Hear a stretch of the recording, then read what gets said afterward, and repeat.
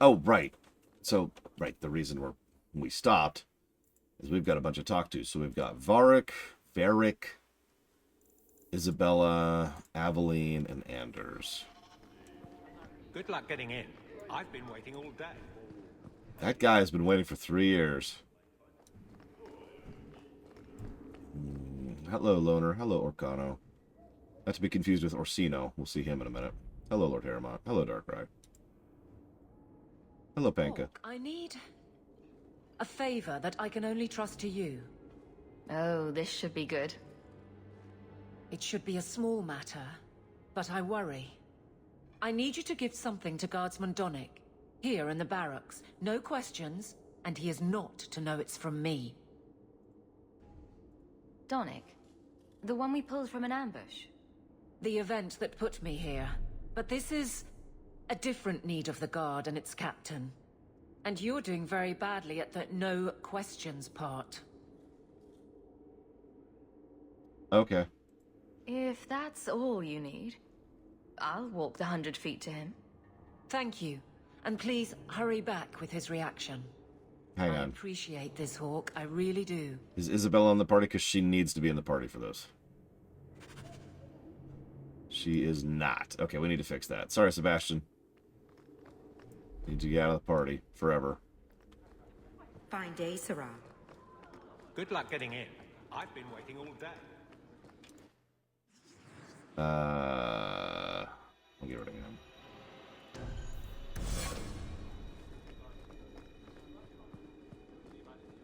How much longer do I have to wait?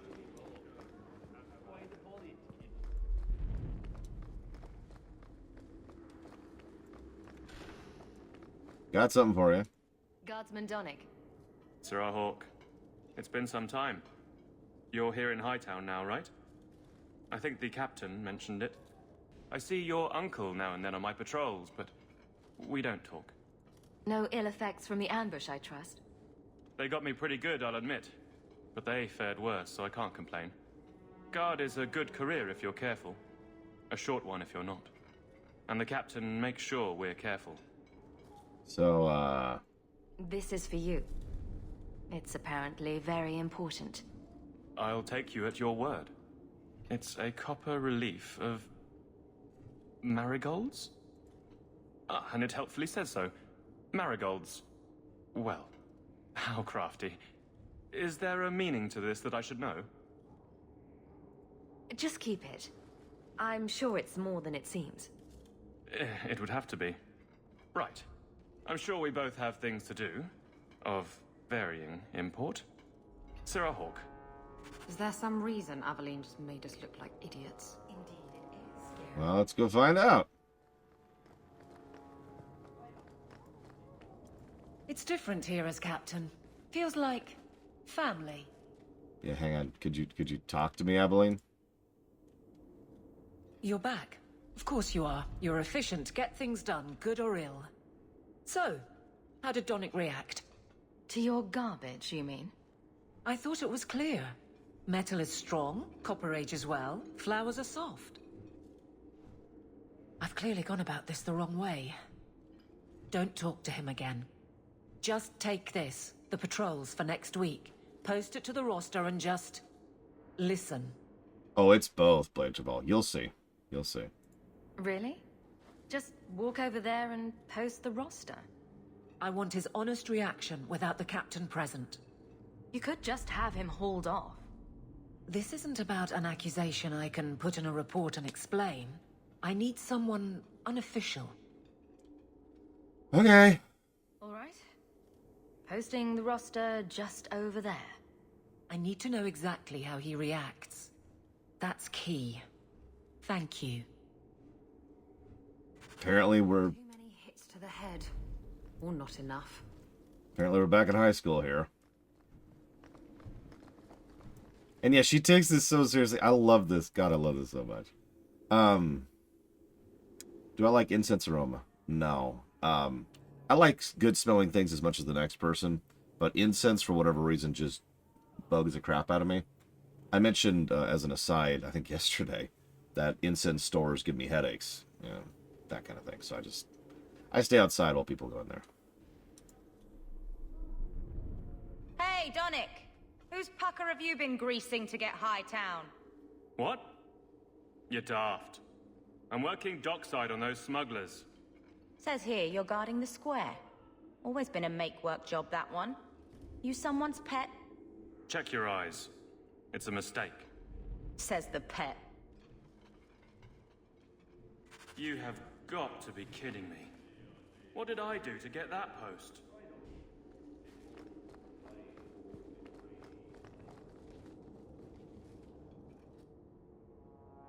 Donic thinks I'm punishing him.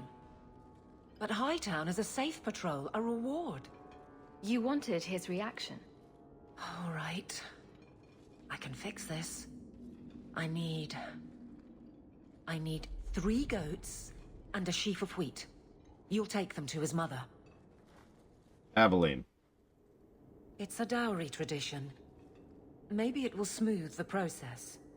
Hold a moment. You're sweet on the boy. So help me, whore. I will break you. Oh, this is glorious. All this flailing is her idea of courtship.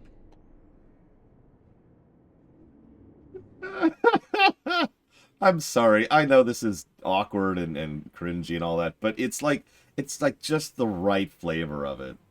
I can't help but grin as she's just as Isabella just so accurately put it, as she's flailing. Yeah, in lore, it's been, what, 4+ years since Wesley died. Who knows how long Aveline was with Wesley, so it's been forever since she's dipped her toe into the pool, so to speak. And Aveline's already... Well, I don't want to call her socially unconscious so much as she's blunt. So she's kind of coming at this like, okay, I have to use the right strategy for this courtship. That means I have to approach this like I would anything else. Okay, so I'm going to think about this. I need to send a clear message. It needs to be very specific. Okay, so it's going to be copper relief of flowers. Perfect. That sends a clear, unmistakable message. I love it. I love it. Aveline, you know you can talk to me. What am I to say? That a grown woman can't speak her mind? I've been focused on being captain for so long, that's all I know. I'm confused. Wasn't Lady Manhands married already? That was a long time ago. It was easier, or seemed to be. Why not romance me? There's one of our only Aveline romances, and to be very clear, that doesn't go anywhere. Unfortunately.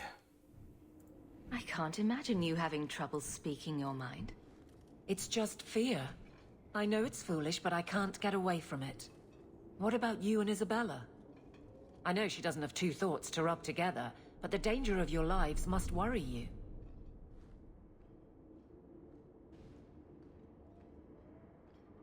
Maybe we're not the best example. But you understand. I feel paralyzed. I hate it.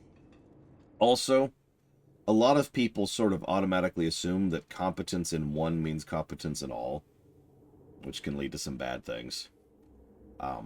As reality tends to show, that's extraordinarily untrue. There are plenty of things, I'm sure most of you in chat, you don't have to admit any embarrassing examples, but I'm sure most of you in chat know that there's some stuff that, yeah, I know you got this. But then it comes to other stuff and it's like, I'll use a personal example. I knew someone who could just off the top of his head be able to tell you how to rebuild a circuit trip, right? In order to actually, just get the soldering kit out and restructure that sucker to make it better. But if you put him in front of a crowd to then explain that process to people, he'd just be like, Sounds like you're ready to move on. It's been 4 years since Wesley. Stop trying to protect me. That's right. She's made her peace. Now let her get one. So you've been by yourself since we came to Kirkwall? Wait, you've gone 4 years without. You must creak like a rusty hinge. Many people have their lives because of me. But poor you. No life of your own. We both place others above ourselves. I happen to do it clothed. You're splitting hairs, but wishing someone would split yours. I've had enough of your loose lips. Like many, I'm sure. Oh, touché, prig. Slattern! If I might put this back on track. This is why I brought Isabella, by the way.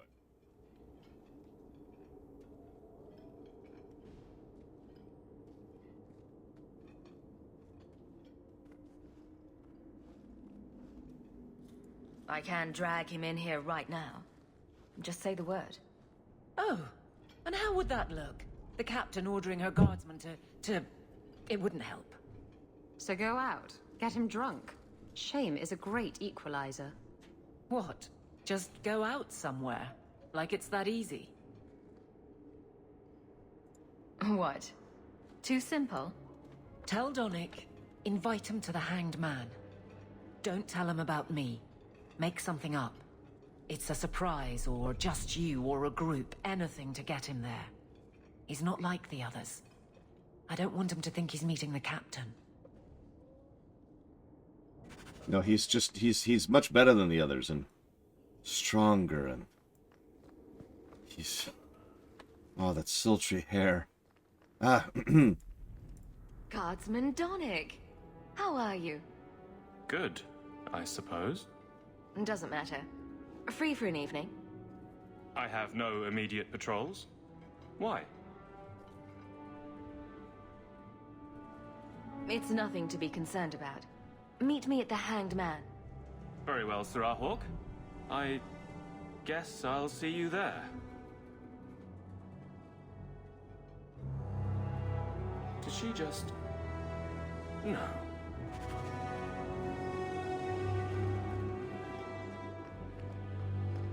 look, it's not my fault, Arcano. He's just... Hope the day is treating you well, Sirrah. The beard stubble. Oh, I just want to rake my teeth down it.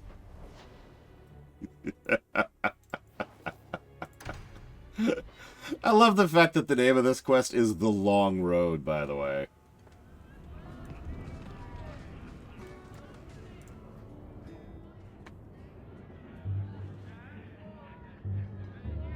There were supposed to be others coming, right? Plans change, apparently. Right. Look, I should really, What? No. Sit. Drink.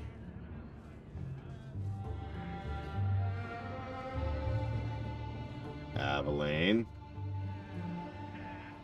Another round? make a yes. I'd like to think I'm charismatic enough to carry a conversation while we wait for Aveline to get her balls out of her purse. But she also chickened out completely.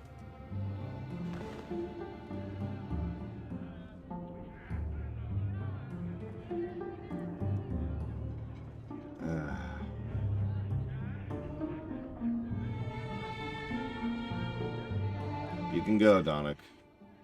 Aveline is great. Look, if this was all an attempt to get closer to me through the captain, you're just not my type. All this playing shy business. I like a little backbone. I have to go. Thanks for the drinks.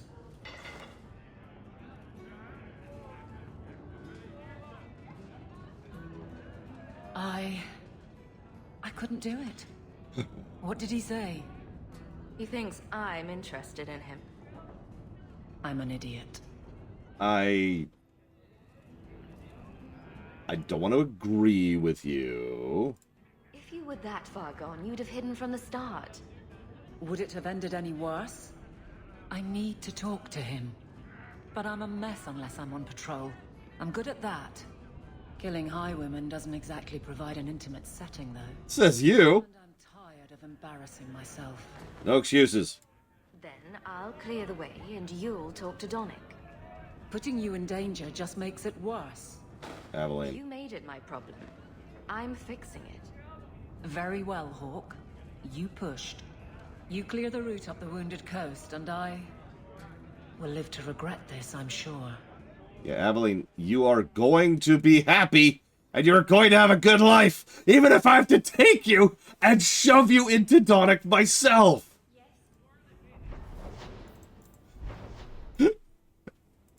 This is happening. This is happening. Grab, shove.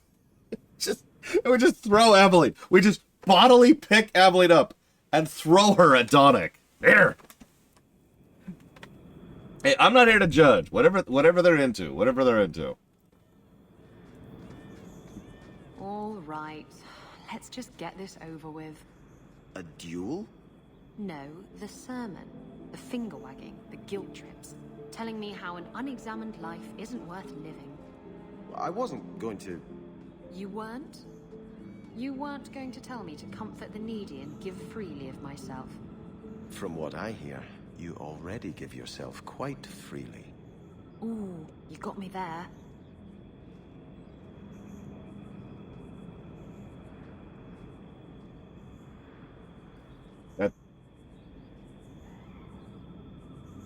Warcraft code. In what possible universe would Cata to Legion involve Cata to Warlords?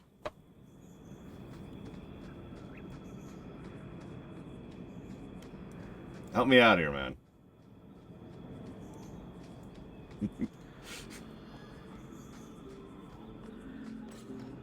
Oh, for God's sakes. Go away, you're spoiling the mood.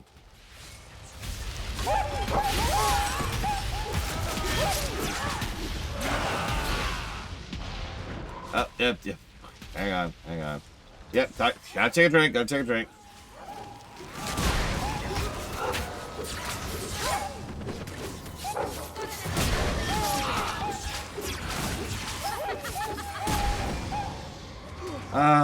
No, that's actually fair, Warcraft code. Sometimes, I know what you're talking about. Sometimes they'll say, I'm going to something, and sometimes they'll say, I'm going through something.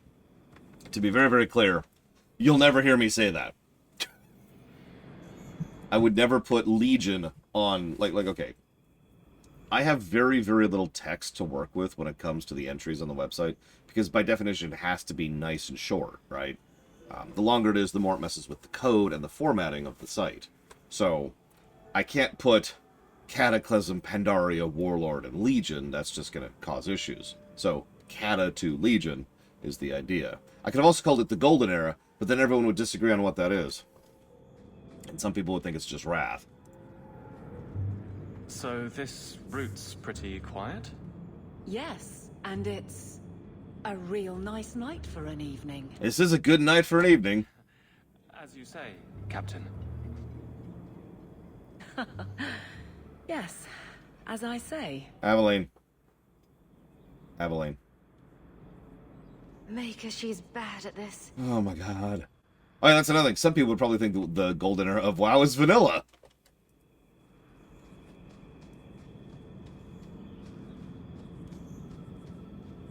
I mean, the Golden Era is also a thing from Star Trek. Although, it's probably my one rubber stamp.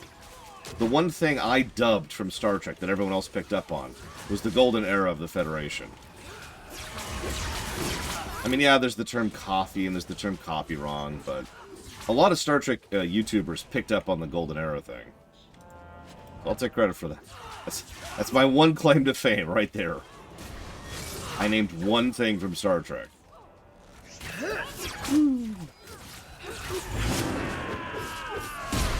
I mean, if you want to get technically, the Golden Era is also a thing from Civilization, and it's also a thing from Warhammer, and it's also a thing from Warcraft, and I think it's a pretty generic term. If it isn't done right, the blade can be too soft. Quenching the steel is a vital step that can make or break a sword. Right. A blade for every purpose. What do you think about blades? I'm sorry, Captain. I drifted off a bit. Right, of course. Painful. I mean, she would know a lot about smithing. So, blades! Do you like blades? Anyways, I'm so sorry, Warcraft Code, that you like vanilla. Is there some... Can I inform your next of kin?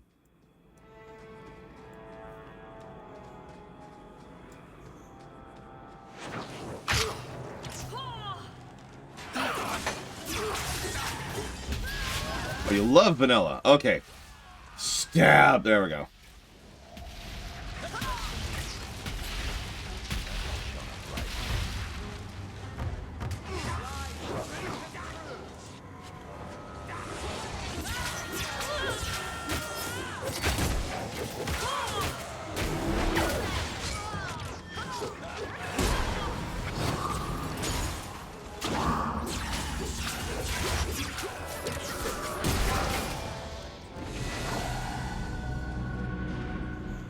Oh, wow, Lord Hermo. Well, guardsman, good patrol. I think we're done, and I... Hi. Hawk, what a surprise. What are you doing here? Aveline? Hawk, don't. We don't have all night, you know. Would someone please tell me what's going on? You're a daft couple of... Oh, take a hint and bend her over a basin, will you? Captain? I should get back to the barracks. I thought we were friends. Friends sometimes push. I have to fix this. He'll file a complaint, ask for a transfer. You're coming to the barracks to explain why you put him on the spot. Why? Double time, Hawk. I? So help me. Why, I put him on the spot? Yeah, sure, no problem. Hey, Donic, I put you on the spot because Aveline just could not manage to fight it in herself to dig deep down into her purse and find her goddamn balls.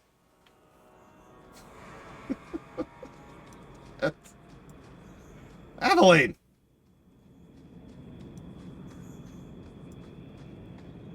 Warcraft code, there are a lot of people like Aveline in the world.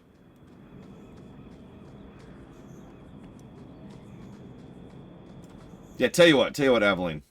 I will explain to Donic, totally regardless of you. Is that cool with you? No!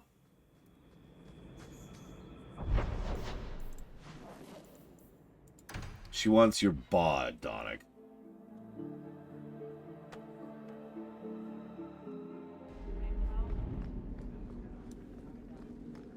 How much longer do I have to wait? Another 3 years, buddy.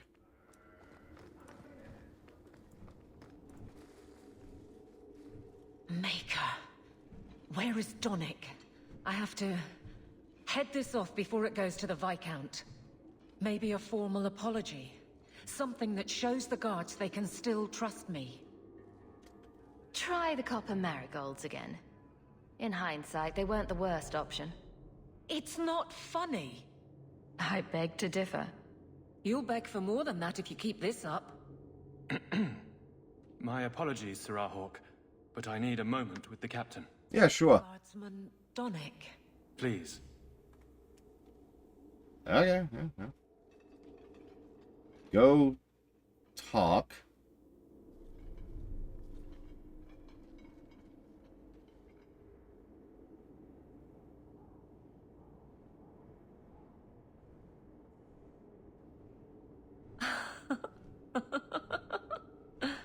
That's my cue to no longer listen at the door.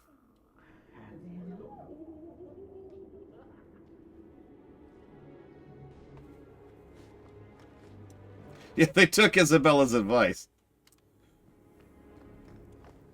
Hi. Aveline. Aveline.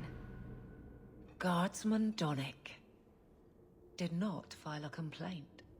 This was all incredibly stupid, and you made it wonderful.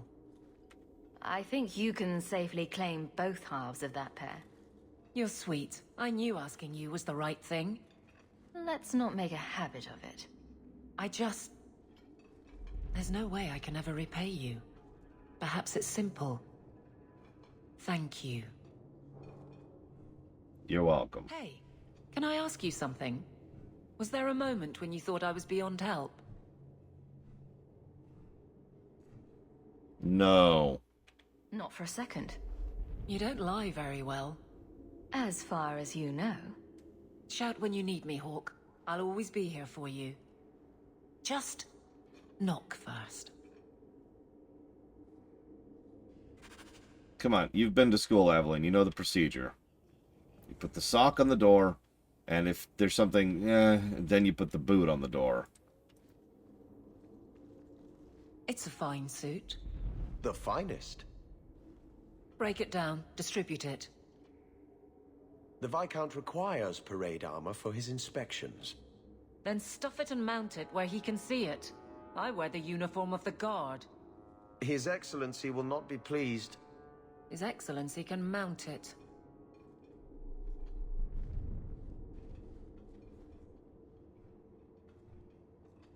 Trouble, Hawk?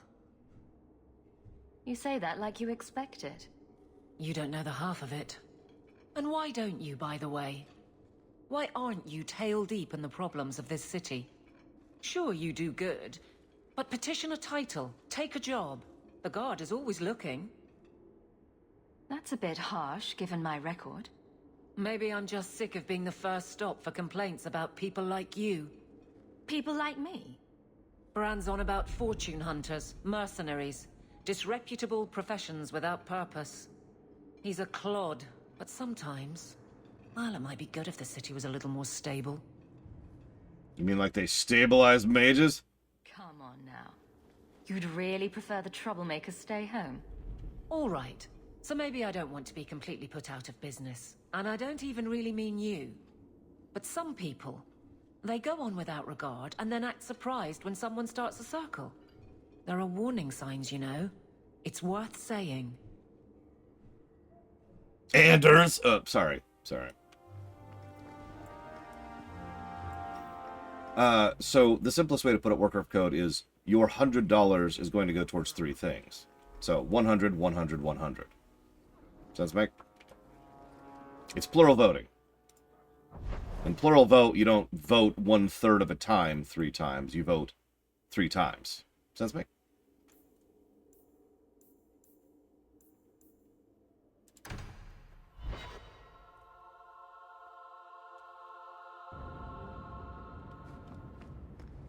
I guess we don't have a Fenris to talk to.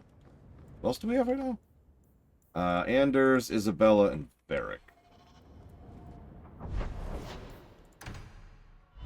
This should be fun. Ooh.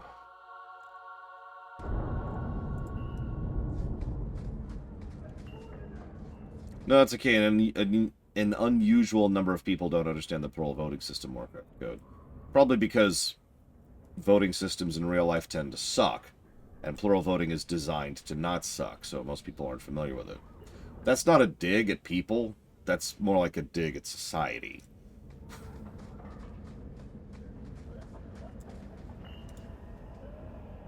Have you noticed how many tranquil are in the Gallows courtyard lately? And don't tell me I'm just sensitive to it. I've been watching, and every day there are new tranquil selling their bloody wares. Good mages too. People I know pass their harrowing. Doesn't Chantry law say that mages who pass their harrowing can't be made tranquil? Exactly.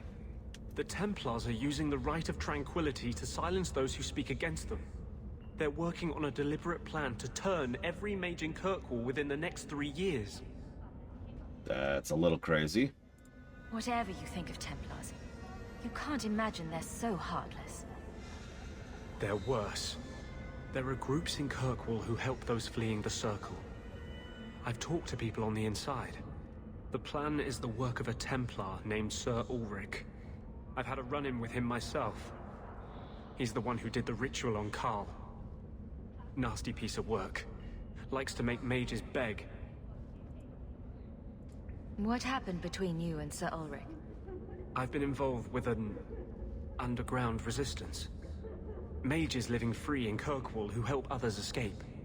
I can't tell you any more, for your sake and theirs. You have too much involvement with the Guard and nobility. Suffice it to say, I've been in the Gallows. I've seen his work firsthand. What else do you know about Sir Ulrich? The Knight Commander is at least sincere in her convictions. However misguided, she believes she's helping people. Sir Ulrich's a sadist. Cold-blooded as a lizard. He likes to experiment on mages. Find out what it takes to push them into the arms of demons.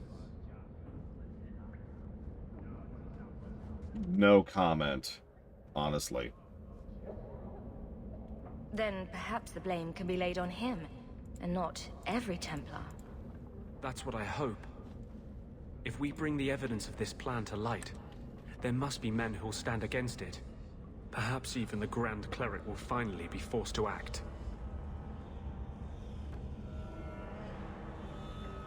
My friends in the Mage Underground know a way inside. A secret entrance under the walls of the Gallows. Come with me tonight, please.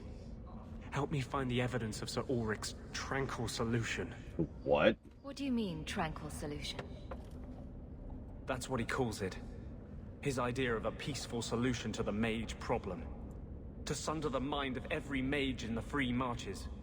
I'm told he's bringing his proposal to Val Royeaux, to the Divine herself. He would turn every mage in Thedas into a drooling simpleton under his command. I'll be there. Though this Sir Ulrich would be a fool to keep such a plan in writing. I am honored by your trust. I'm ready to go when you are. Our entrance is concealed not far from here. The Venture's already at war.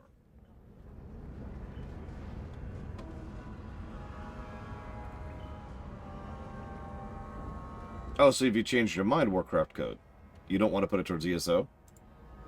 Which is fine. I just want to verify. I actually already wrote that down.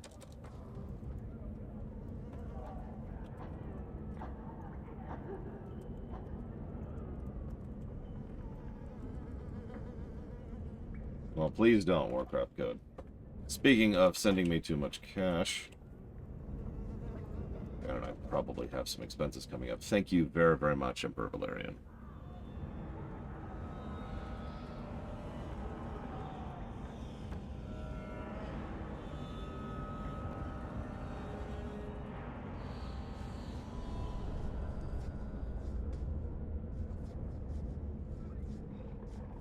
Always appreciate. Thank you.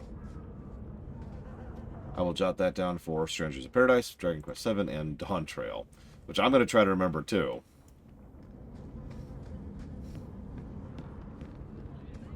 I mean, Kirkwall's a city-state of mild import, I think is how I would explain that. It's not like Kirkwall is a nothing nation, but... Sorry, nation's the wrong word. It is a city-state. Can I help you? While you're doing that.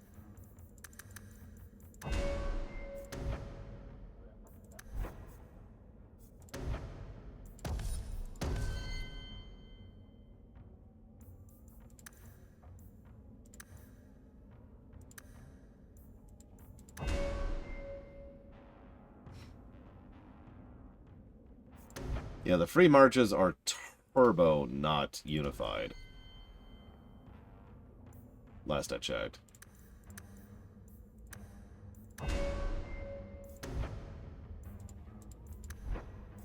Oh, hey, we've actually got friendship enough to have her buff. Yay. I mean, I should hope so. We are dating.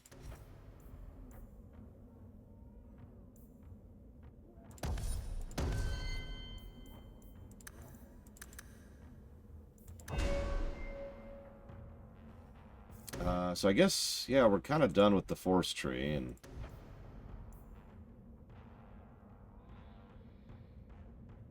yeah, we'll go ahead and do that.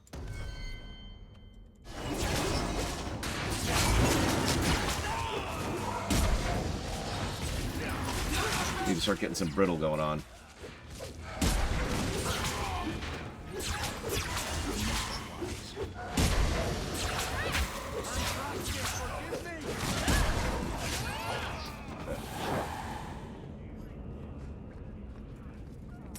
I'll tell you exactly what happened if knowledge about the tranquil solution went public. Ulrich would be used as a massive scapegoat, which, if you're paying attention, is exactly what happens. I'm surprised the Templars catch anyone in this city.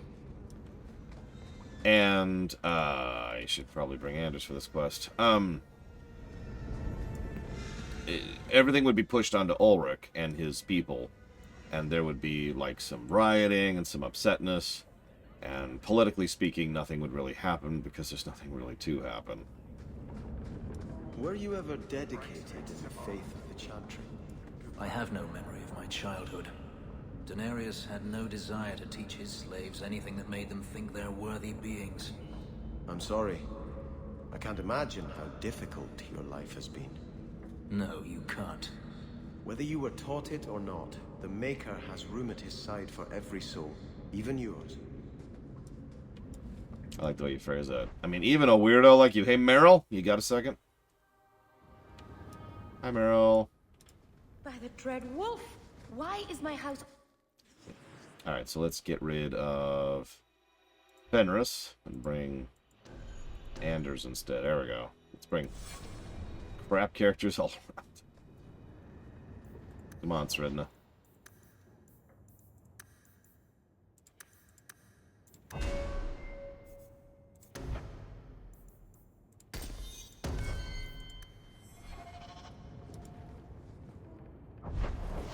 Oh man, that sounds good, von Falkenstein.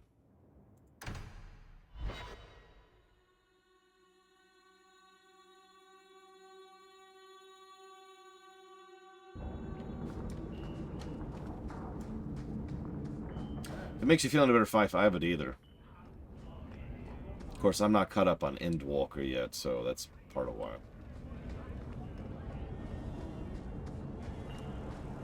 Well, admittedly, I don't know a good build for Isabella, so I'm just kind of guessing with her. This is it. This tunnel will take us into the Gallows. Are you ready to help me find evidence of the tranquil solution? Yeah, let's do it. Let's go.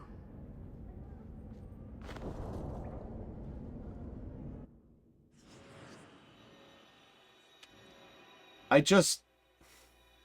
Okay.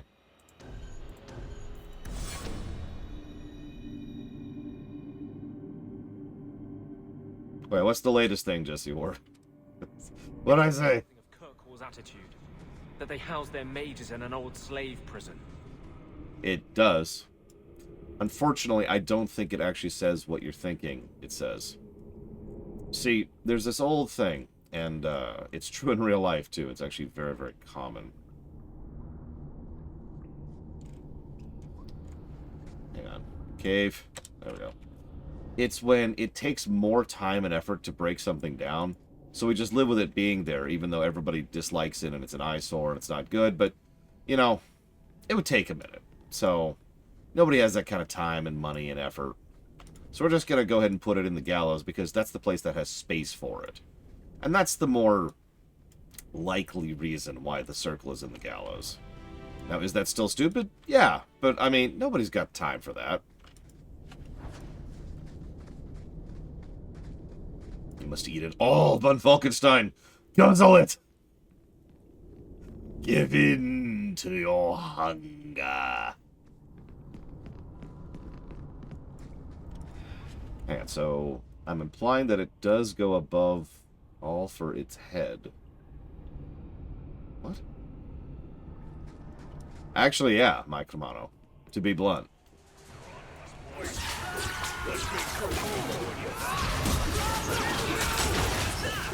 As the old quote goes, there's nothing more permanent than a temporary solution. And if I could add my own quote on top of that, there's nothing wrong with a temporary solution as long as it's temporary.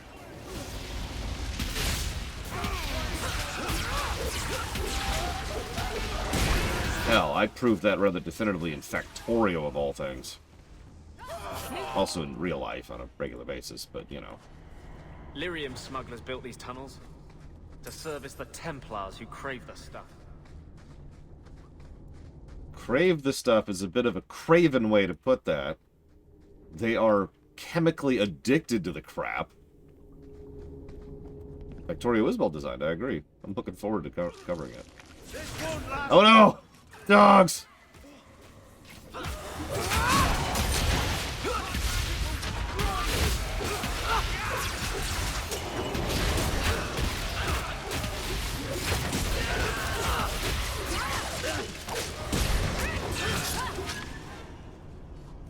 I mean, you're probably joking, Rational Ginger, but it wouldn't surprise me at all if that turned out to be true.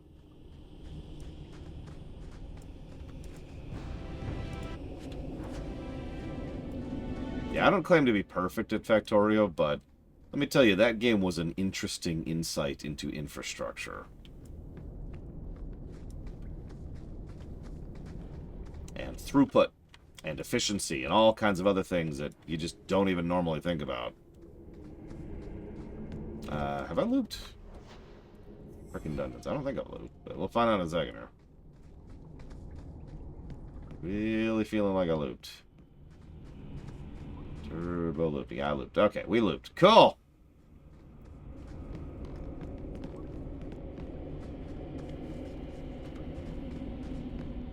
See, the biggest thing I had to overcome as a designer, and this is true in real-life projects, not just video game, like, you know, planning, building, strategy kind of games. Management strategy is what I usually call that. My biggest problem is I'm usually thinking about the long-term goal at the expense of the short-term goal. You know, I'm thinking, okay, this, and this, but I don't have the resources or the energy or the space or the population or whatever to cover the now. It'll work when I get to the then, but not now.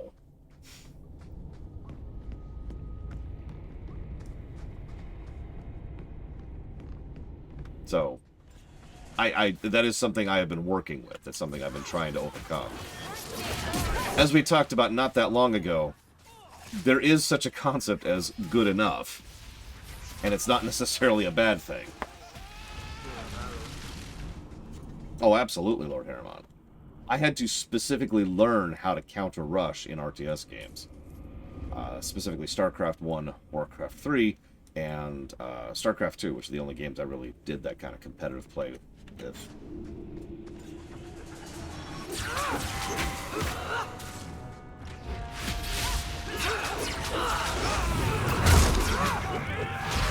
I've been working on it. I've been trying to get better about it. For example, when I moved in here, I set up my computer in my sister's, like, art room so that I would be able to have a temporary solution to get some streaming done, so I could get some work done and try to get a little bit more caught up on the schedule before I was able to move down here into a more permanent solution. The temporary solution was temporary, and it was good enough in order to band-aid the situation until I could get into something a little bit better.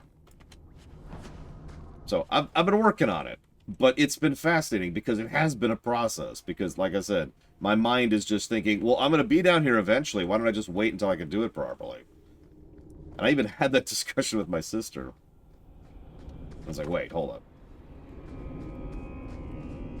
No, please. I haven't done anything wrong. That's a lie. What do we do to mages who lie? I just wanted to see my mum. No one ever told her where they were taking me. No. No, this is their place. We cannot... So, you admit your attempted escape? You know what happens to mage girls who don't toe the line around here, don't you? Please, no! Don't make me tranquil. I'll do anything. That's right. Once you're tranquil, you'll do anything I ask. Get your hands off her! You fiends will never touch a mage again. So, I will admit, when we had our tranquility discussion back in Dragon Age Origins, that discussion was unavoidably tainted by this quest. Because, well, this is the kind of thing that can happen to a tranquil. Tranquils are pliable. They do what they're told. They are inclined to do what they are told. Which is extraordinarily abusable, as we're seeing right here. They will die! I will have every last Templar for these abuses! It's over, Anders. They're all dead. Every one of them will feel justice's burn! Get away from me, demon! I am no demon! Are you one of them, that you would call me such? Anders. Anders, that girl is a mage. We rescued her from being made tranquil. She is theirs. I can feel their hold on her. She's the reason you're fighting Anders. Don't turn on her now. Please, Messer.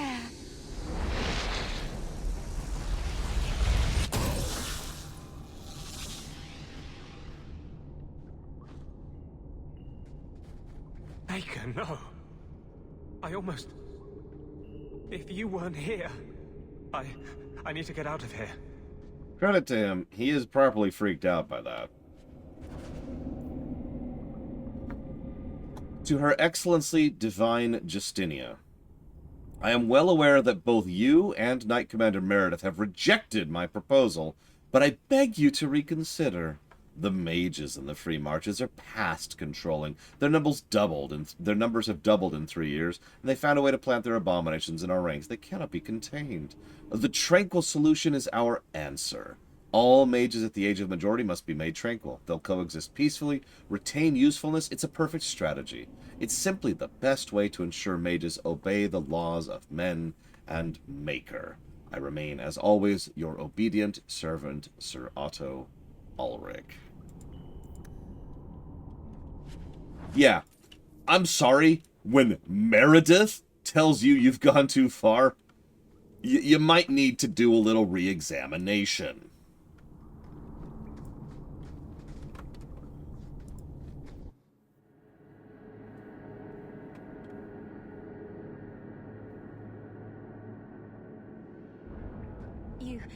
You saved my life, Messer. What was that thing? Don't worry.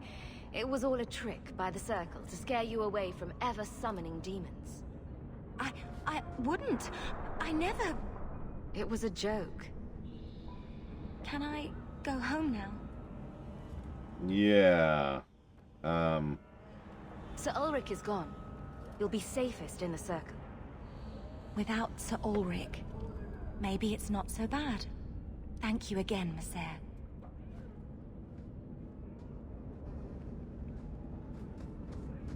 Sebastian friendship. Woohoo! Yeah, Ulrich is honestly very messed up, and I'm glad that we don't really have much of him. Worst end of the bell curve, you know? Die and make room.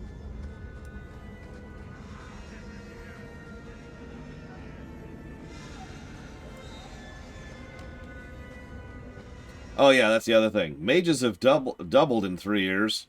Let's see, what's been happening for the last 3 years? Oh, right. I mean, really, this is kind of a duh scenario here. Oh, no! Jesse Ward, no, no, no, no. I mean, obviously, as I just showcased, both the Divine and even freaking Meredith are like, no, no, no, no, no, no. Yeah, no, Ulrich is a disgusting human being, and he deserved to die. Trash. Trash. Keep.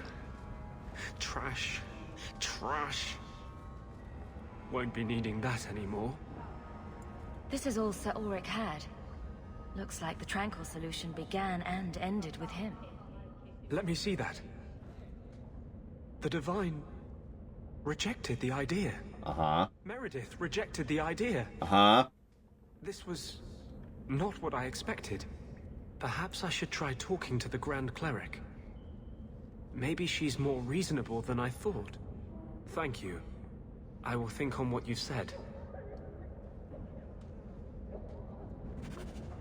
Well, shoot. I was hoping to deliberately not skip dialogue by giving the letter first, and then we could have the dialogue, because usually it's like left then right, but whatever. Yeah, no, that was... We not really joke about how that might have led to slavery, as in, like, selling people. But, no, that's probably exactly one of the things that was happening. Think about it for just a second. Tranquils would make excellent slaves.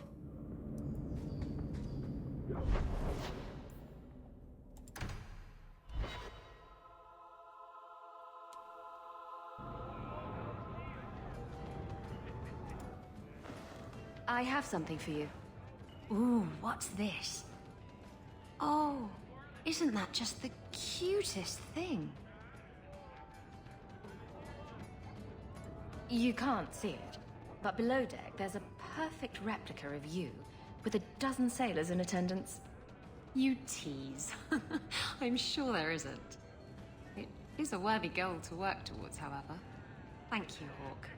This was a thoughtful gesture.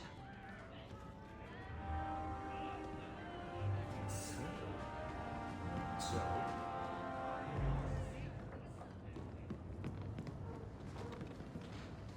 See, that's one of those really strange asterisks, Crazy Norse. Tranquils, yeah, we're well into Act 2. We're actually over halfway through Act 2. We'll finish Act 2 before the end of the first shift. Tranquils aren't... I'm trying to think how to explain this. Tranquils would be perfectly positioned to be slaves, but depending on how they're treated, are not necessarily slaves, if that makes any kind of sense. It depends entirely on what the people do who are in charge of them, because as I said, Tranquils are pliable, right? So they'll do what they're told. So it's kind of on whoever's telling them what to do, whether or not they actually qualify as slaves or not. You have got to hear this, Hawk. There's this tale making the rounds.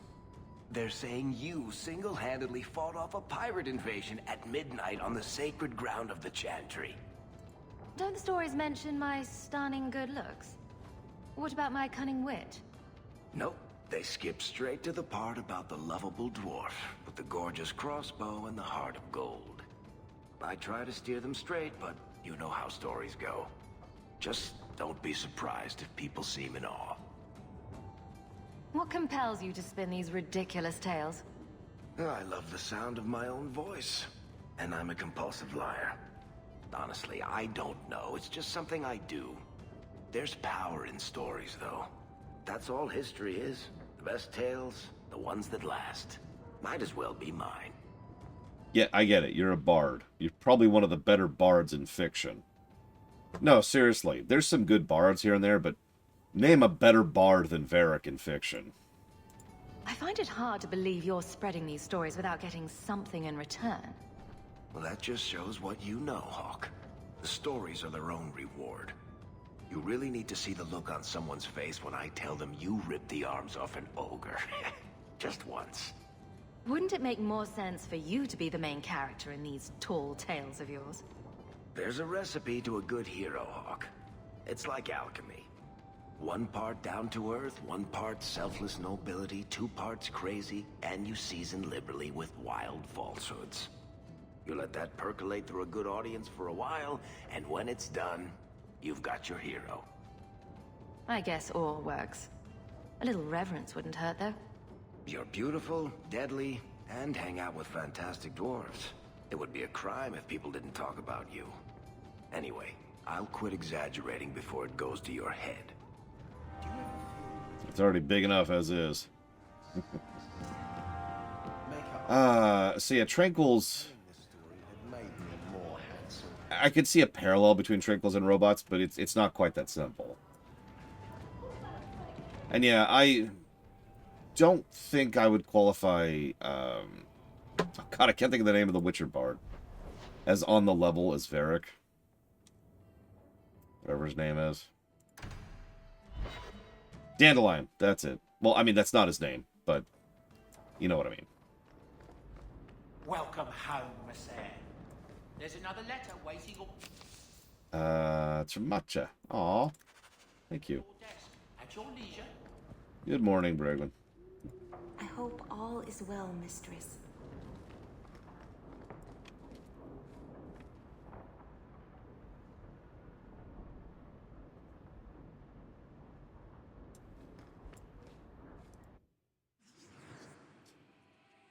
Okay, let's continue to bring Sebastian. Oh God. We still haven't even romanced Isabella. And I don't know. Whose dialogue haven't we seen yet?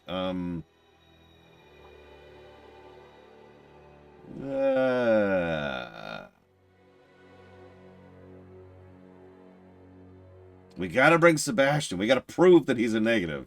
And I know that sounds awful, but it's the exact same mentality for why we brought Carver for all of Act 1.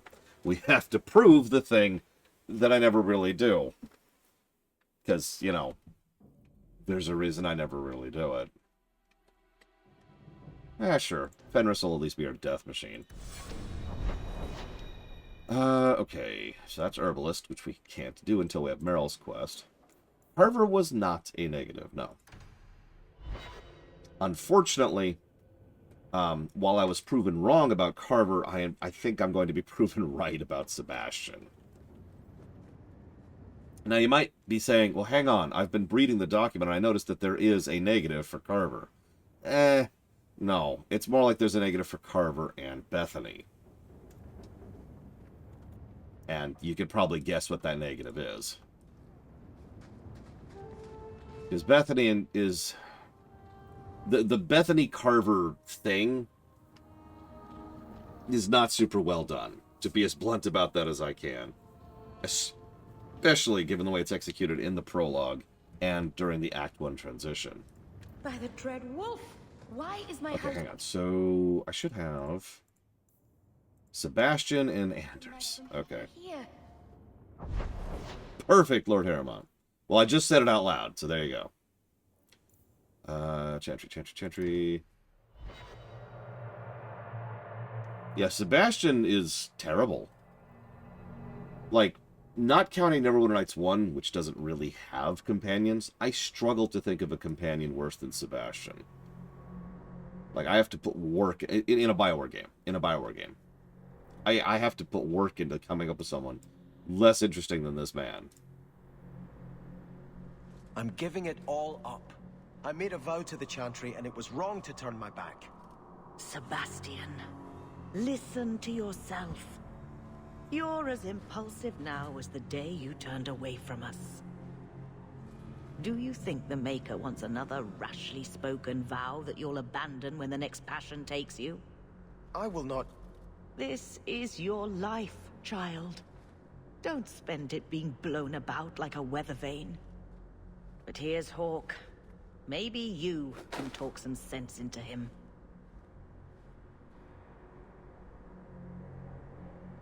I don't think sense is really my strong suit. How long has she spent telling me to return to the Chantry, and now that I want to, she won't take me? It was wrong for me to break my oath to the Chantry. I've turned against the Maker. And for what? Why would I want to rule Starkhaven and deal with jackals like Lady Harriman for the rest of my life? We could romance him. Not that we're going to. Do you see yourself as a prince or a priest? That's exactly the question I've been praying for guidance about. When I think of going to Starkhaven, calling on allies like Flora Harriman and all the corrupt, scheming nobles, my throat swells shut in horror. When I think about staying, I'm at peace. You know the thing that pisses me off the most about Sebastian? Really.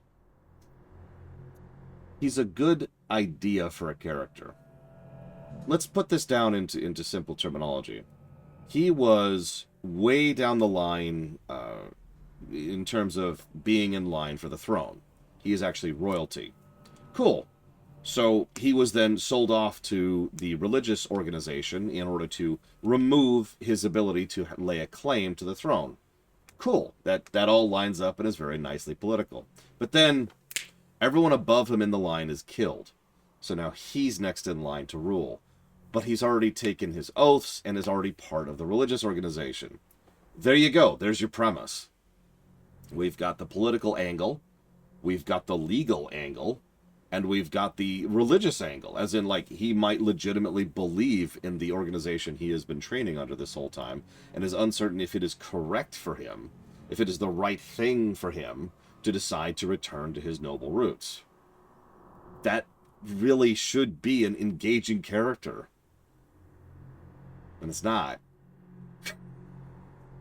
Execution. I talk about this so much. Execution is key to these kind of things. Because it doesn't matter if you have a good idea. In anything. Whether it's for what to have for dinner, or whether it's for building a video game. It doesn't matter if you have a good idea. What matters is if you actually execute it properly. If you give it up, what then? I suppose I must convince Elthina my commitment is sincere. Then I will remain here, to represent the Maker's interests as she thinks best. You should ask what's best for your people, not just for you. I do not have hubris enough to imagine it matters to the common people who rules them. Someone will take the reins. The fields will be planted, the crops gathered. No one will notice that a Vale lives and isn't there, and I can devote my life to the Maker's will on Thedas. You're wise to stay here. No one trusts a man who breaks his oath. I cannot return to Starkhaven and subject my people to war without a clear sign that it's the Maker's will. Cool.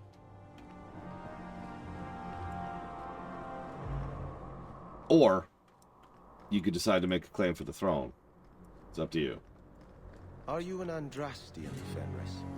If I say no, will you attempt to convert me?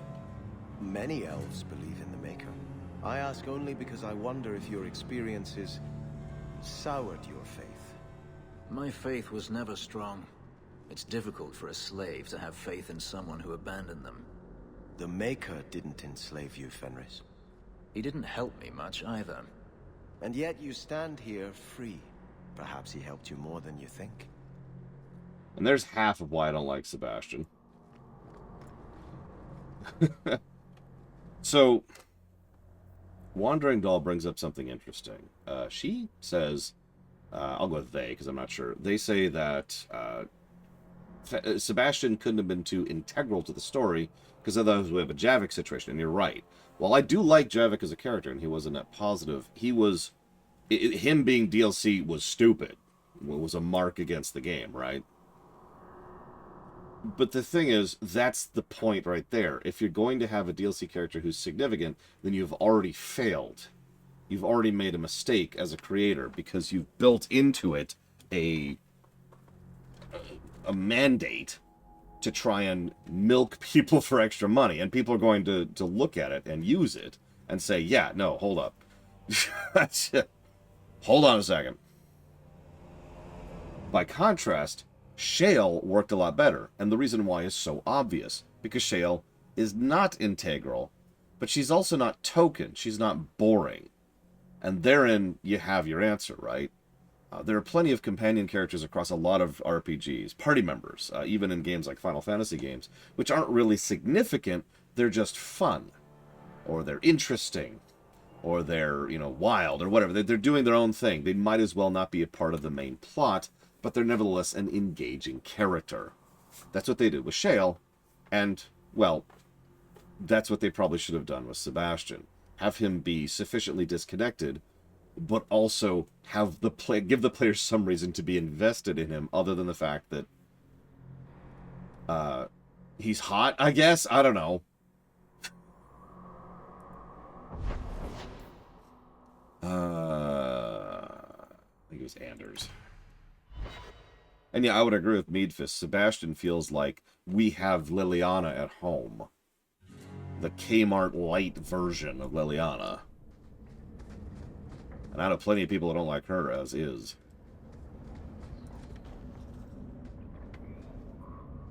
What are you doing? Putting out milk. I miss having a cat around. But I think the refugees have scared them all off. Or maybe eaten them. Gross.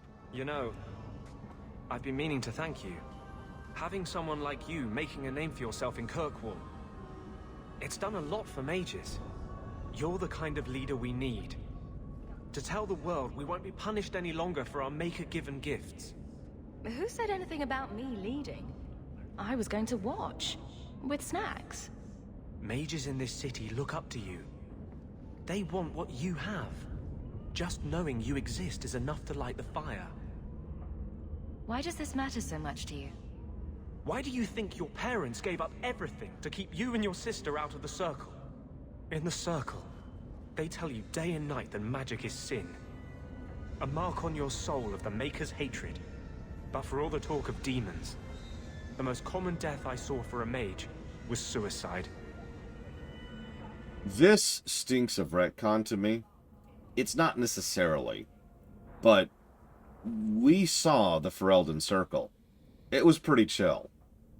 Like, again, admittedly, this is kind of gradient versus the other circles we read about and see in the books and in the games, but the Ferelden Circle was pretty decent. And he's from that circle, so... I didn't realize you were planning anything that big. No small change would address the injustice that mages face. The Chantry itself must be overturned. There will always be mages born in Thedas. But Templars are made by men. And they can be unmade. Oh yeah, and we were kept away from the circle because our parents came from money. Same reason that, I can't think of his name, Connor was in Redcliffe. Why do none of my friends ever just want to be the best wallet player in Lowtown? With the great Hawk deigned to associate with the best wallet player in Lowtown. Seriously, though, I couldn't do this without your support. I couldn't hold on to this spirit of vengeance inside me. But I know you won't let me lose myself to him. Right. What's, yeah. No, just the mother. Although I suppose she didn't come from money, but let's be very clear. Our mother was privileged.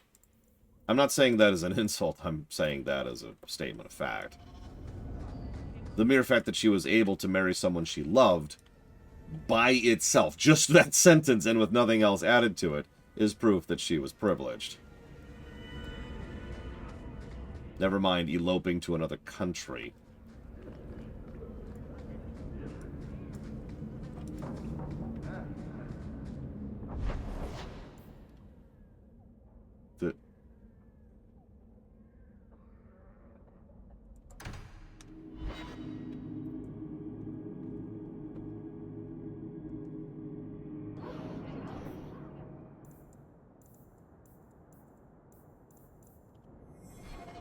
The Maker didn't free me.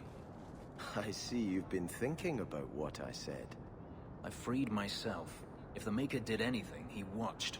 Why should I thank him for that? Is it so hard to believe the Maker cares for you? Yes. Maybe he gave you the chance to escape. It doesn't feel like the Maker cares for me, or anyone. We all make our own choices to do good as well as evil. That is our doing, not the Maker's. Perhaps. It's been a long time since I gave it any thought. It's not too late to start.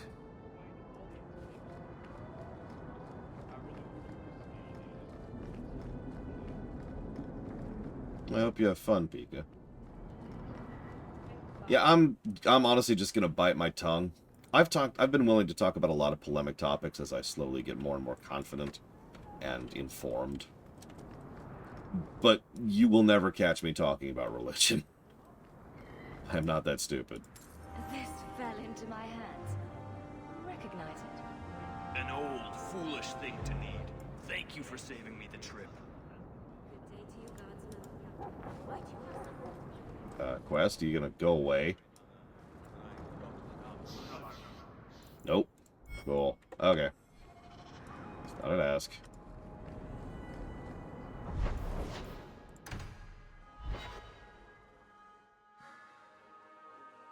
I mean, fictional religion's different. We can talk about fictional religion. Like the Church of Saint Eva. There's a religion I'll talk. Or, Yevanism over in Final Fantasy X.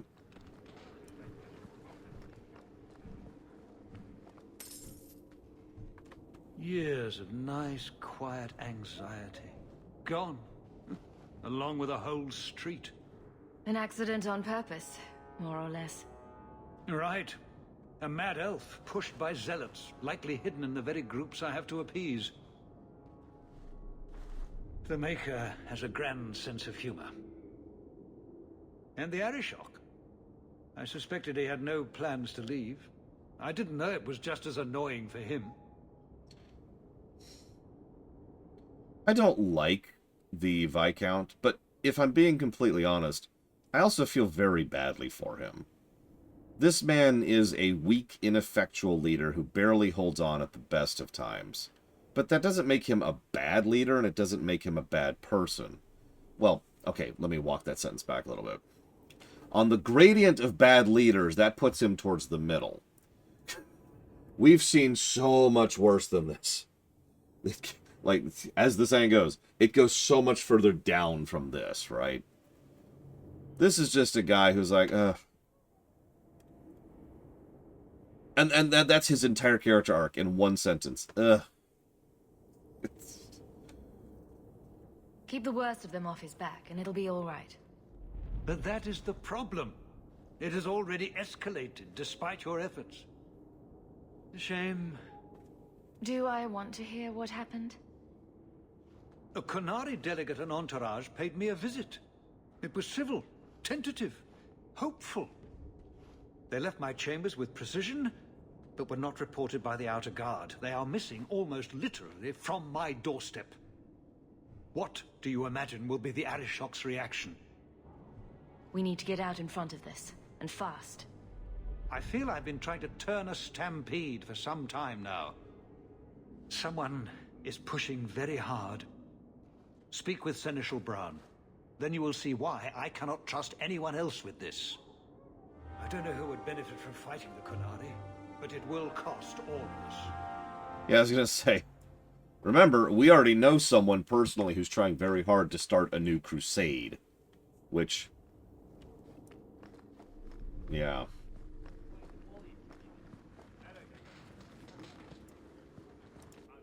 You have information about the missing qunari? I am to help you, yes. Viscount Dumas would appreciate discretion in this matter. I won't talk about your cream, and I won't talk about this issue. Not at all. But that is neither here nor there. Look, I didn't talk about the cream. Has anyone reported this to the qunari? Maker, no. I'd be signing the messenger's death warrant. He'll find out soon enough, of course. And when he does, the Viscount is rightly concerned that the illusion of peace will dissolve. The Arishok is growing violent. He might want an excuse to end this peace. I suspect that if the Arishok wanted to take over, he simply would. For all we fear that heretical Qun of his, its demands have done more to keep him in check than any of our efforts. Besides, would qunari stoop to trickery? There is no precedent, but there is unfortunate evidence of influence on our side. So the Viscount title in Kirkwall specifically is actually an appointed title. So Kirkwall is run by the Templars. They are the ones who hold the majority of the military and economic might within the city. The previous Viscount, who I was just looking up his name, Perrin Threnhold, was kicked out for trying to get rid of the Templars. That didn't work out well for him. So Dumar, the guy back in the other room over there, he was appointed specifically because he was willing to placate the Templars. So, yay. It sounds like you don't want them found. I must think of what is best for the Viscount's office. Bringing attention to such an incident benefits no one. You would do nothing. The qunari are neutral hostiles at best. There is no relationship to salvage by overextending ourselves on their behalf. I'm sure you have suspicions about what happened. My concerns are well-founded. This could not have escaped the notice of the city guard. Unless they were involved. Not coincidentally, a number of recent recruits have failed to report. You should start with one of them. Although where you find a swordsman so eager to sell his honor and duty, I'm sure I don't know. The Hanged Man. Hanged Man. Even I know that. Right. Then you know what to look for. I can't imagine this has occurred without notice. There is always a weak link. Please keep this quiet. The Viscount is under enough scrutiny as it is. Also, if we're being very blunt, the Seneschal here probably has more actual political sway than the Viscount he works for. I don't know off the top of my head, Crazy Norse.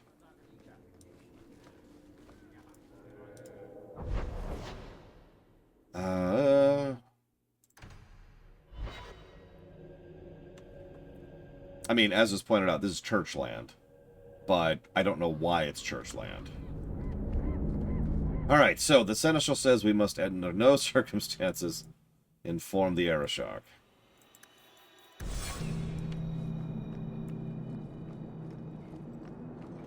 All are forbidden, except you. Could be, just the word. What do you want, Hawk? I have no interest in adding to my distractions. Courtesy. And yet you sent a delegate to the Viscount. A brief attempt to educate. If the dwarf had stolen the Sarkamek, it could have been used to show the price of greed. But you know the outcome of that. These fools are determined to be wrong. I won't waste the effort again. I'll probably regret this, but you should know your delegate is missing. Anyone else, and those words would have been their last. You are handling this, not your buffoon of a Viscount. As best I can. Then I will wait. But know this, the provocations we have suffered have worked. If this is not resolved, I can fulfill my duty to the Qun with far less annoyance by sifting through rubble. Right. So do this or the city burns. Yeah.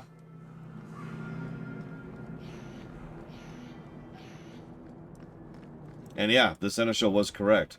Only someone who already had the respect of the Qun could possibly have gotten away with what we just did. So, time to burn the city. Wait. How many is that? So we did, hang on, sorry. We brought Fenris.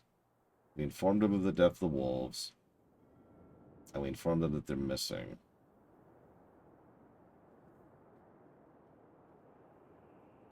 Okay. Looks like we need one more point to get the relevant scene. But we apparently have just unlocked Merril's quest, so let's go do that really quick. Hold on, let me just rejigger here a little bit. Get out of my party, Sebastian. Actually, hang on, let's do this combo. We are going to attempt for the duel, and we're going to... I've never done the duel as a mage before. I've got something to show you. Come and see.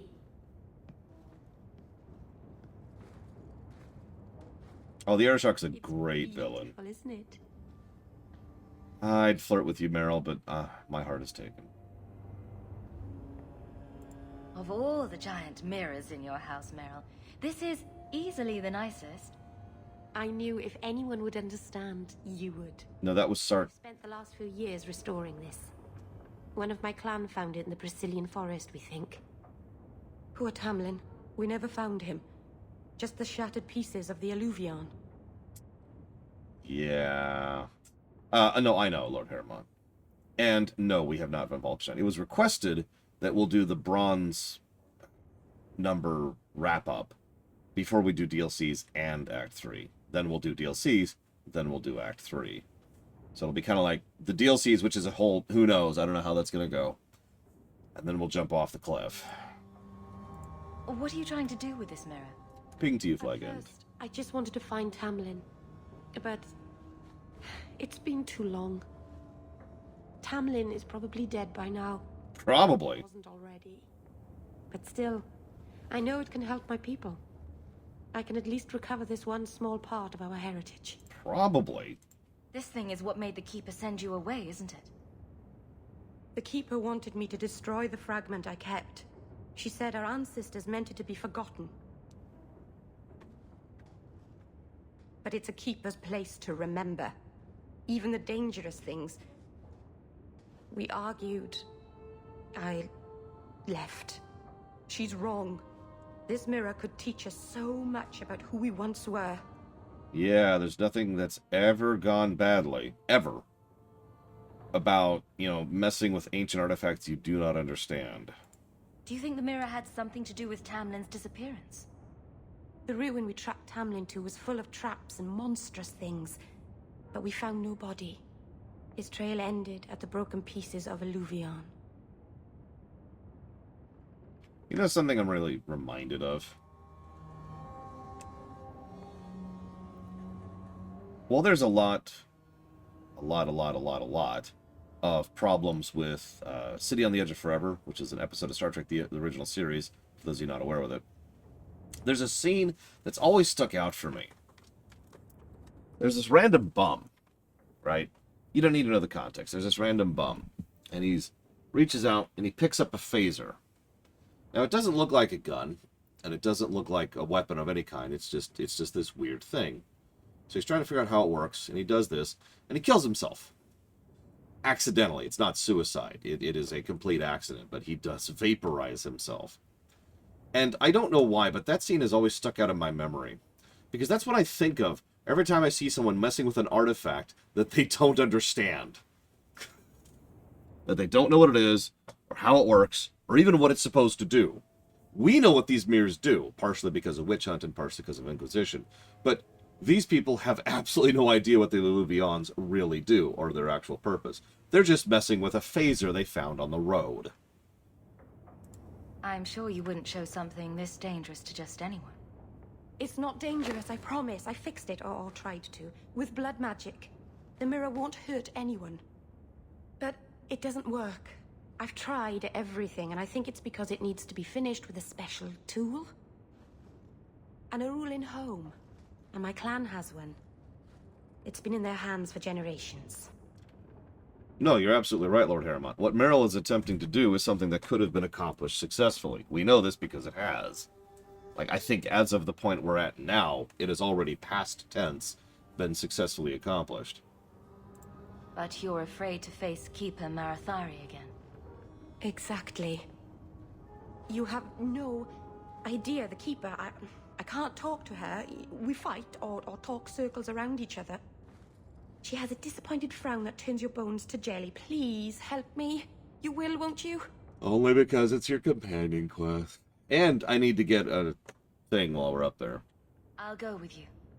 Maceranus, I'll find some way to repay you, I promise. Well, it depends is the answer, Ventures, because in real life, we're not going to find something that's going to accidentally blow up the world if we activate it.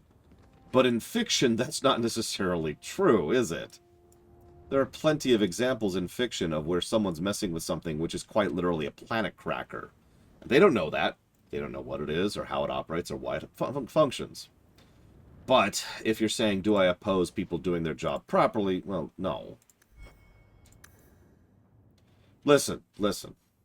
Yeah, T-virus. You know, honestly, that's a perfect example of what I'm talking about. Imagine someone stumbles across the T-virus. Just think about that for a second. Yeah, exactly. At least Morgan is an expert who knows to be cautious, who was trained by someone who's technically a deity.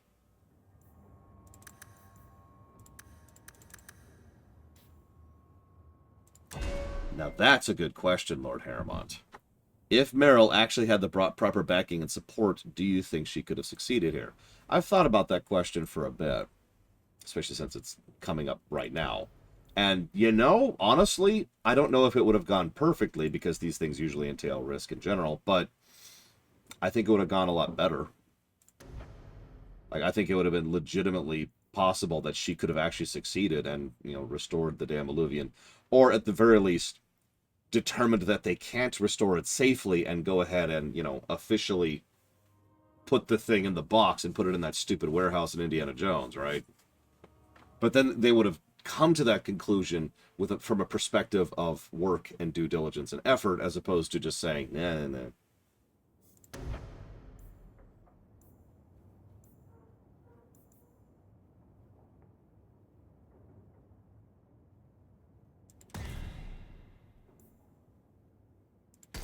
And no, sorry, Pika, we have not seen Alistair yet. Did she? She did not. Oh yeah, sorry. Who was asking about the talents, the gambits? Because I did a little looking into this off camera, and yeah, these look simpler than in Origins. And I think that's why I always had the perspective that they're simpler. I think it's just because this interface is honestly not as good as the one in Origins. But it's actually better.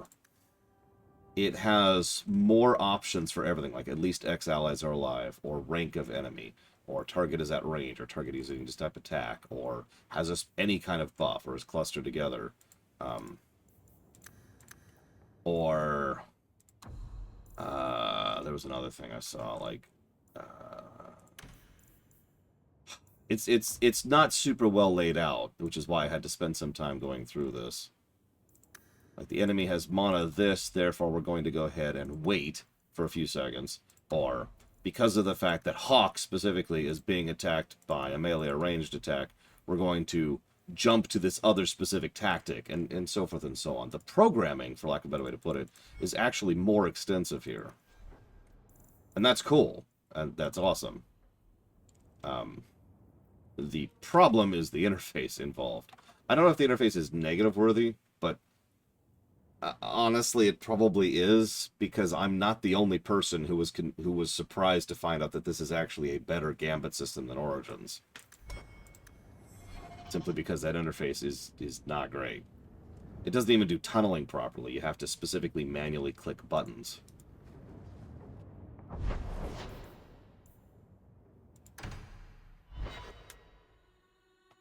We might just, you know what, let's just give a generic interface negative, because there's several issues like that in the interface where it occasionally just kind of is clearly designed for a controller.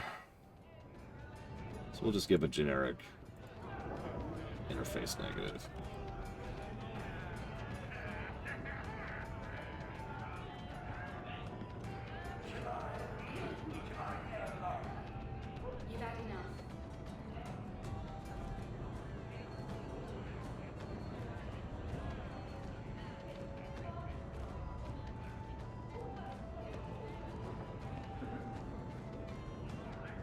Like, I'll give you an example right off the top of my head, although I can't show you directly. If you have an ability and you go to a thing and you spend some points and you have some points left over, you have to manually click back in order to be able to go back here and then actually spend something else.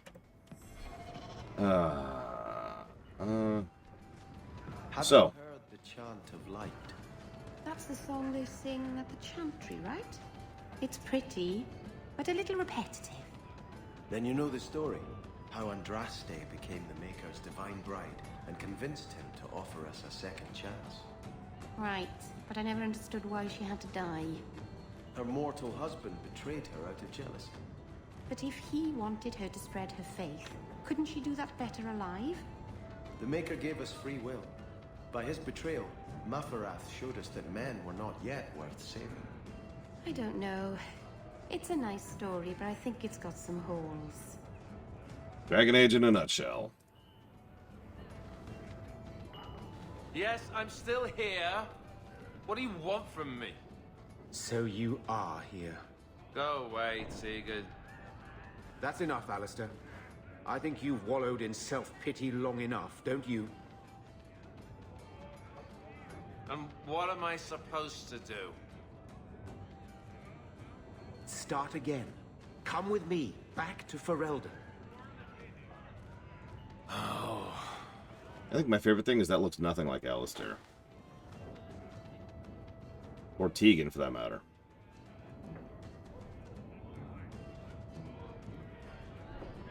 And I hope you enjoyed that cameo. It's kind of a blink and you miss it there. You notice nothing even indicated he was there. I just happened to know he was going to be there. Yeah, that's it, by the way. That's it. Anyways.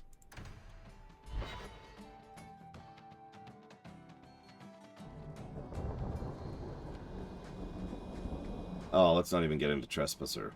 Ooh. I mean, we will. We'll get there.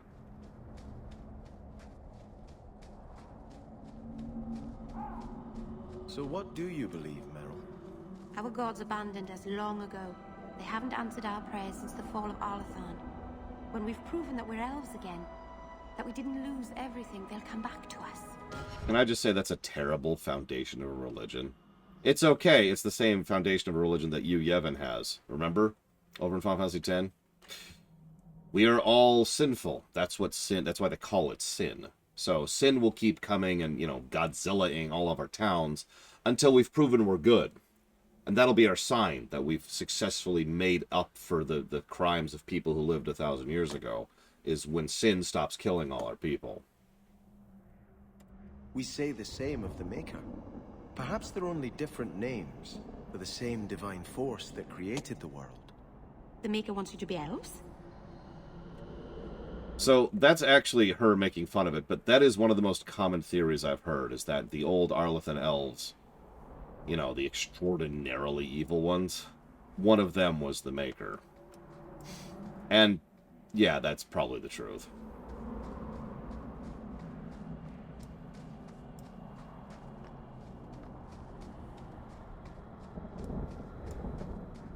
Like, of all the options, that's that or the Maker doesn't exist are probably the two most likely things within this setting. Keeper. You returned to us, darling. Have you reconsidered this path at last?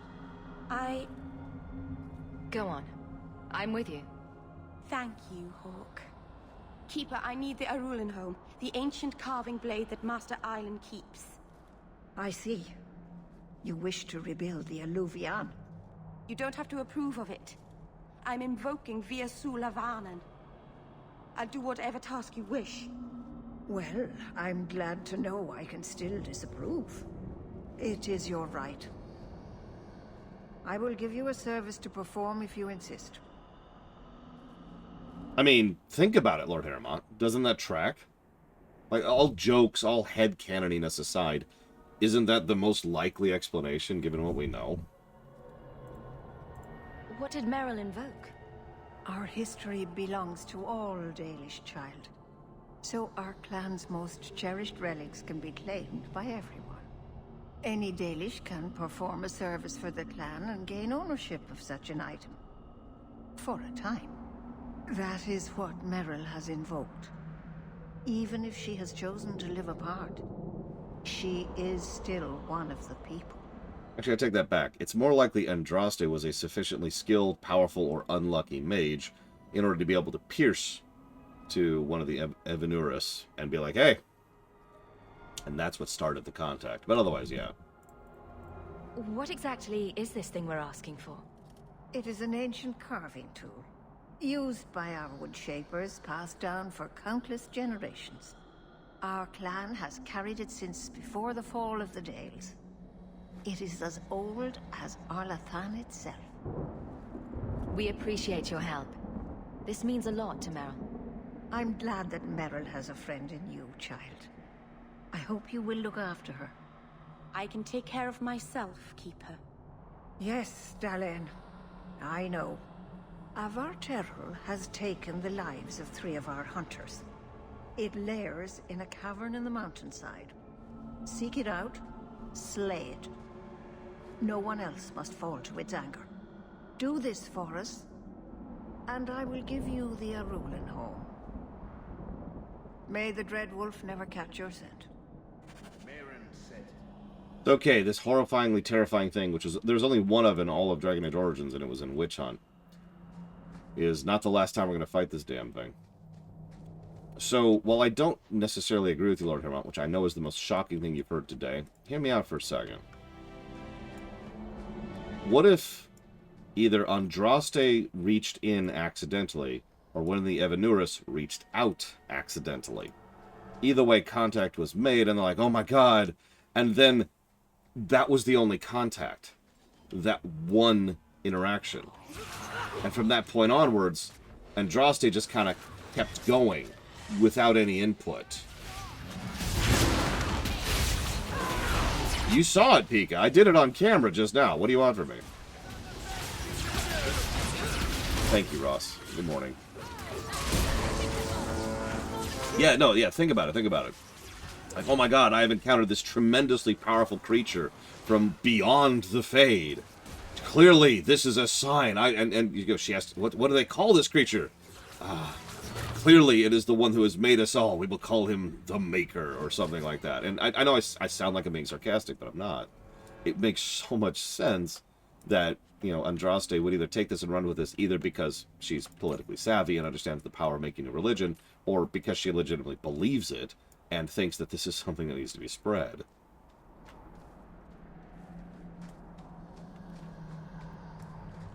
I'm going the wrong way. Ah!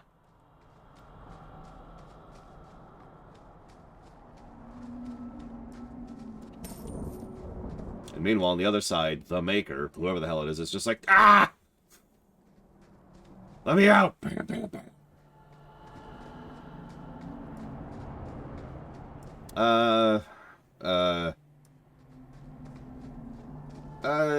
Not quite, Lord Harriman. I'm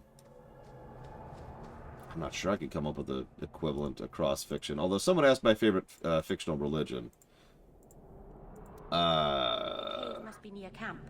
The Keeper would just warn the hunters away otherwise. Also true, Jesse Ward. Favorite fictional religion? Gosh, I don't know.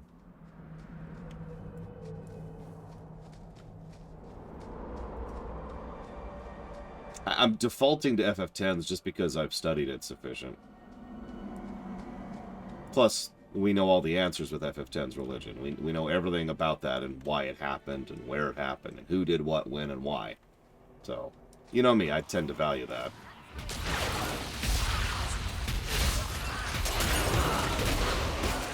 I know how the magic trick works.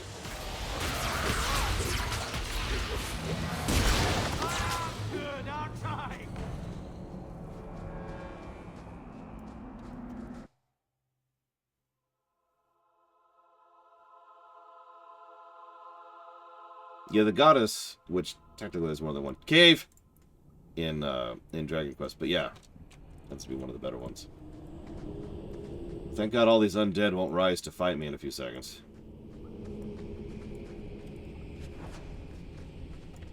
I need to sell soon.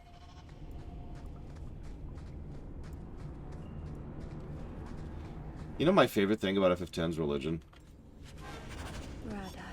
Obviously, you know, there's evil people who use it for their own, purposes. But by and large, Yevionism actually started because people realized the truth of how extremely doomed they were, and decided that the best possible option would be temporary comfort against the extremely doomed state that they're in. Knowing that they're still doomed, knowing that it doesn't fix anything. Remember that speech, what's-his-face gives? You have killed hope. Yeah. These are called wasp spiders. I have just too much crap.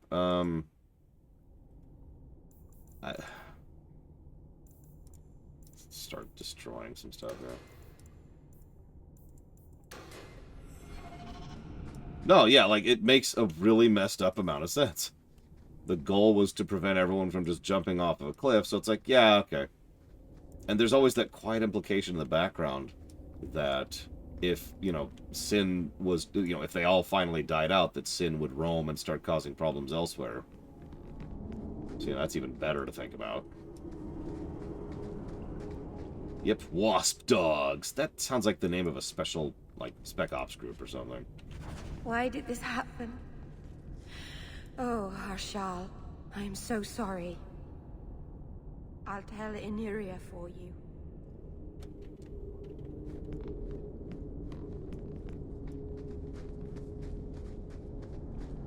Yes, that would be the Metal Gear Solid. Who are you? I am Wasp Dog. Arr, arr.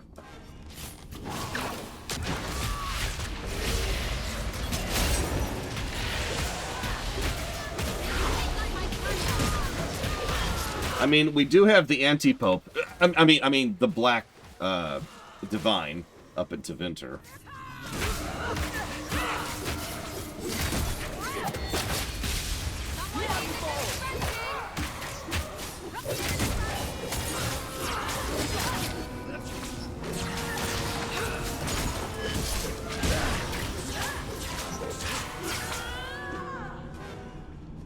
Oh yeah, and the Qun, which, to be clear, is religion. I show up. You can start a religion out of this.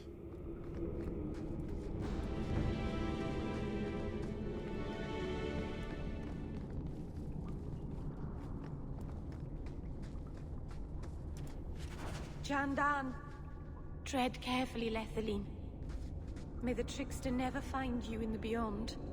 We should give their clan amulets to the Keeper. Their families should know that they died bravely.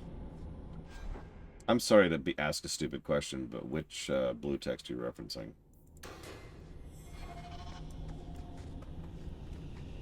I suppose that's true of Falkenstein.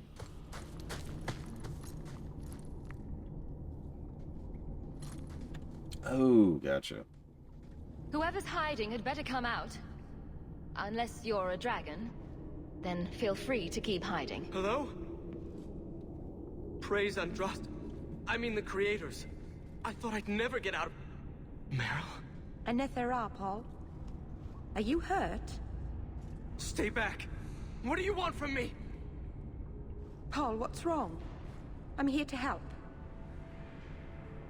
Stay back! Don't touch me!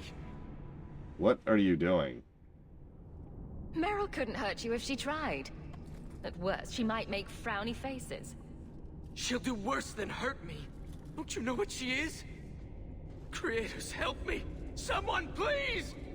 Paul, no! We have to catch him. Hurry!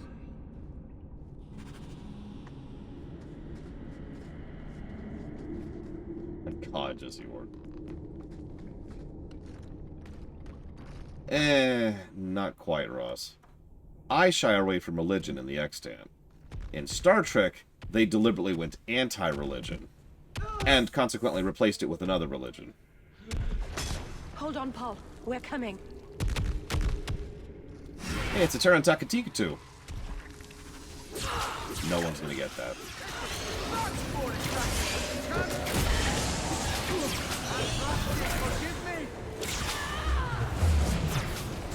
Yeah, the Prime Directive.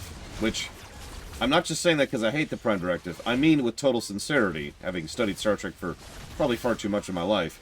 The Federation worships the Prime Directive. They treat it as if it's their religion. Like the way they operate with it.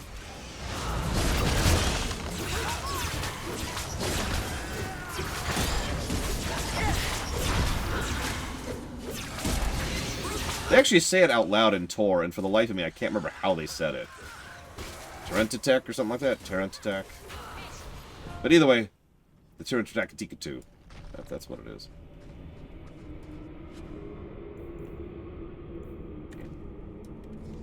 Paul? Maybe it's not too late.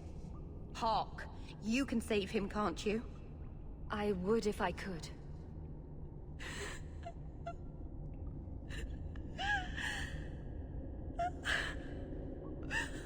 It's okay, we brought Sebastian instead of Anders, so he died.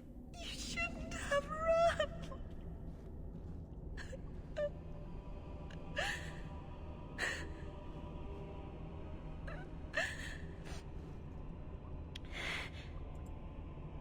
What did you do to scare this man to death? Creators. I don't know. There was nothing you could have done. He was more afraid of me than the Vateral. Paul wasn't like the others. He was city-born, worldly. He ran away from the Denerim and found us. I thought if anyone would understand, he would. Something is very wrong. I want to see the Keeper. Let's go talk to her then. Hang on, let's get this pile of treasure first. Yeah, let's go talk to her.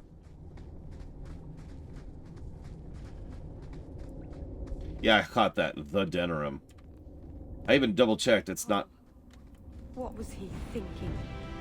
He acted like I was a monster. Don't blame yourself, kitten. Sometimes men do senseless things.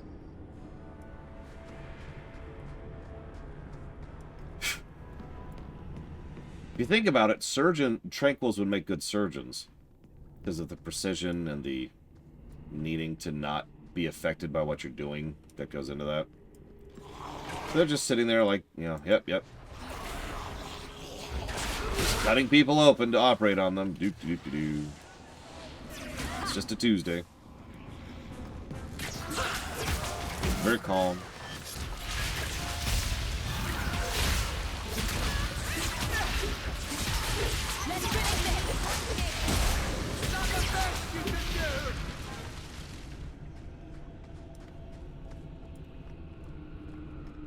Well, speaking from personal experience as a voice director.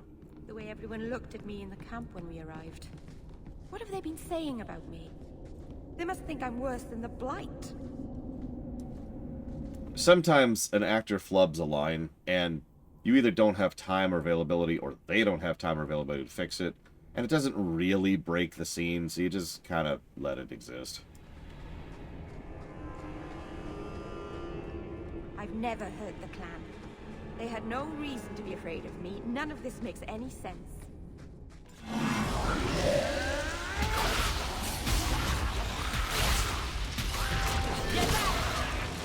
That's a fascinating question, Crazy Horse. I'm not sure. We know they can perform the Rite of Tranquility or something very similar to it on people who are not mages.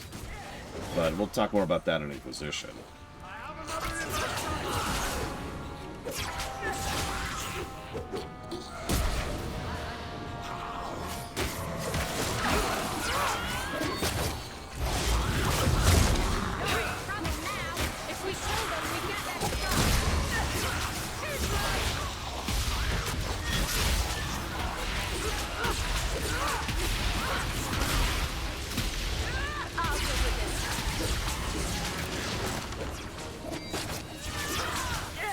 Absolutely, Jesse Ward.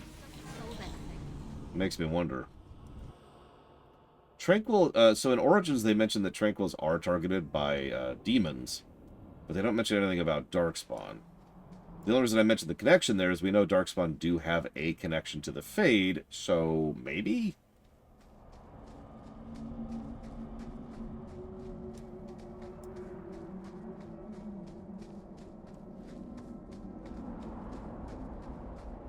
Yeah, it's also true. You don't have to be a mage in order to be turned into an abomination.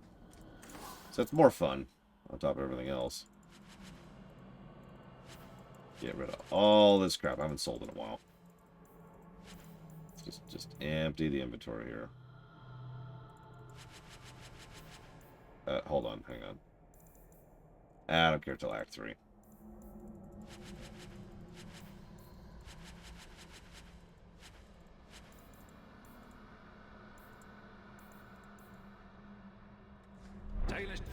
Good morning, Gentle. Speaking of which, I kept meaning to give you your accessories and I kept forgetting because you just matter that little to me. Crafting is second to none, I assure you.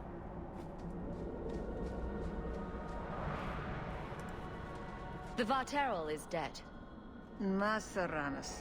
I'll breathe easier knowing that we will lose no more people to it. We found these. I'll return them to their families. We lost Paul. In the cave, he fled at the sight of me. Straight into the Varterol. Really? Tell me more. I'm sorry, Lord Harriman, I shouldn't laugh, but that's hysterical. I'm glad you didn't die, because... yeah, I probably would have reacted exactly the same way. Like, it's like, well, time to die. And where did they get that idea? I am their keeper, Dalen. It was my duty to warn them. It's still not too late for you to return to us. Reconsider. There's no need for you to live alone. Must we go over this again? You'll never accept what I'm doing. The Eluvian is a trap. It cost us Tamlin. It led you to blood magic. Will you let it twist you further from who you really are? And who am I? We've done as you asked. Honor our bargain. Give me the Arulin home. Hawk. Because Merril won't listen, I give this heirloom of my clan to you for safekeeping. Please, don't let her do this. Thank the creators. I thought maybe she'd go back on her word. Is it worth restoring this mirror if it turns your clan against you? You know what it's like to lose everything, Hawk. Not just our land and freedom, but history, stories, language, magic, rituals. Even our gods are gone. It is a sacrifice, but if the mirror restores even one fragment of the past, it's worth it. Yeah, no, I'm completely against you on this, for Merril. But then again, I'm as anti-traditionalist as it comes. Hi, Gentle. What did the Keeper mean? The mirror led you to blood magic. The shard I picked up was corrupted. I couldn't cleanse it without help. The Keeper refused.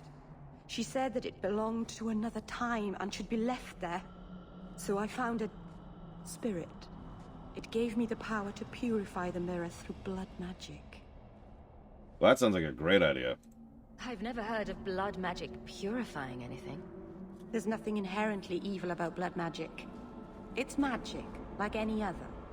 The power that contaminated the mirror was too strong to be driven out by normal means. If I had piles of lyrium lying about, I could have used that, but I didn't. I used what I had. Right. Well, have the dagger, because we need to finish the quest. Take the knife. Just try not to cut yourself with it. Thank you. I knew you would understand. Let's be away from here. The others are giving me the evil eye.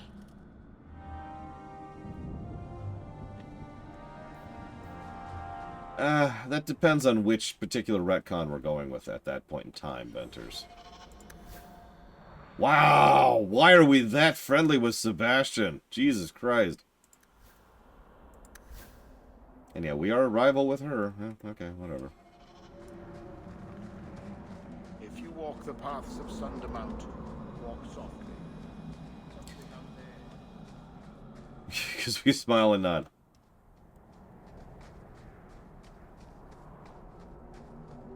He turned to Sebastian and said, you know what I like, Sebastian? Flogging myself at night. He's like, yeah! No, there's a term for that.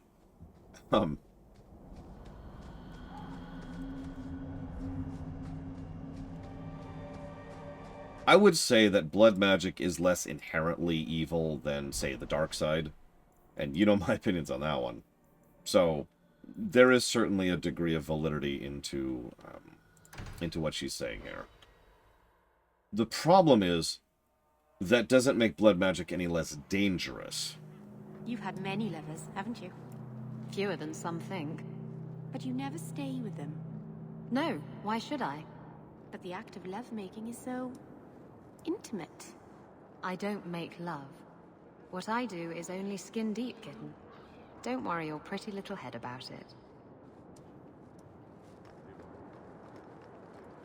My mother wants me to leave. I mean, there are aspects... We see aspects of blood magic in all three of the games that are not inherently evil and are done to fairly substantially good things. But yeah, the problems are everything.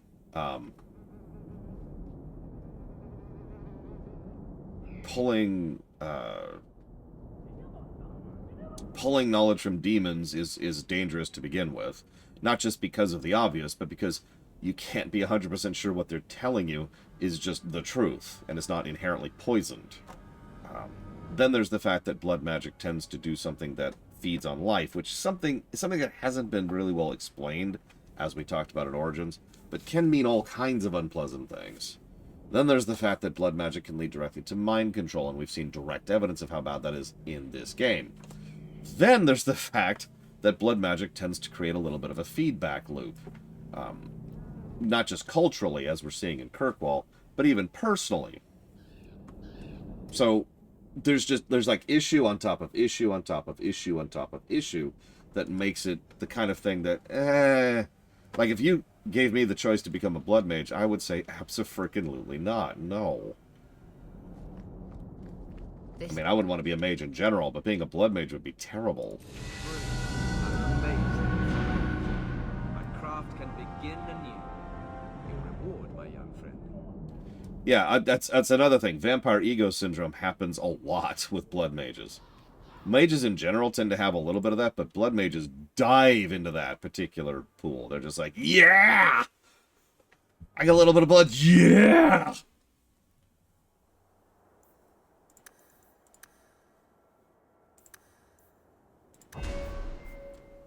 Speaking of which, let's become a blood mage. Let's see. So, what do we got here?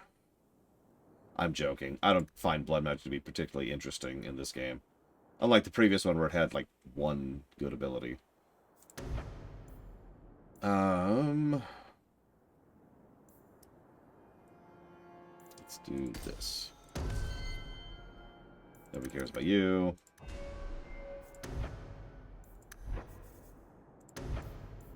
Sure.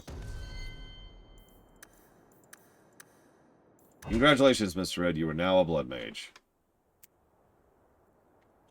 Oh, all the time, Zach Taft. How many Resident Evil characters have gotten a couple of extra tentacles and eyeballs and been like, I am now a god? That is not an uncommon occurrence, you know?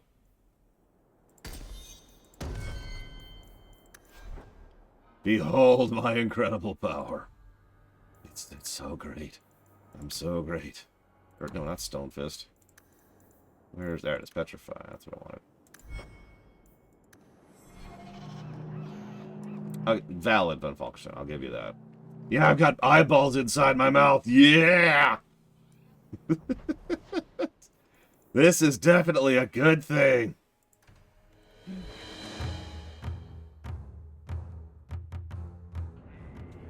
Yeah, honestly, I have a lot of mutants in the X-Men universe also tend to fall immediately into vampire ego syndrome. Just fall right into it. Is that Alistair again?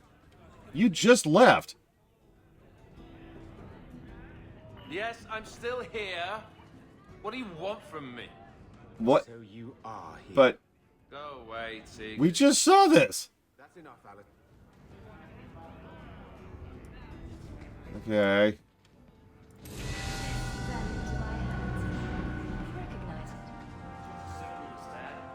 Tegan's like, again? God damn it, I feel like I just got you out of here.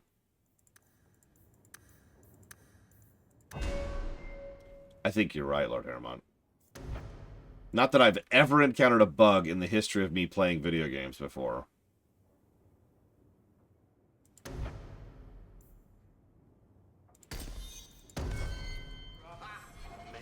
Balwister. And later on, we're going to have Balwister. Well, you're throwing coins around like there's no tomorrow. That's right, woman. Tonight, I'm paid and blessed, and all I had to do was turn my head.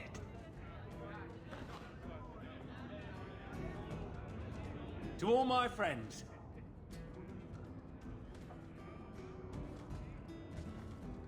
hey, step back.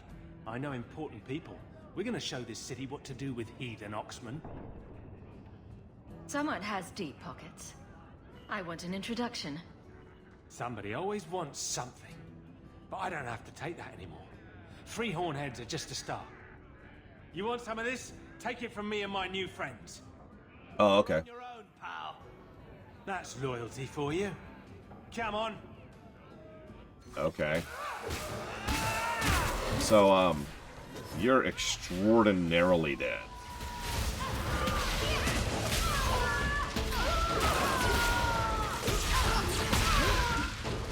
He's not just merely dead, he's most very sincerely dead. What? What do you want? I just did what he said. It was more coin than I've ever seen. That's very good. Now, just tell me who and where. Templar. It was a Templar. I didn't get the name. We met near the Chantry. He said taking these qunari was serving the Maker. I swear, he even had the seal of the Grand Cleric. True is true. Run. You have got to be kidding me. A Templar? Her Grace would never be involved in something like this. Yeah, honestly, that's some strong furniture right there. I agree.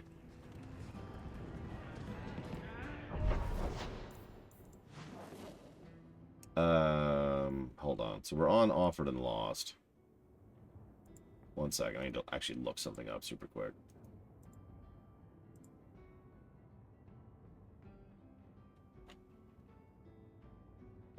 Okay.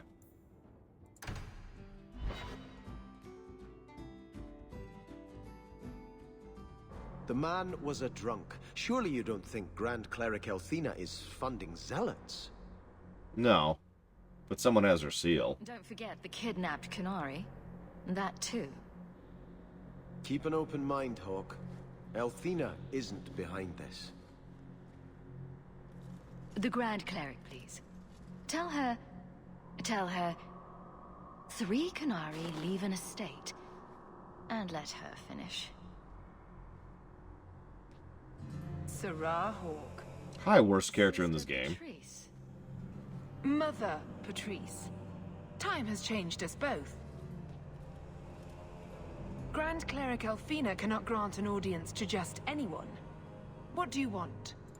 Funny how you and issues with the qunari seem to go together. And you always assume their side. I was naive when last we met. I did not want you dead, but I felt a death was necessary. That may be too fine a point for you to understand. But you must admit, you came out the better for it. Yeah, no, I agree. This woman right here is the perfect kind of person to become a blood mage, in terms of mentality. She would dive into that pool without a second's hesitation. I'll be right back. One moment, please.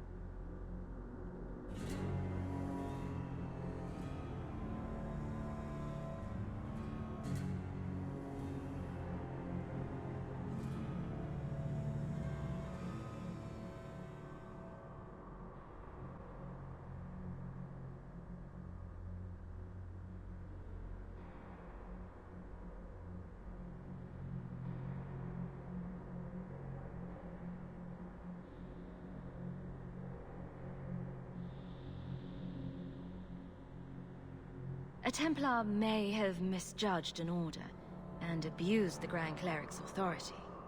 I assure you, the Templars would never embarrass the Chantry, at risk of the Knight Commander's wrath. Men were hired for the righteous task of kidnapping a qunari delegate. A pause that says you knew. But does her grace? The Grand Cleric trusts her stewards to enact the wishes of the Maker. I'll speak to her grace another time. You will not always be here. Stubborn. All right, Sarah Hawk. If you won't abandon this, let me offer you something. The Templar you seek is a radical who has grown unreliable. Confronting him may do us all a favor. And his relation to you is? He is my former bodyguard, Ser Von L.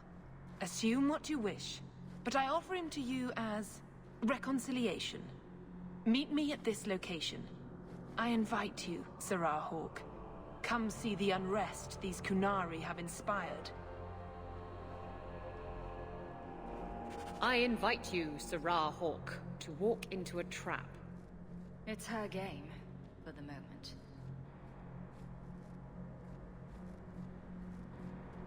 Love you, Isabella.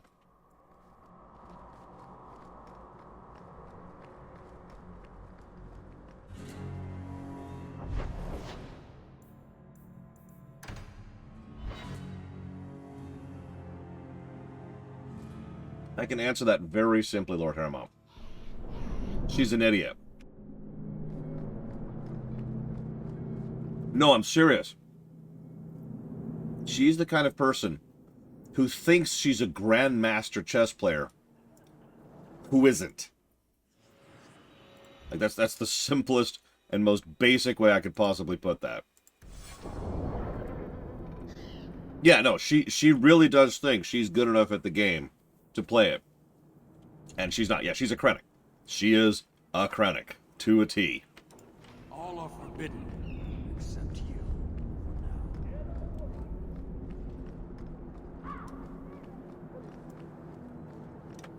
Not as bad, or rather worse. Sorry, wrong direction. Worse than Honora, but similar concept. I leave this to you, Hawk. Okay, apparently we've already told him. Just making sure. Honestly, that is my read on this, Lord Hermon. I really do think she thought this was going to work out for her. Good morning, Sean.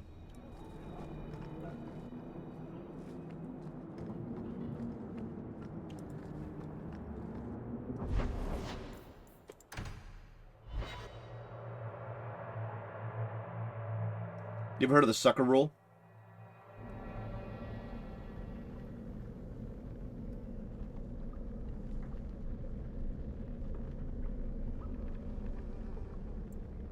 So the sucker rule is a poker term. If you're playing poker, a bunch of people, and you can't tell who the sucker is at the table, it's probably you. You could see how this rule, a lot of poker idioms are applicable in real life. You can see how this rule kind of applies to politics. If you don't know who the patsy is in a political game. So, looking for a room full of armed zealots. Patrice is here somewhere. Looking forward to it. This should be fun. No, hang on a second.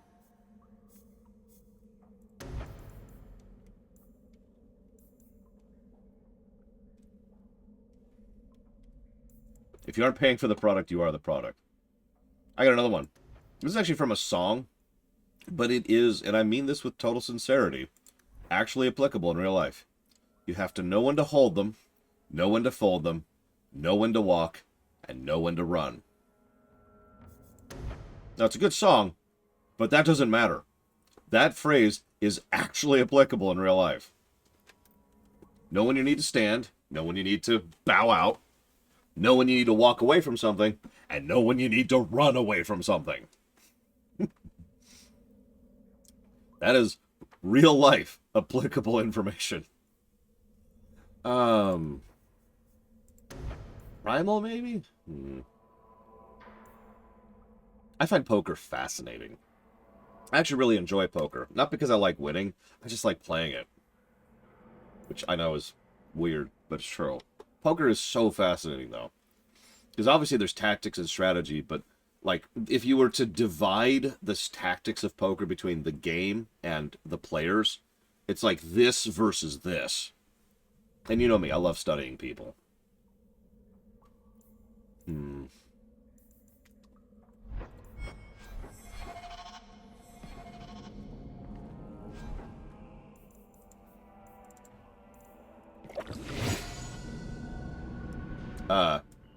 Wow, that's actually less objectionable than it was in Dragon Age Origins.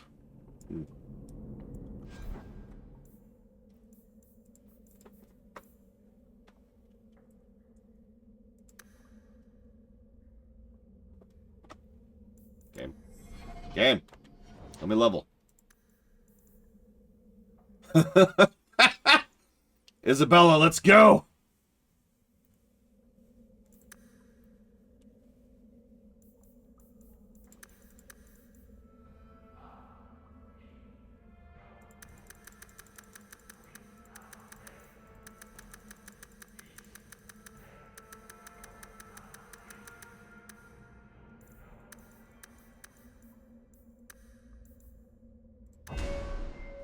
Okay. Let's try out this tree.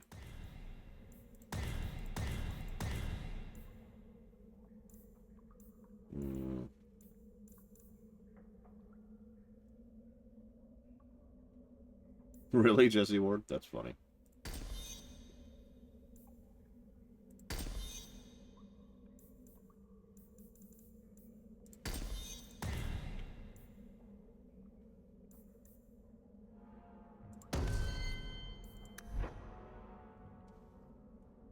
Oh, chess is fascinating. And you're right, Pastor of Muppets.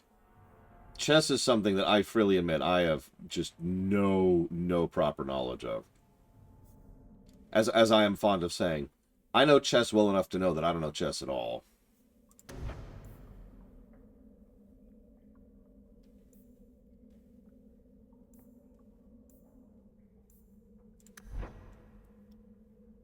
What, like a lottery ticket? Yeah, I bought a lottery ticket like 2 days ago. I do it every week.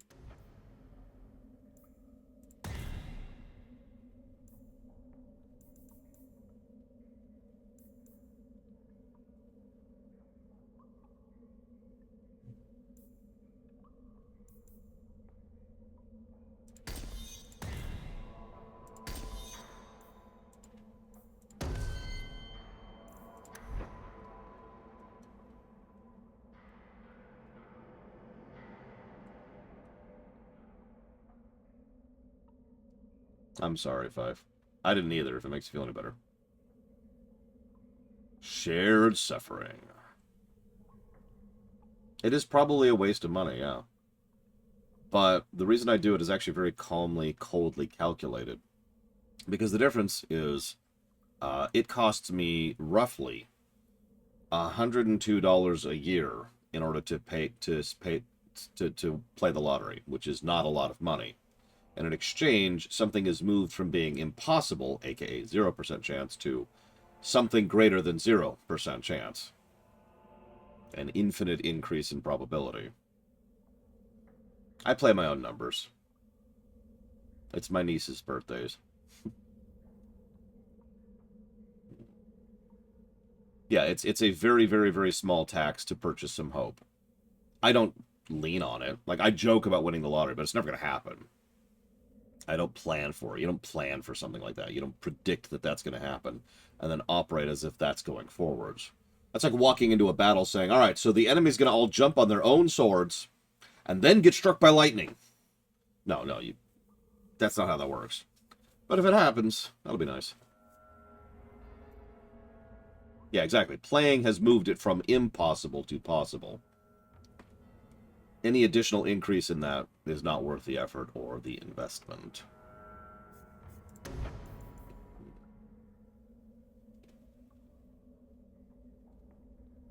The enemy general will now pour lava on his own men. Yay!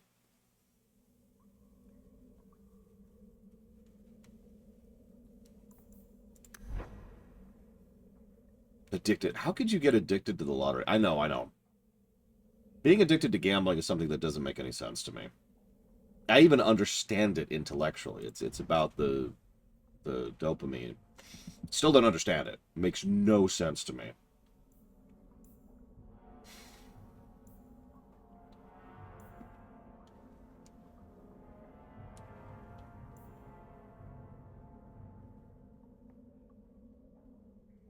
Oh, you can win all kinds of things in the lottery.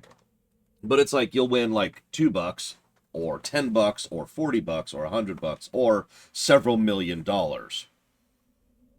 So you can see how it doesn't really matter until you win everything, right?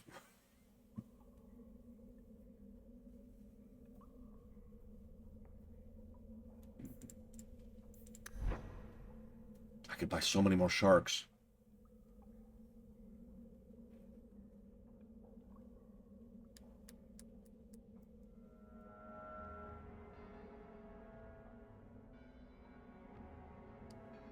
Sorry, I'm just staring at the screen for a long time because I'm debating what to do with my build. I think I'm going to go with this. And put some gear on now, preferably. There we go.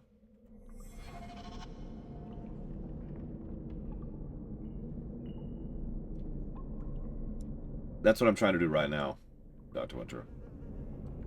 Okay, so hang on. So we got chain lightning.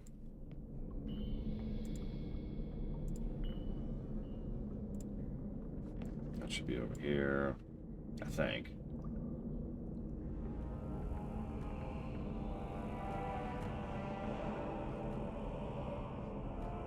Yeah, the winning the lottery is more interesting as an intellectual exercise than in planning for some kind of reality, right? So who would you tell? I wouldn't tell you guys, no offense. Not that I don't, like, not trust a decent chunk of you. But you don't just release that information publicly, right? That would be suicide. Possibly, literally. That'd be a terrible, terrible idea. Let's move this over here, actually. Move that over there. So we've got that. Chain lightning. I think Merril does disorient. Hang on. It's not going to help me, is it?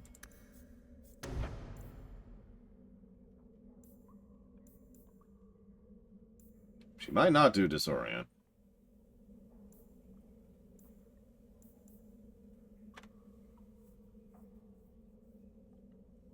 Yeah, thorough medical examination. I wouldn't tell a single one of my biological family members. Not one. Not one.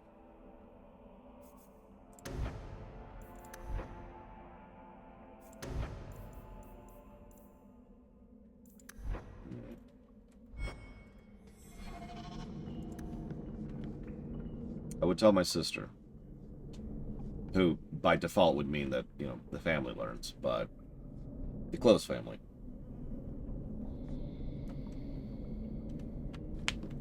Do not fear them. They die like qunari hold no real power. They are absent from the eyes of the Maker.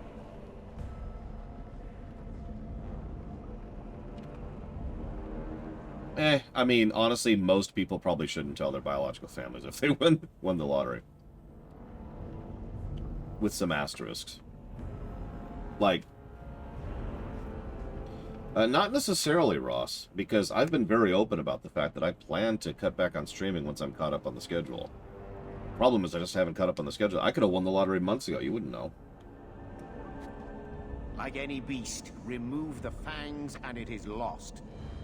They are weak before the faithful of the Maker. The only certainty in their precious qun is death before the righteous.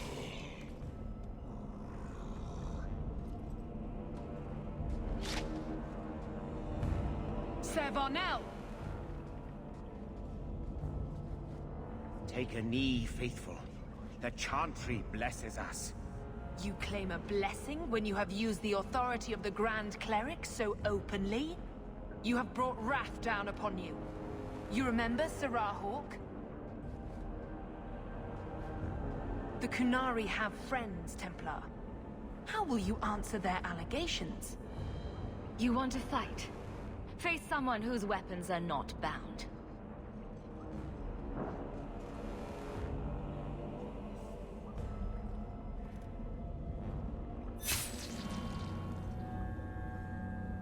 Okay.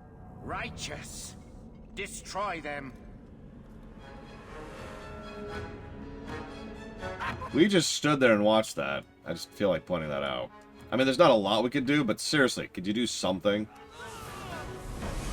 So anyways, you all enjoy this. I know I will.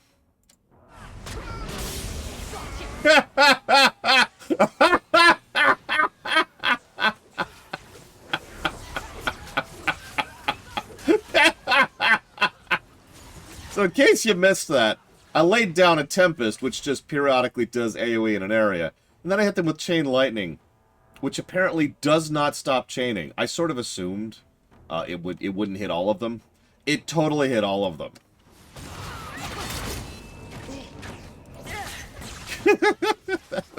that was great. I already like this better than Elemental.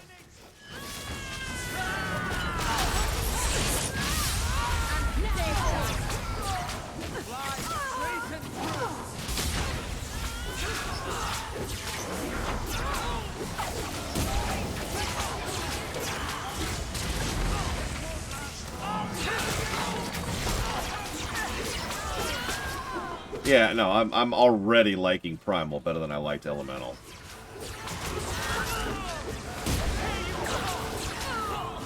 Sorry. What I should have done, I completely missed the opportunity. I should have been like, unlimited. To bring this mess to the Viscount's attention. Wait, let me loot! Okay, whatever.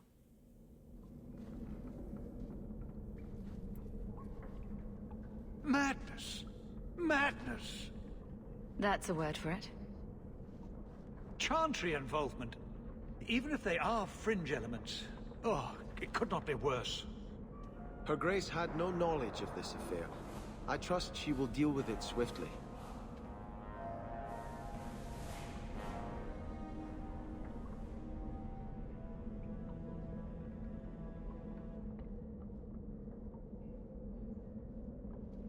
You killed them?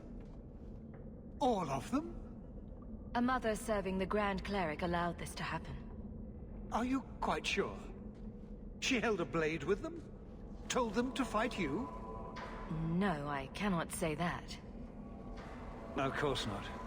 Blasted mother. You have no idea the storm these allegations would cause. It would destroy what support I do have. This may have scared her off. She claimed this was not her intention. Well, that is something. I will make my inquiries. Gently. And you should be careful in your associations. For now, we have other problems. We have the delegate, but I can't return the bodies to the qunari in this state. Sirrah Hawk, you know the Arishok. What should I do? Hiding this would only make it worse. It would, wouldn't it? I'm losing my sense of how to balance this nightmare. I appreciate your help in this matter. As bad as this is, it could have been much worse without you. Kirkwall owes you. I owe you. Real talk, I kind of wish he had turned tail and run. No, seriously. He can't be a man of insignificant means, right? And given what's to come in probably about an hour or two at this point, it really probably would have been better off for him if he had just taken what money he has and just bailed. Yeah, the Viscount, excuse me. This was a no-win scenario for him. And he's aware of that. Like, he's not stupid. He's just in substantially over his head and doesn't really have the power to do anything about it.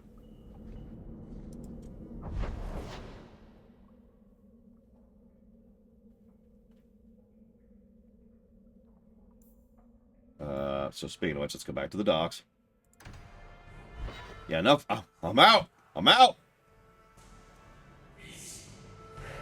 No, you're right, Prisoners. He is smart enough to recognize that he does not know how to deal with this. Oh, he's not power hungry at all. Like I said, I have a lot of sympathy for the Viscount. Really.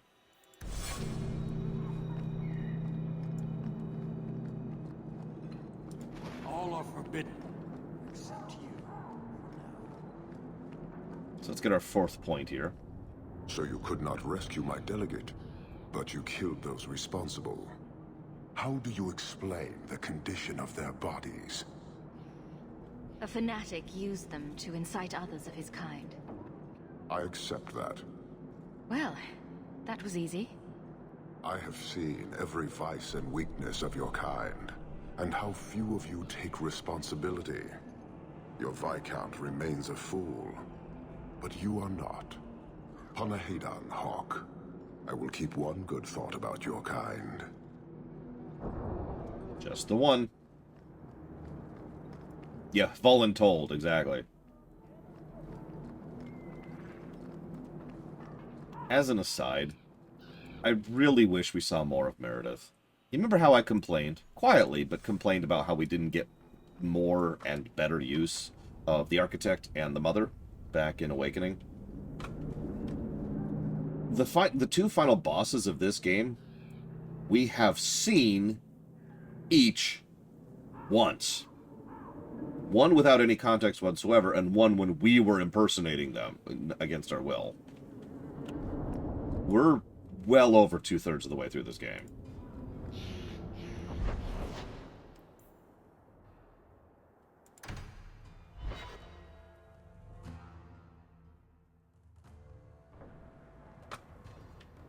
I feel like Meredith is the kind of person that I would actually enjoy as a villain.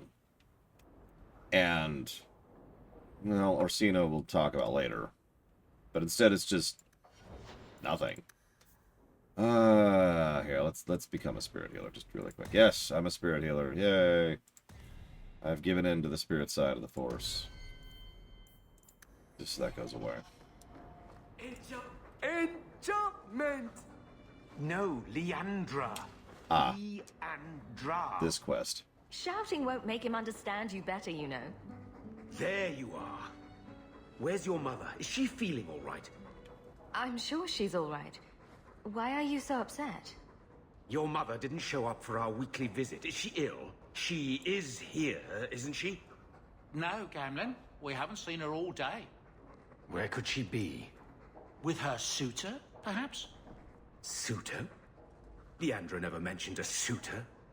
Well, those lilies arrived for her this morning.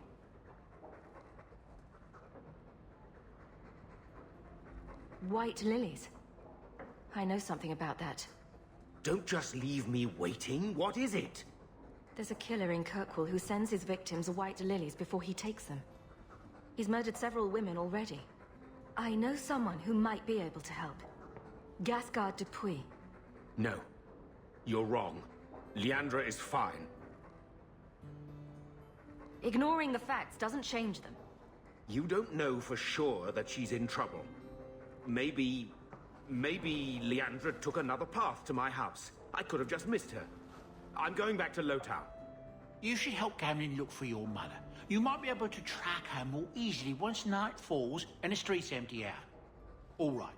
The boy and I will stay here in case she returns. I hope all is well. If you need me for... Yeah, by the way, it's a nice little thing they slide under the rug there, but for all of the issues and the problems and the scumminess, Gamlin and Leandra meet every week for a regular get-together. Like, really think about that for a second. I talked about this earlier, but it's yet another way in which Gamlin is not a completely disgusting human being. Which, I know, low bar, but it's still true. By all means, let me know.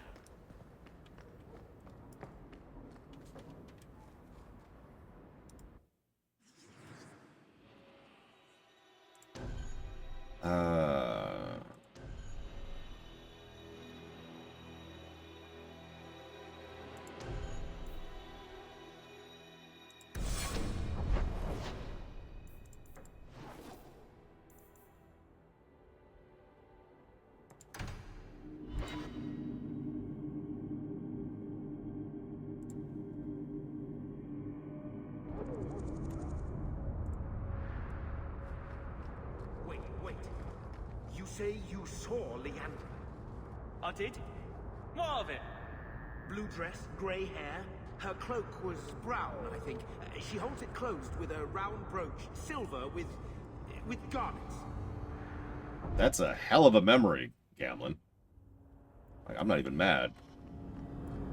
That's a good point. We probably should bring Anders. I think I've made my point. Sebastian sucks. Moving on. Can I just say I've done my due diligence? Can we accept that? So I can start bringing real characters.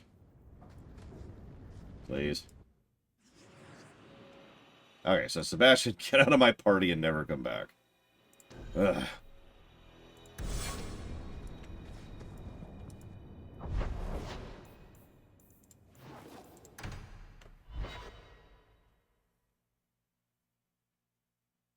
Rushed DLC badly implemented. Why did you put me up?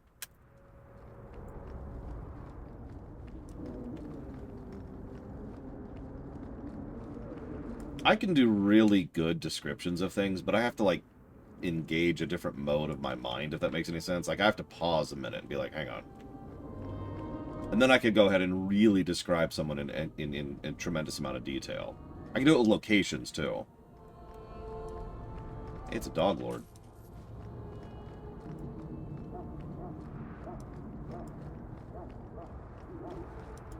I told you already. I saw her. Did you see where she went? What do I get for telling you? I won't kill you.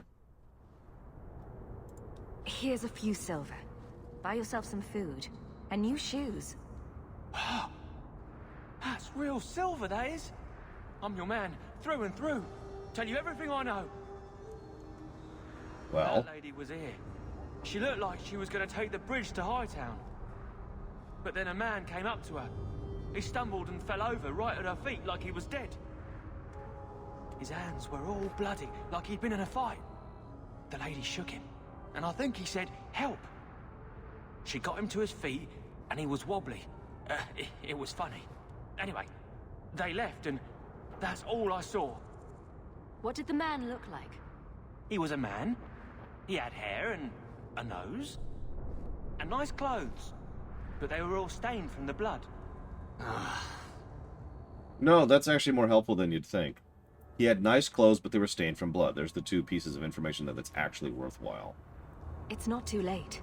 She could still be alive. Why would anyone take her? It doesn't make sense. The man left some blood. Where he fell over. You could follow it. Why don't you do what the boy says? I'm going to go home in case Leandra shows up.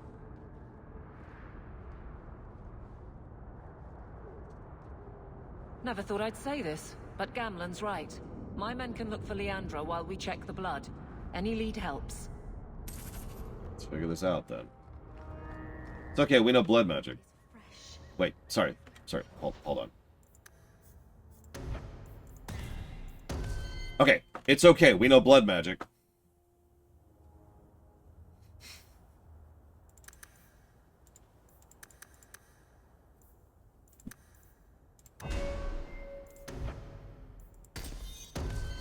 Hawk, did you just learn blood magic right in front of me? Yeah. What's the issue? I love this. One of the abilities is called Assault, and the buff for it is called Battery.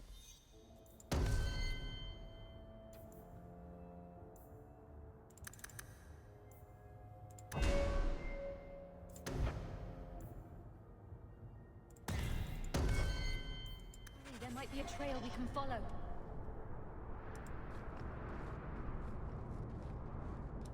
I mean, it's not like you have to, Rational Ginger. There's another. More blood. I'm on the right path. Credit to the actress, by the way. Where is he taking her?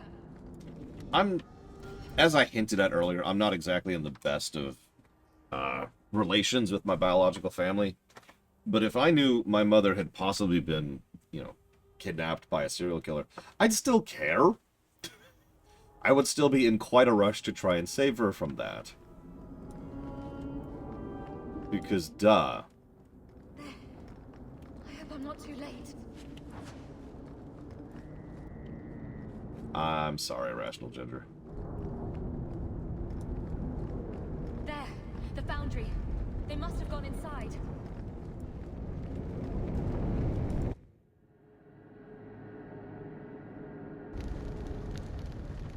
I forgot about him, Sub-Zero. And now it's too late. Haven't we been here before? This is where you found the human remains all those years ago. We should have known there was something else here. Mother must be here somewhere. We need to look around.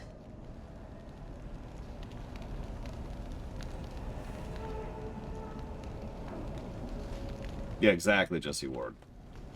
I mean, hell, I would care if it was a complete stranger. Never mind the woman who gave birth to me.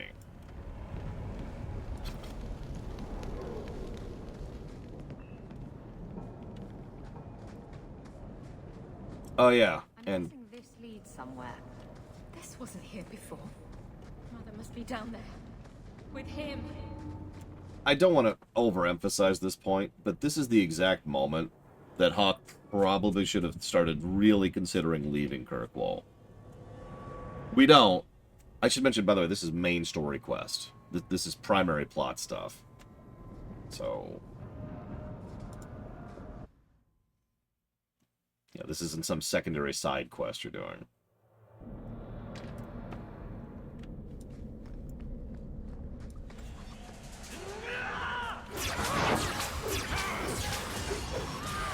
Yeah, I should also mention, and I'm just going to spoil this, We cannot salvage this situation, to my knowledge. Please correct me if I'm wrong.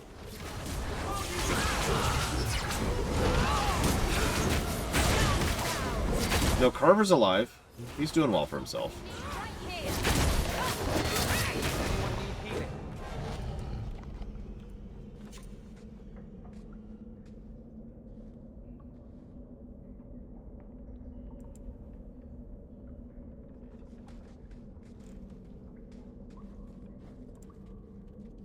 Mother! No. Alessa. You remember her? Agreed, Lord Harriman. It's okay, though. We've got the money to pull that off. Used quicklime to preserve her feet. Unsure whether the texture of the skin's to my liking. We'll try other methods. Oh yeah, and yes, I know about the connection between this and Orsino, and frankly, I call bull on that. Nothing about him indicates that he is in favor of this. That feels like a last-minute arse pull in order to try and make you anti-mage, or to try and justify him being a last-minute boss fight that was literally in a case of executive meddling. Marin. It's a pretty name. I saw her hands, long, slender fingers, fair-skinned. The hands of a lifelong scholar. Oh, to lock my own clumsy fingers in hers again.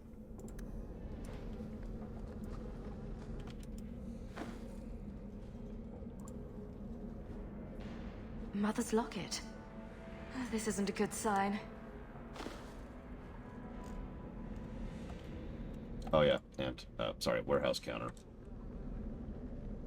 Yeah, there is a letter, either to or from Orsino, to or from this guy. And it's like, yeah, wow, your thoughts and ideas are great, and they're wonderful, and I'm totally in favor of them. No, considering how it comes out of nowhere, it doesn't really seem to be in character for anything, and how Orsino is just kind of thrown together. And we know the Orsino boss fight was executive mandated against the will of the creators. It feels like someone was like, here, let's throw in some justification really quick, and wrote that letter. Because implementing, like, one random codex entry, that's a joke, right? That would take someone a few minutes to implement into a game. So, boop, there you go.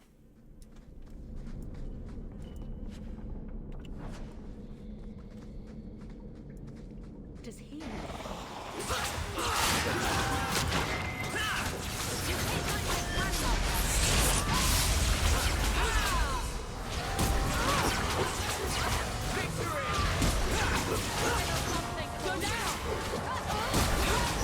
Oh my god, you're right, it was Orcano!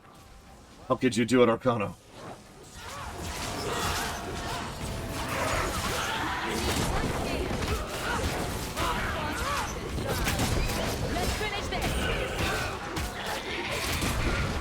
They just love sitting at 1 HP, though.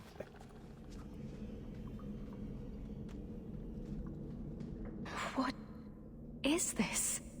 That woman in the portrait looks like Leandra, doesn't she? A shrine dedicated to a wife? A sister? I need to find her.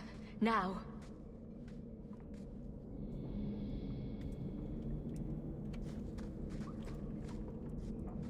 A letter from the Circle. I think that's it right there. Yep. My dear friend, I have obtained the books you requested. I'll leave them at your usual hiding spot.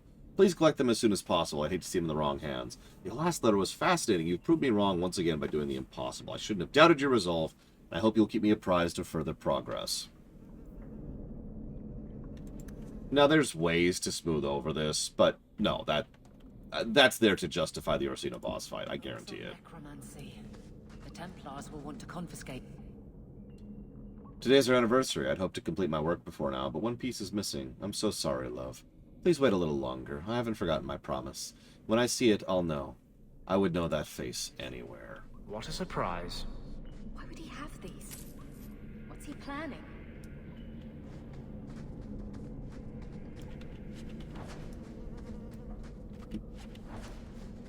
Damn it, Organa. Where am I? Who am I?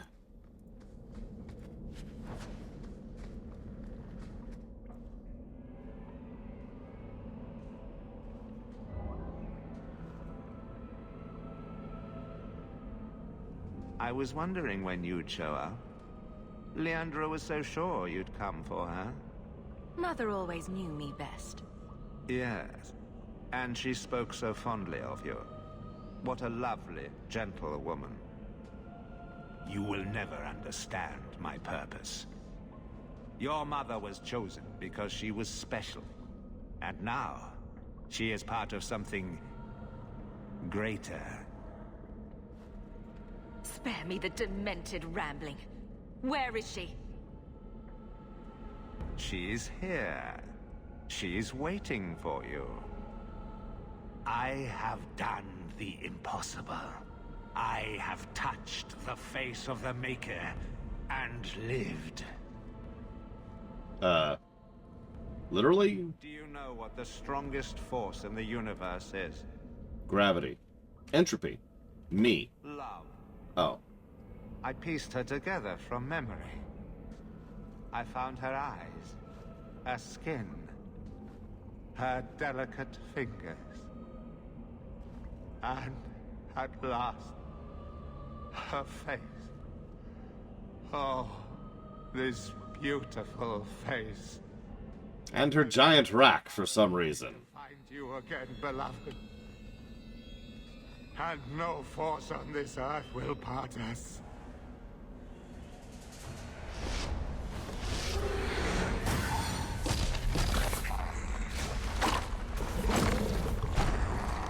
Yeah, alright.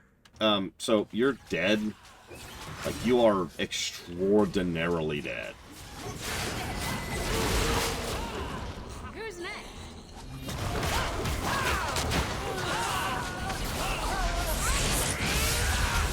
Yeah, unfortunately for you, I just became a lightning mage. So this is going to be a lot less pleasant than you were probably expecting to be.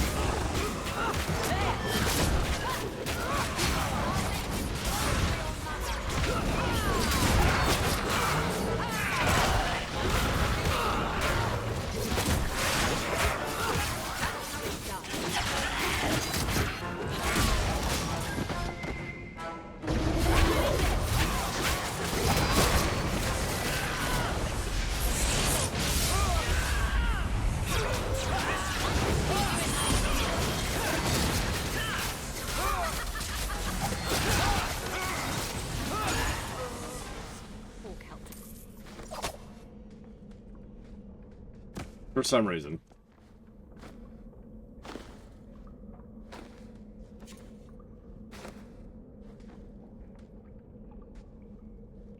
Mother!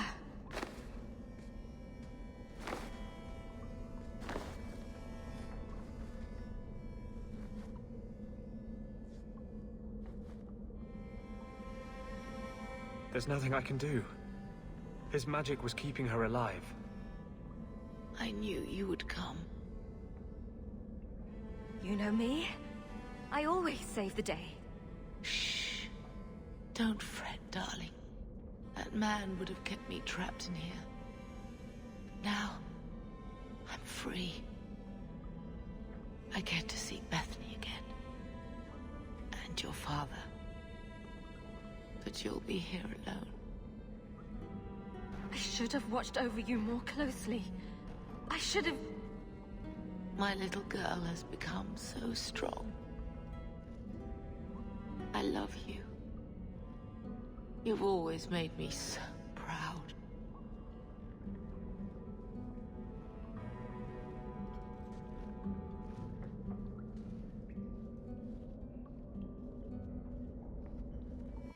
Well, that sucked. Can we leave this goddamn festering sweat hole of a city now, please?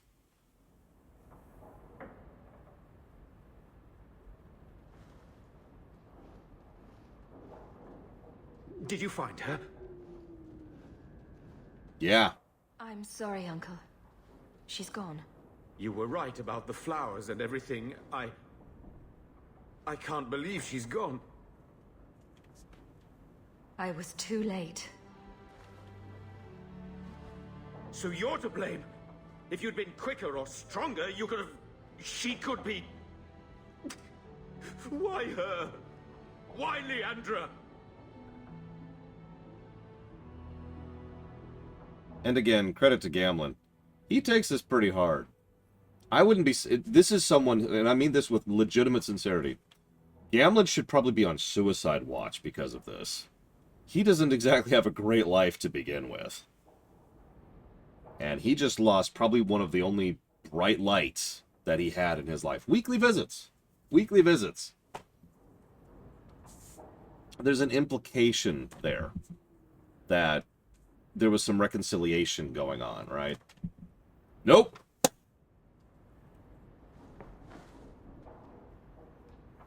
The killer used Mother to magically reconstruct his dead wife. They had the same face. What sort of nightmarish magic is that? Oh, Maker! Maybe the Templars are right. Lock the mages up. Throw away the key. Magic didn't kill Mother. A madman did. He could have just as easily killed her with a knife. You said she was used. This goes beyond just murder. It's desecration. I wish you'd never told me what that twisted son of a bitch did to her. I wish I hadn't asked. I hope you killed him. Oh, he's dead. Good. I hope it hurt. Oh, it did. Carver needs to be told. I'll send a message to the Grey Wardens and hope it reaches him. Take care, my dear.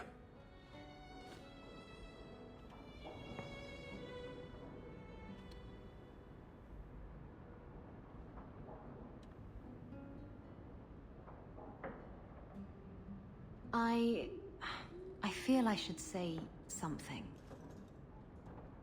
I know you're not good at emotional stuff. At least your mother loved you. Not everyone can say that. Ain't that the truth? I'm going to hold on to my memories of what she was, not the thing Quentin made of her. And just think, you stopped him. Quentin's never going to hurt anyone again. I think no matter what, she'd be proud of you.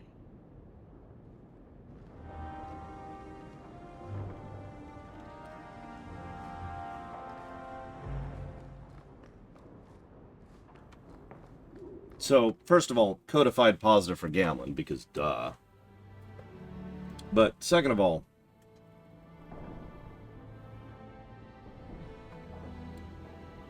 yeah, no kidding, Dakota. I kind of don't like that quest we just did.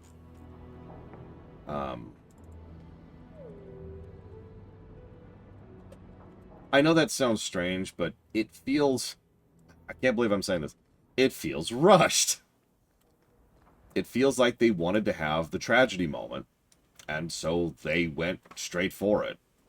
I feel like there's better ways they could have built up to it. I felt like there's better ways they could have had the execution itself and the payoff. But the thing is, I can't call it a bad quest because a lot of the specifics of voice acting and writing are actually pretty decent.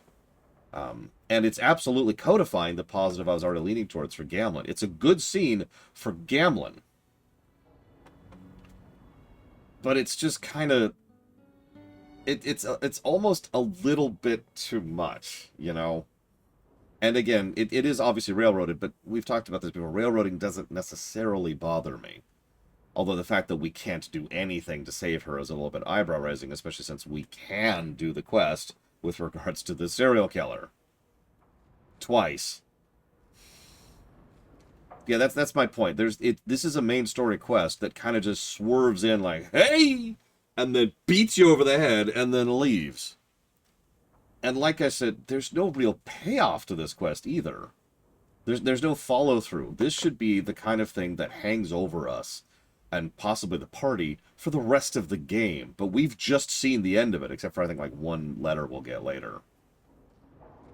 That's what I mean when I say it's rushed. This is the kind of thing that needed more time to be massaged and worked through in order to actually make it have, you know, substantial significance before and after.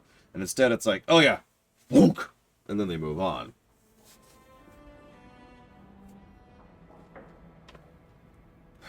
I don't know. But, like I said all that, now it's time to start really barrel rolling to the end of Act 2. Now that we've gotten our mother killed. Thank God that happened. And, oh yeah, you probably noticed I've started picking the red options. That's going to be a trend, by the way. Yeah, no, exactly, Bragwin.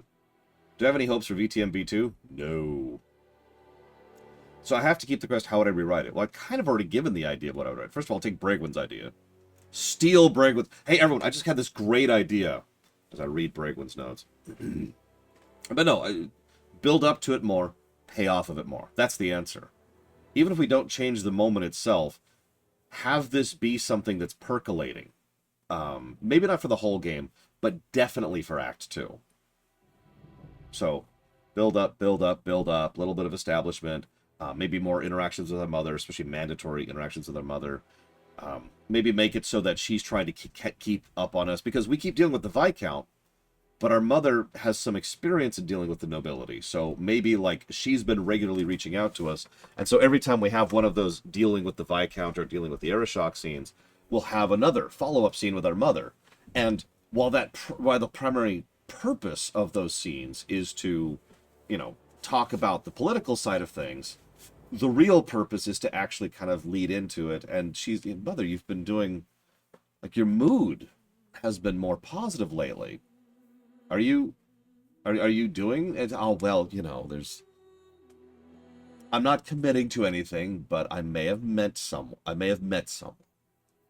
Mother, no, it's nothing. It's nothing. He's been, you know, very complimentary. He's come by a few times. We're going out for breakfast later, you know, and blah, blah, blah, blah. And just have that kind of be a little undercurrent thread, while the primary thread is the coaching. And then, after the 4 or 5 cutscenes that do not exist, we build up to this moment where we show up and Gamlen's there like, hey. And yes, there is one scene like that, which, no. So, build up to that over the course of Act 2. And then be like, okay. You know, Gamlen shows up and he's like, she's gone. He's like, why is she gone? I don't know. And then the dwarf's like, yeah, no, send her some lilies. And that's when we can be like, hold up. Lilies? And then, you know, we start to get worried, escalating. Don't really change the quest at all. The quest itself is fine. Probably eject the Orsino thing. Just that doesn't need to be there. And then have pretty much the dialogue of either the entire rest of the game from Hawk, or at least optionally the entire rest of the game from Hawk, reference this. Have the actress and actor actually change their tone henceforth. Would I still have a PC? You can't save her. If I was designing the game, no. That's just not how I think CRPGs should function. I think it's a CRPG. Choices, gameplay, and branching paths and all roads lead to Rome is kind of the key thing of a CRPG. But, having said that,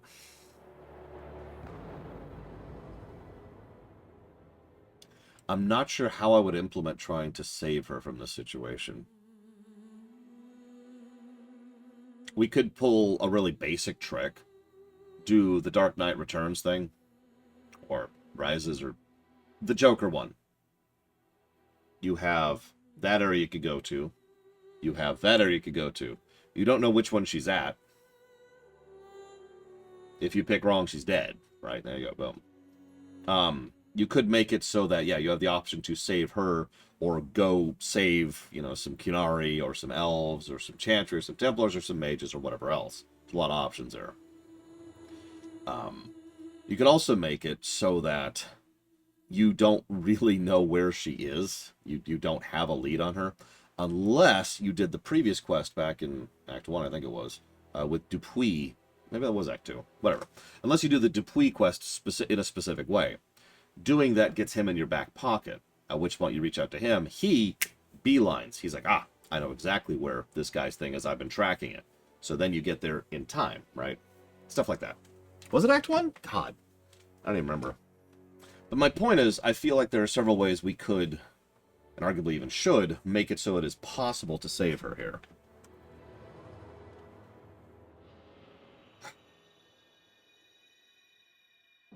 Hawk is supposed to be a tragic character.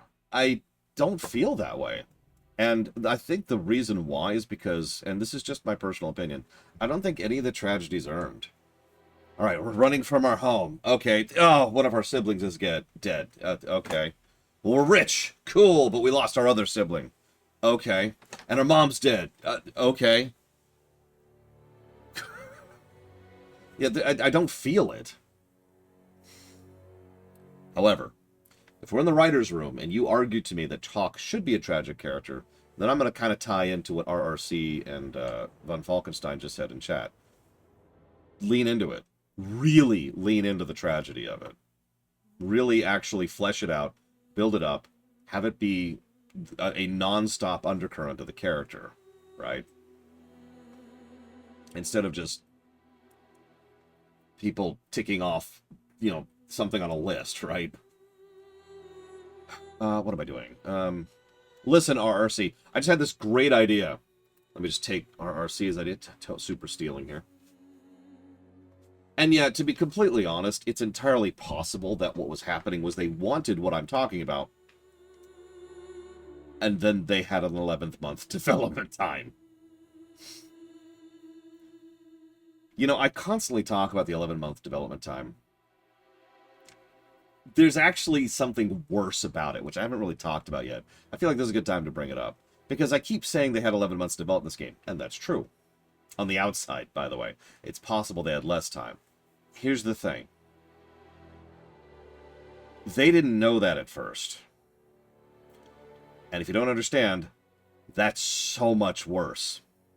They started development thinking they would get a full development cycle. And they were told midstream, oh yeah, by the way, here's your deadline. So they didn't... what I'm trying to say is, if they knew they had 11 months to begin with, they could have planned for that. They could have been like, okay, we have a very, very short development cycle. We've got to axe all of this stuff that we can't do, that we don't have the time, we don't have the availability, we don't have the polish. We have to focus on what we can actually get done in this 11 months. And they could have done it. But instead, they started development thinking they were going to make a full game, you know, with full development time, with full back thing. And then, oh yeah, by the way. And I think that last little tidbit of garbage explains every single problem I have with this game. Because even though I constantly bring up the 11-month thing, plenty of great games are made in 11 months. But most of those, they knew in advance that they had very little time to make it. And so they planned for it. Anyways. Yeah, exactly, Shadow Machine. This playthrough needs to be done by midnight tonight. What? I thought... What? Okay. Yeah, Majora's Mask. Perfect example. They were told right up front Majora's Mask was going to have a very shrunk development time. It wasn't even supposed to be made at all. It was something they started kind of in their spare time. And they're like, okay, we don't have much to throw at this. And like, okay, no problem. The... 3? Yeah, I'm right. 3 major dungeons. Focus on the characters and the side quests. And they did it. They pared down, shrunk the scale, and said, this is where we're going to do it. They made a very lean, very tight game. Boom. Sorry. I hate to rant, but it really frustrates me because here's the worst part about all of this, in my opinion. This is permanent. Whatever Dragon Age 2, what Dragon Age, oh god, what was it called? Exodus, was ever going to be, will never be. That ship has sailed, done, and gone. This is what we got.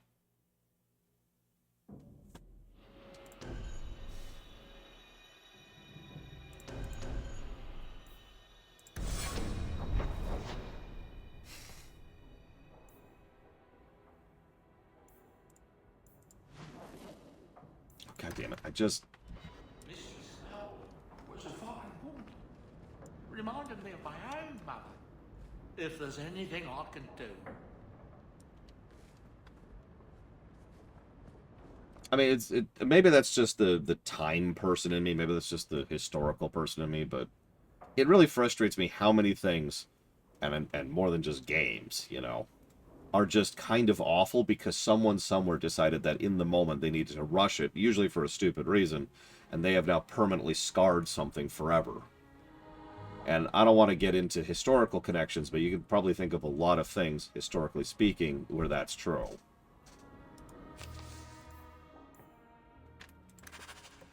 So, Viscount wants to talk to us about the Qun. That's cool. I'm sorry about your mama. I will miss her.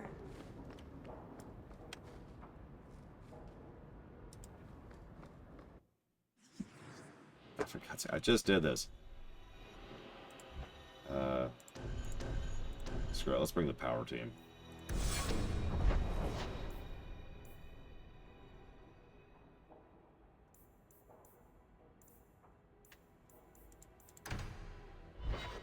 Yeah, we need to go talk to Aveline.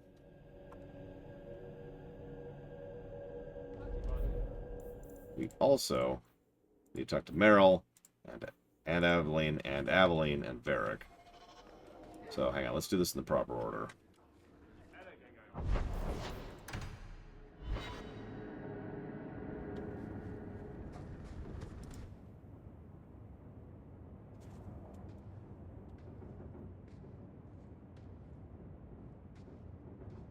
Hawk, I could never have faced the Keeper myself. I never imagined a human would help me restore Dalish history. No one ever understood. Not the Keeper, not my clan. Just you. Join me, Merril. When the Illuvian is finished, they'll appreciate all you've done for them. It's all right. Even if they hate me forever, I'll know I helped them. You're the first real friend I've ever had. Masaranas, Lethalan.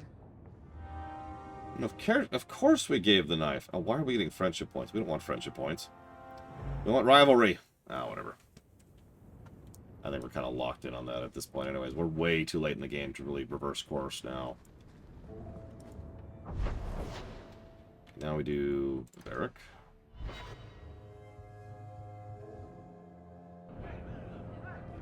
I have 2 games and goals. In fact, Hollywood operates that way a lot too.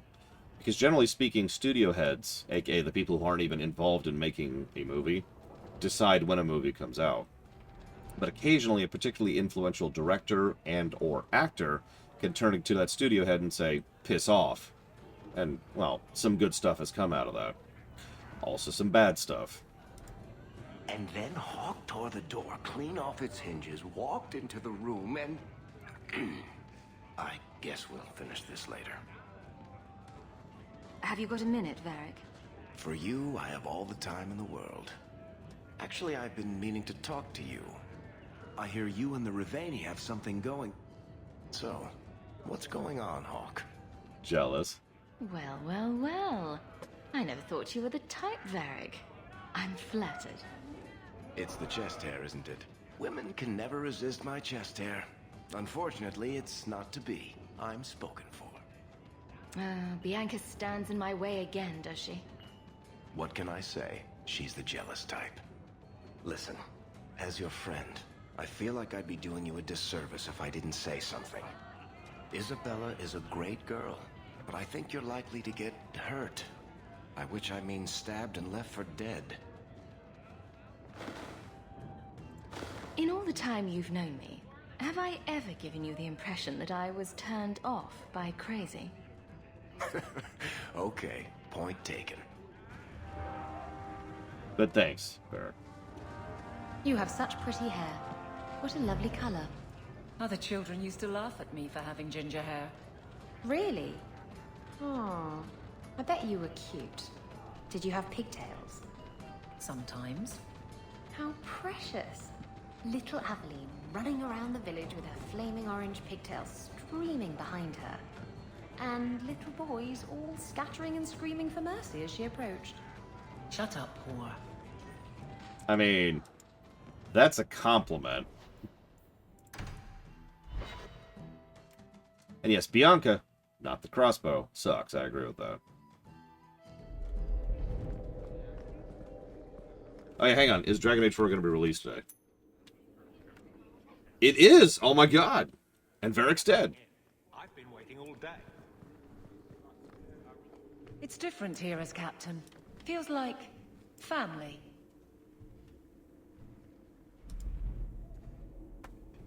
Hawk. I don't care what else is going on. We haven't spoken about Leandra. How are you? My mother is dead. My heart's broken. I suppose I could say, at least you knew yours. But that seems more about me than you. I just have flashes of impossibly long hair. But my father... Would you like to hear one thing? You've never talked about him. My father trained me in all the skills he had been forced to give up. He spent everything to get me into Kaelin's service. Do you know what I remember? When he read to me, stupid things, dragons and heroes. He wouldn't turn a page until I reached over and took his hand. That big man made every step of the story my choice. I loved that. He died of the wasting in a Denerim ward. Those last weeks, I read to him. I had to take his hand to turn the pages, and I couldn't tell if he was too weak, or if it was the old game. He smiled at that, at his big girl. I don't know why I'm telling you this. Drink? A glass for those we've lost. All right then. Benoit Dulac and Leandra Hawk. Don't let anyone tell you when to move on. Take their hand and say, my choice. That's all I have. I'll miss her too.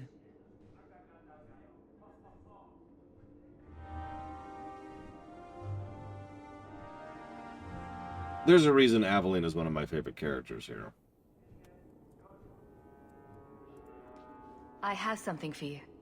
Do you now? A shield? Oh, and born by the one true Sir Aveline. Lovely. Thank you. Have I... I'm sorry. I don't see where I went wrong. I had a shield.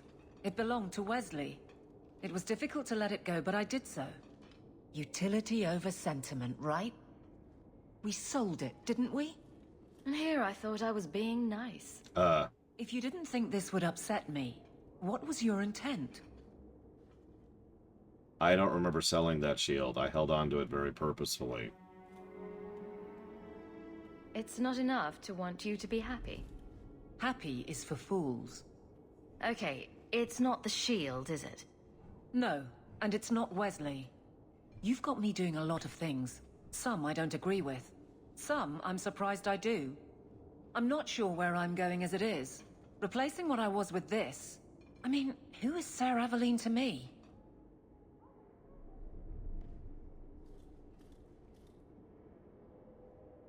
I thought of you when I found it. Maybe that was foolish. I can appreciate that. Then accept it on those merits. Nothing more.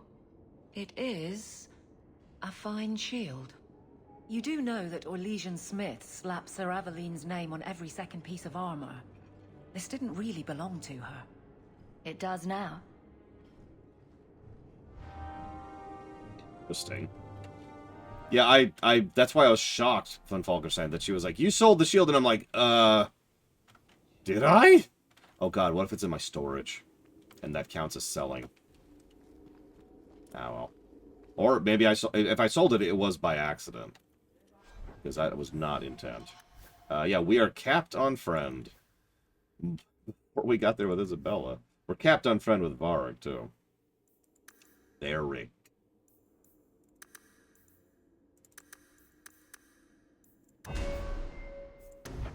Because that's his name.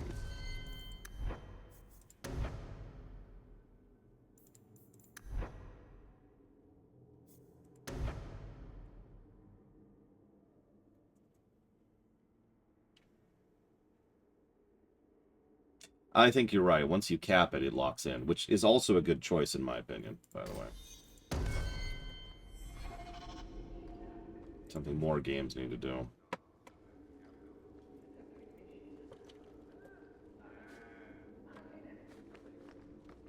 Yeah, don't you have to really work at it to rival Varric? Treating you well, Sarah?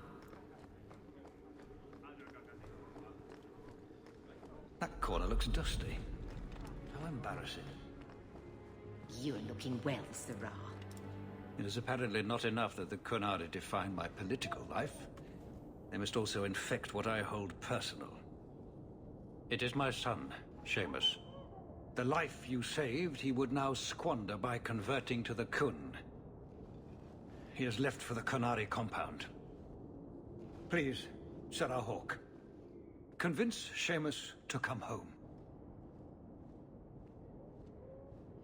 The Arishok says nothing good about Kirkwall, yet he accepts conversions? I cannot understand him. Maker knows I've tried, but he landed with, what, a few hundred men?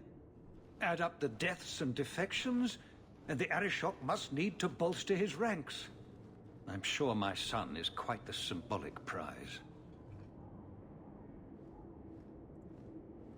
Did anyone else see him leaving for the compound? He made no secret of it.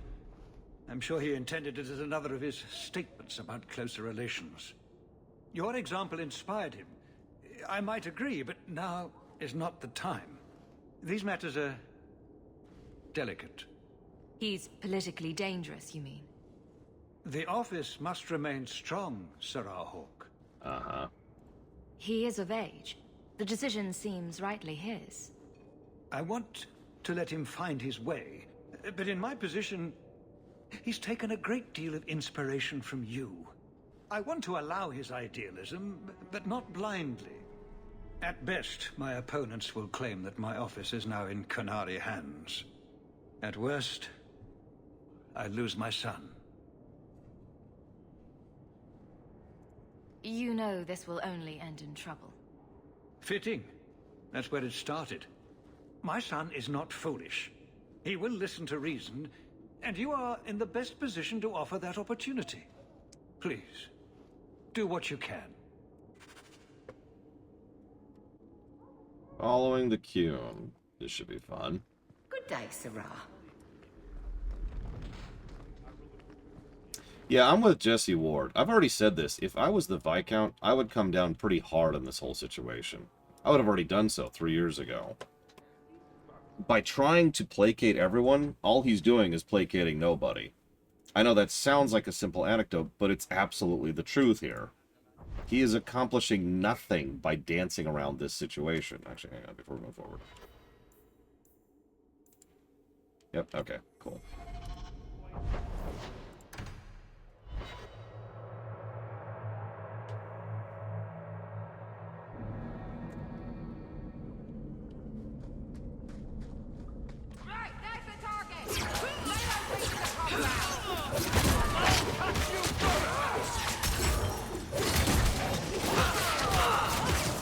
It is Colgrim. That's true. This water is directly imported from the Kirkwall docks. It's a very slow method of suicide. That's what it is.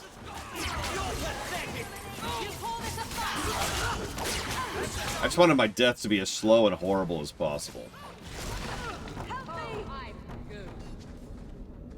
I mean, considering what's about to happen, you are absolutely right. But you cannot tell me that appeasement is the correct solution here. Anti-Viscount or Seamus himself not wanting to be rescued? Seamus isn't the type. Let's go. Oh yeah, that's another thing. There are ways to press gang people into temporary service, even if you're just doing it for a show of numbers and not expecting an actual battle. Especially when it comes to this kind of small arms stuff. If you have a small group, like 100 people fighting 100 people, a battle is less likely to happen if you happen to have 200 people. Oh, of course it's not that simple. The thing about leading is, but what he's doing is, like, objectively wrong here and actively making the situation worse. Hey, I think I knew that man back in Antiva. Bye! Bye, Isabella. Hope the Arishok wasn't planning on keeping the Viscount's son. Sarah Hawke. I'm here about the Viscount's son. Are you? In 4 years, I have made no threat, and fanatics have lined up to hate us simply because we exist. But despite lies and fear, Baz still beg me to let them come to the Qun. They hunger for purpose. The son has made a choice. You will not deny him that. Converting the Viscount's son? His opposition will have a field day. And? The enemy of your enemy should be your friend? I don't fear the whole of them together. And it is not my role to reject the free choice of Vidithari. The son responded to his own demand of the Qun. He is neither my slave nor my prisoner. He is not even here. He went to his father. Ask the Viscount why he would send you and a letter both. Oh, that's bad. That probably could have been mentioned earlier. They are meeting at the Chantry. A last pointless appeal, I assume. I doubt he'd involve the Chantry in such a personal matter. No, but we know who would. Mother Patrice. A suspect in many things. If she has threatened someone under my command again, there is only one response. I've had about enough of Patrice. Several times over. A threat against Vidithari can have only one answer. I will suffer only one outcome. I will be watching, Hawk. The demand of the Qun is clear. Would I dissolve the Chantry? So what you mean is, if I suddenly had the powers of the Q, because no political leader is going to have the authority and might to be able to enforce dissolving the Chantry. I mean, come the hell on.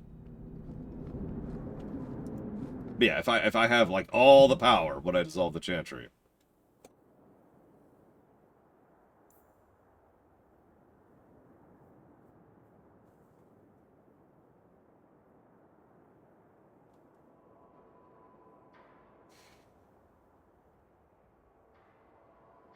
Very true, Jesse Ward.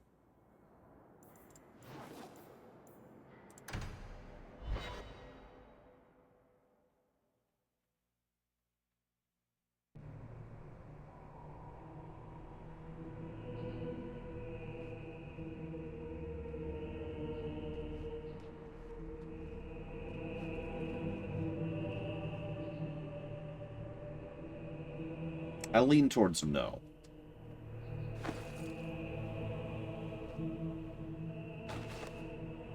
Sirrah Hawk, look at what you have done. To pounce upon the Viscount's son, a repentant convert in the Chantry itself. A crime with no excuse. Nice thugs. Your qunari masters will finally answer. Are you this stupid? She is this stupid, isn't she? Are you mad? Your plans have fallen to outright murder? The faithful know this has been building for a long time. Where Vonel incited, I reminded, in sermon and prayer. When people learn of this attack, they will rise. Not zealots or the unknowing, but the true majority. Great plan. Until people start dying in a war with the qunari. To die untested would be the real crime. People need the opportunity to defend faith, starting with you.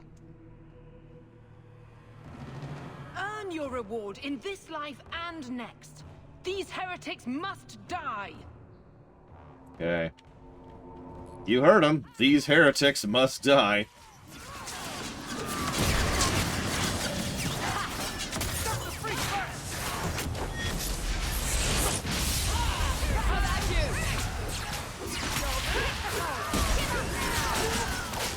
I admit I always forget which one's heresy and which one's blasphemy. I know there's a legal distinction between the two, I just don't remember.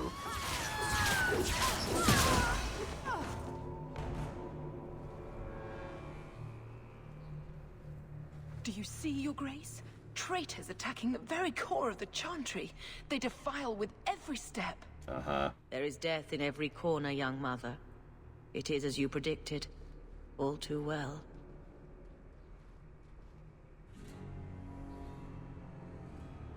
Forgive me, Your Grace. But you must know the truth about what happened here. Don't you spout your qunari filth. This is a hand of the divine. I have ears, Mother Patrice. The Maker would have me use them. Viscount Dumas' son is dead. Killed here in your name. I'm sure my name won't like that. Patrice? Seamus Dumas was a qunari convert. He came here to repent and was murdered. It's a ruse, Your Grace. Seamus was killed to set people against the qunari. This is no longer a matter of heathens squatting in the docks. People are leaving us to join them. And we must pray for them like any other. They deny the Maker. And you diminish him, even as you claim his side. Andraste did not volunteer for the flame. Sirrah Hawke, you stand with the captain of the guard? The young mother has erred in her judgment. A court will decide her fate. The Chantry respects the law, and so must she. Grand Cleric? I think my favorite thing about this is she honestly thought the Grand Cleric would be on her side in all this. Because she is a zealot. She has drunk the Kool-Aid. Also, she's dead.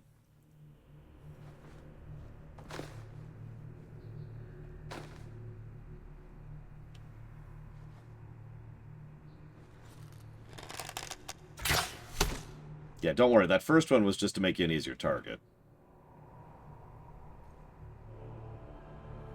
We protect those of the Qun. We do not abandon our own.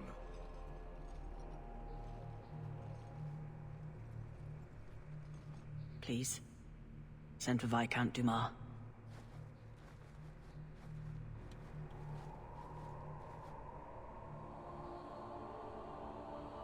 So, hey, in addition to everything else your son's dead. My son? Murdered in the heart of the Chantry by those who held a sacred trust. What hope for this city when we fail our own so completely? This is not over, Excellency. The city needs a leader. It does. And I am no longer that person.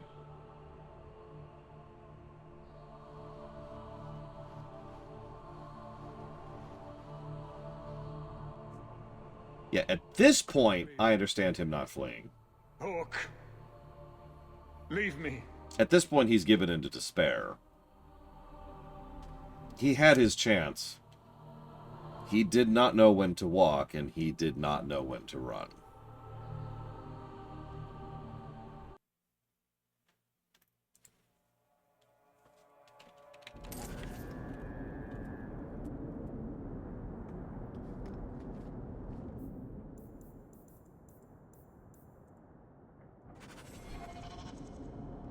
This won't exactly ease tensions. The Viscount's son and qunari aggression, even if justified...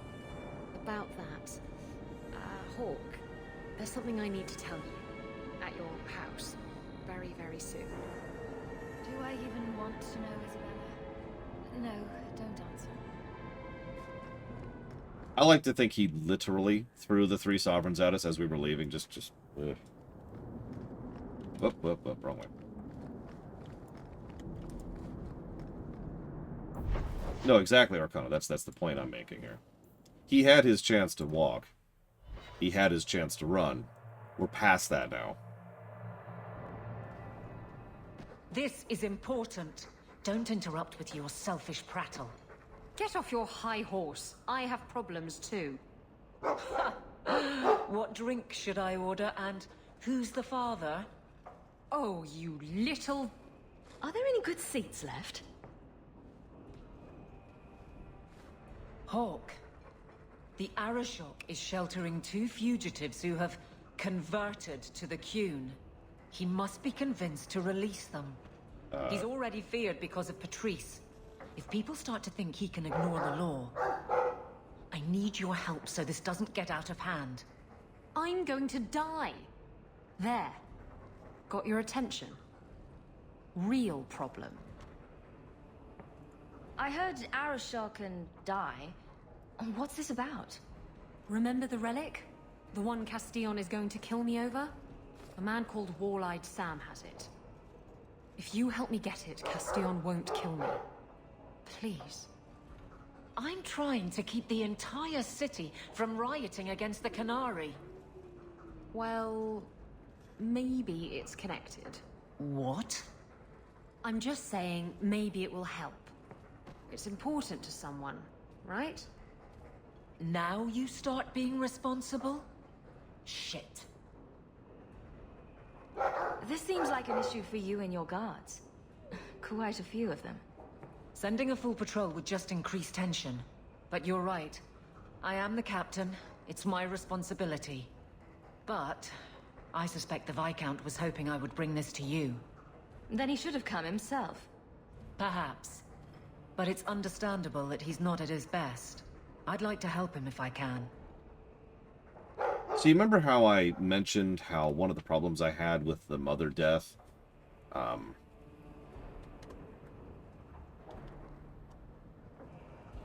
was that it felt like they didn't really have the time to properly do it?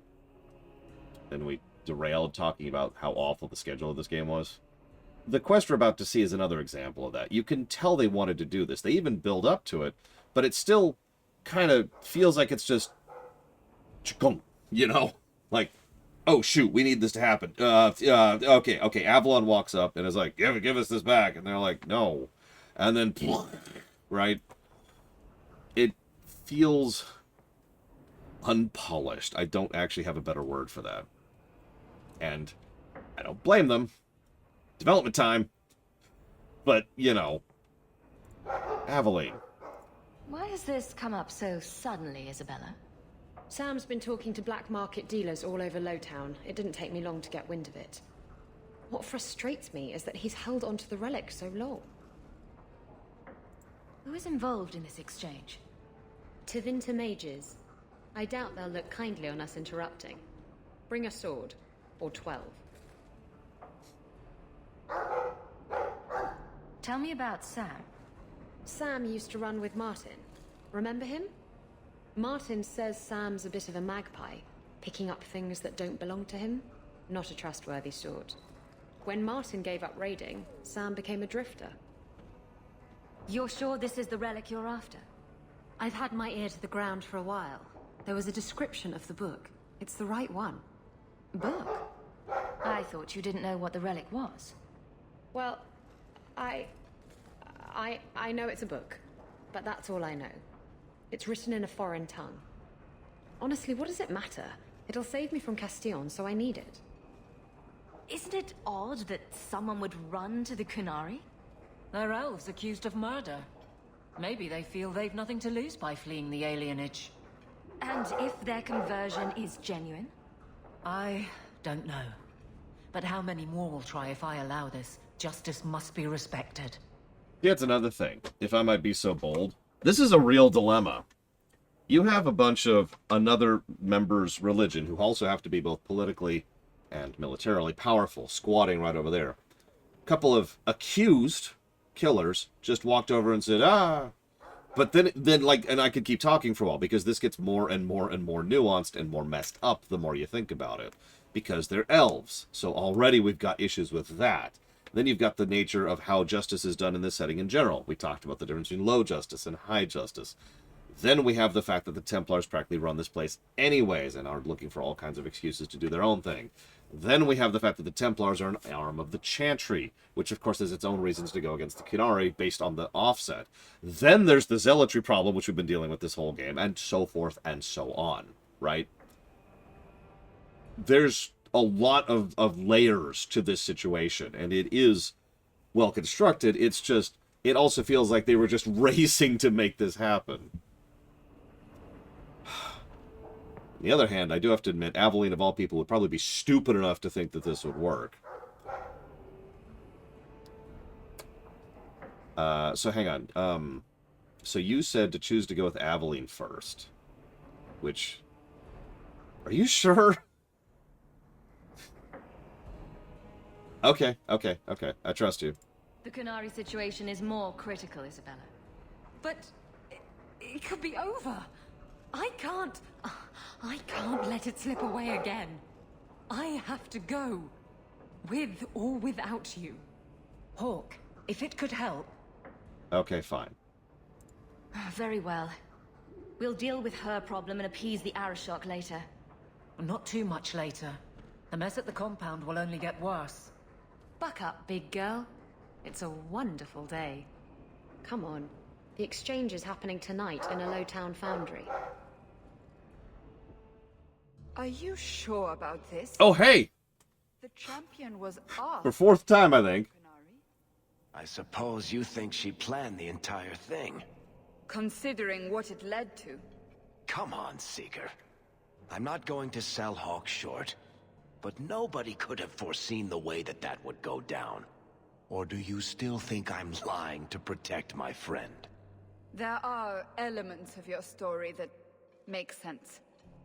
And you couldn't have known about them otherwise. Well, that's a relief. But that doesn't mean you're telling me everything. I want this story to be told. You're not the first to get it all wrong. I think I owe Hawk that much.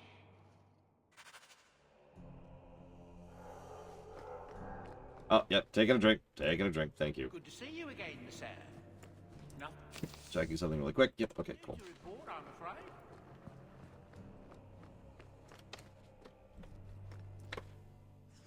So obviously, we're bringing Aveline, Isabella, and Anders. Because I want to hit things, kill things, and be hasted while doing it.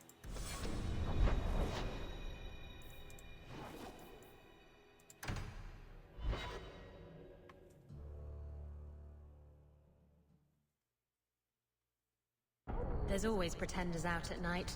Sometimes you have to correct them. Good coin in it, too. I'm thinking one negative, Colgrim. It's inconsistent, and it's not... Like, some zones are fine, and some aren't. And in some areas, it's a huge issue, and in other areas, it's not. In some places, they will actually spawn a portal, like, right next to where you're standing, just to help you keep going. This is the true picture of Kirkwall. I don't have your stupid relic. I literally... Okay. Actually, yeah, it's kind of the Witcher 3 problem. Sometimes it's an issue, sometimes it isn't, and, well, there you go. Get used to fighting qunari, by the way. That's going to be a regular thing for a few minutes.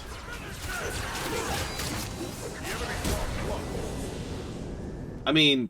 If the Arishok asks why we killed his men, we'll say it was an accident. Yes. About that. The relic belongs to the qunari, and there's a small chance they want it back. Do the qunari look like the sharing type to you? Of course they want it back. I've always known what the relic is. I just didn't want to worry you. The relic is a qunari text handwritten by that philosopher of theirs. Kuzlan, whatever his name is. I stole it from them. They followed me here to reclaim it, and it's why they're still in Kirkwall. And they can't leave without it. Uh-huh. All of this could have been avoided.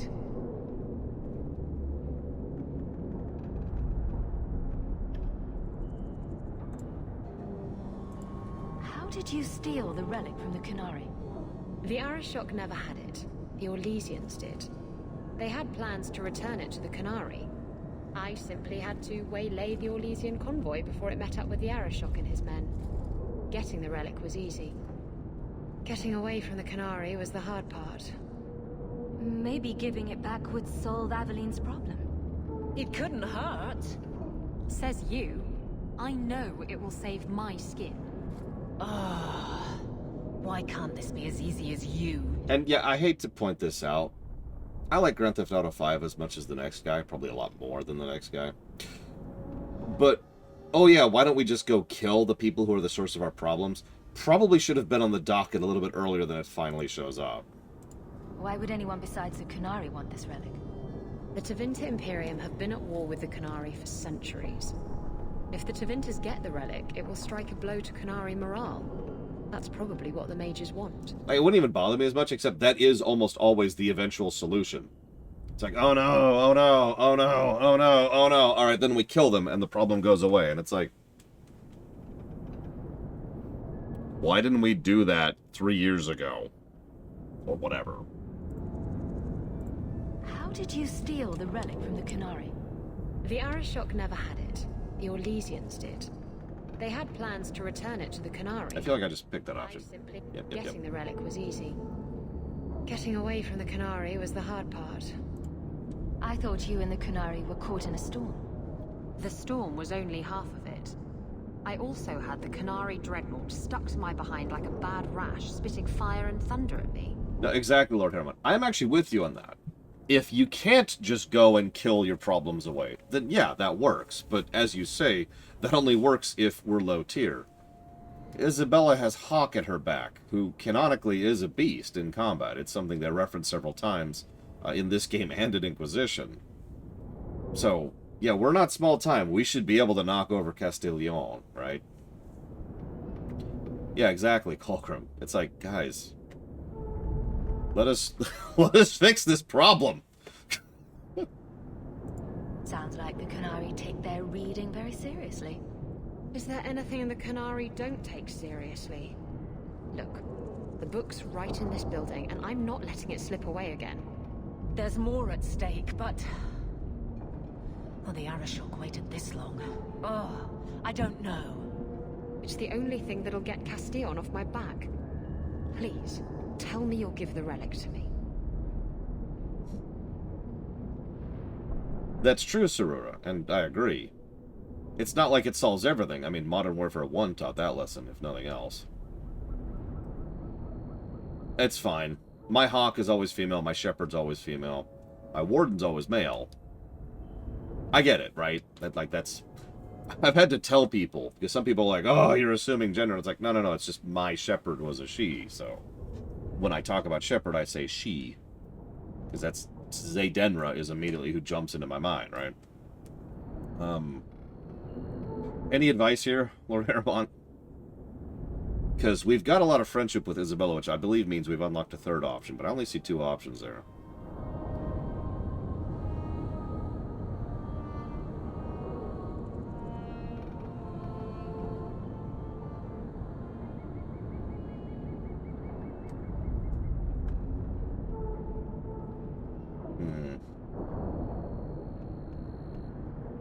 I would say, I feel like we have to give it to her.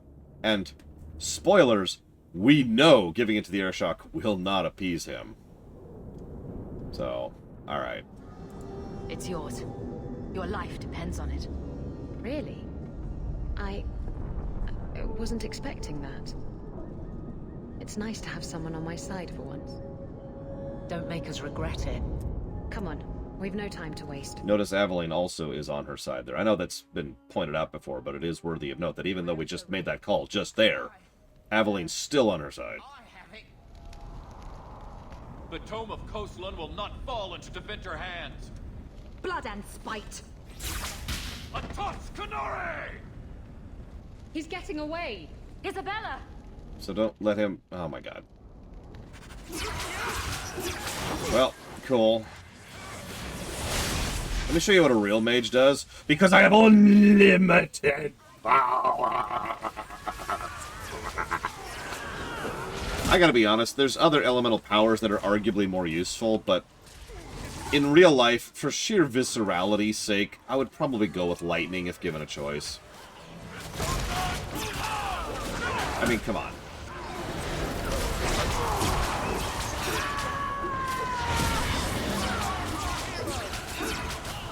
Lol, Jesse Ward.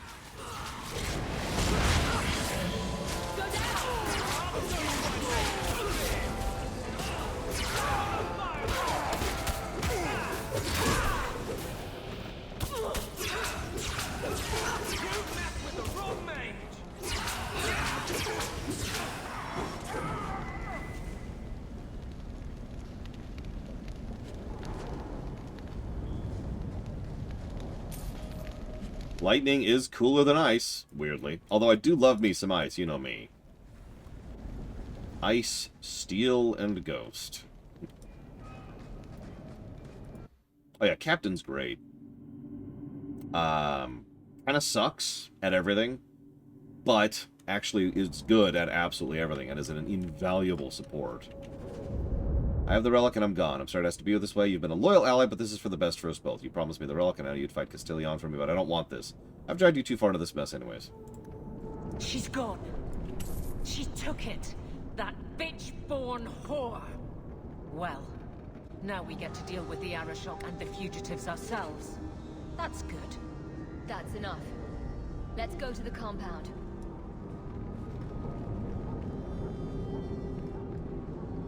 Interesting, Lord Aramon.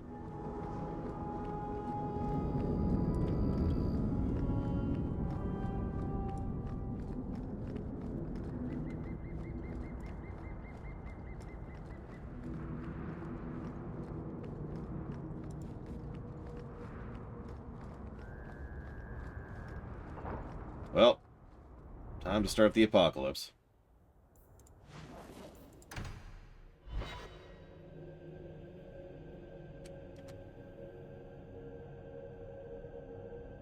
Oh my god, Rush. And I can't even bring anybody else to this, so this is gonna suck. Yeah, several people say this should have been Act 3, including the actual developers, as I pointed out before. I'd wrap up any other business before we go. It's already a mess, and could get worse. Let's get this train wreck over with. Let's go. I request an audience with the Arishok.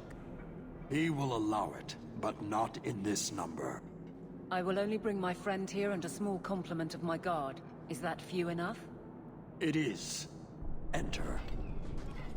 No, not really, Laser Spec, but we're gonna kind of treat it as the end.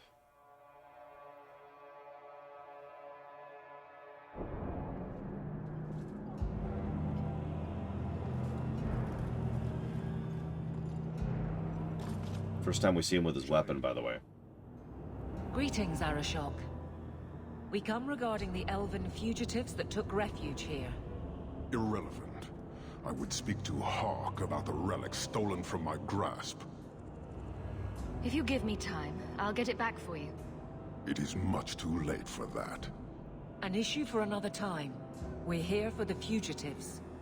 The elves are now Vidithari. They have chosen to submit to the qun. They will be protected. Surely you know these elves are only here to escape justice. Kirkwall justice. You have not hidden the abuses of your zealots or the corruption of this city. You will understand why I must do this. Let us look at your dangerous criminals. Speak, Vidithari. Who did you murder and why? A city guard forced himself on our sister. We reported him, or tried to, but they did nothing about it, no matter what we said. So my brothers and I paid him a visit. That doesn't excuse murder. I mean... Are these elves telling the truth? There have been rumors. I will investigate, but they still took the law into their own hands. Sometimes that is necessary. Like you avenged the Viscount's son. It was not right then, and it's not right now. I would have done the same thing in their shoes. Hawk, that's not helping. Their actions are mere symptoms. Your society is the disease. They have chosen. The Vidithari will submit to the qun and find a path your way has denied them. You can't just decide that. You must hand them over.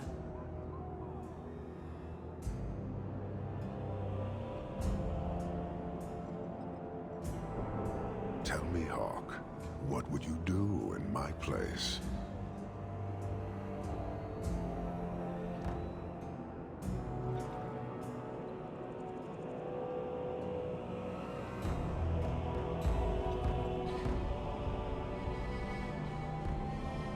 I mean, not that it matters. We know where this is going. You clearly don't like staying amongst humans. I cannot leave without the relic, and I cannot stay and remain blind to this dysfunction. 30, go to 10. There's only one solution. Arishok, there is no need for... Vinek Kathas. Run. Run. Run. Run! Run!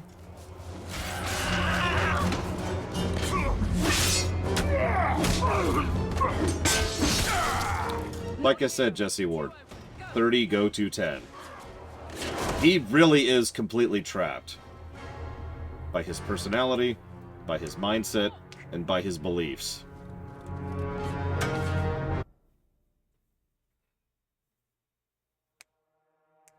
There is no other solution here. It's a programming term, Lord Harriman. It stands for when a program has gotten stuck in a loop. Can you hear it? The qunari must be spreading out. They're attacking the city. Why? What could they possibly hope to accomplish? It's the kind of thing that modern code usually doesn't have issues with because we solved this problem 40 years ago. But back in the day, it was really, really, really easy when people were still inventing programming to have a sequence where you are at line 3 or 30 and you say go to line 10, which then goes to line 30, which then goes to line 10. Yeah, it's everyone's baby's first mistake, but it's I've used it as shorthand for many years as when you're just completely stuck in a loop, when you cannot break out of whatever situation there is, usually mentally, like with the Arishok. It's like, well. You heard the Arishok. He's done playing nice, and damn the consequences. You may be right. Whatever it is, we need to do something quickly, but we'll need some help. Can I blame the Arishok for wanting to burn Croakall to the ground? No! Can I join him in doing it? Unfortunately not. I'm sorry, I'm going to be as absolutely blunt as I can. I'm almost sad that we cannot join the Arishok in this. Almost. Because, God, screw this city. Let me guess. Our friends from Parvalan decided to take over after all. The qunari are assaulting the city, and fast. The Arishok planned this for who knows how long. Of course he did. He was bored. We should head to the keep to rally my guardsmen. Whatever happens, be careful. And, yeah, I just to point out the obvious, this really should have been a time to allow us to have more than 4 party members.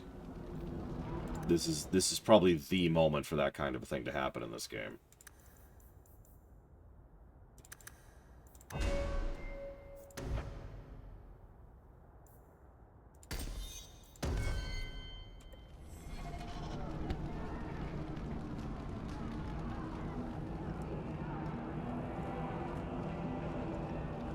Yeah, we'll talk about Act 3 when we get here.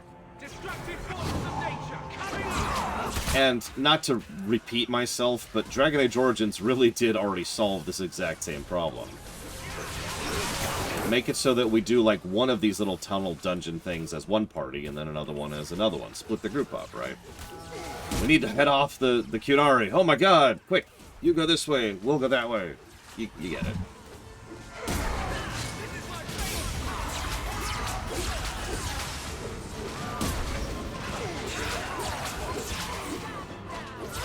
It's a good option. It's a good gameplay way to have multiple people be relevant in a game that doesn't support having that many people in the party at the same time.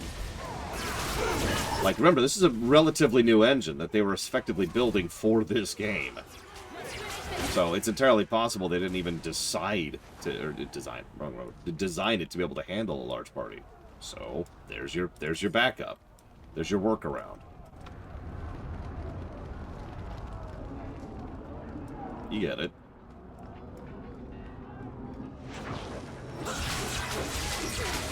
Hey, it's Stroud.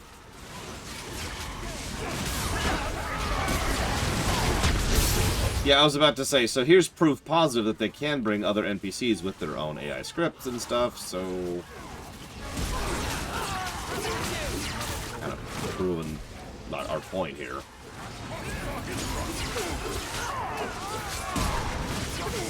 Oh yeah, hi bro. I'm not your bro, sis. Sorry. I mean, the limited party size thing is absolutely a negative. I'm not sure if we should give another negative for this sequence, but it is already 4 negatives. Because, and I mean this with sincerity, this is the worst party limitation game I've ever played. Why are we dying? Oh my god, why are we dying? Wasn't even looking. Somehow I knew it would be you. Carver! Mother's dead. Hello, sister. Fancy meeting you here. Are you injured? Are there more of you? I'm fine. We're fine, and no, this is all of us.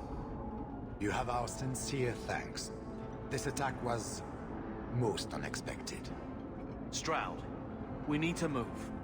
We've already delayed too long. Very true. I cannot believe the qunari would dare such an attack. This will lead to war with the Free Marches for certain.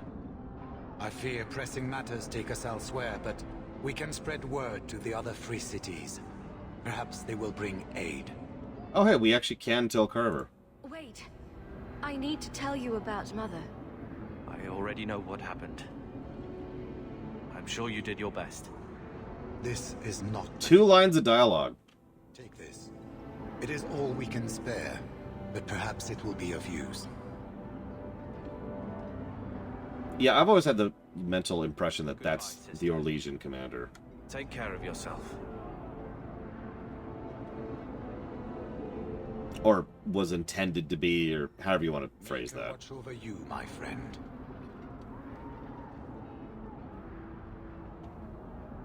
Yeah, that's Stroud. Like, it actually is. We're not being facetious.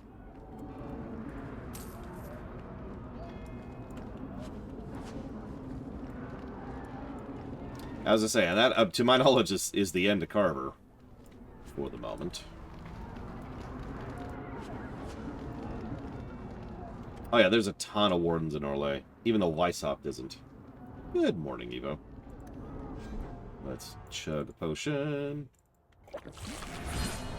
Chug another potion. Yep, we're going to be doing the DLCs right after this sequence. Let's push through this. I'm trying to figure out why I was dying.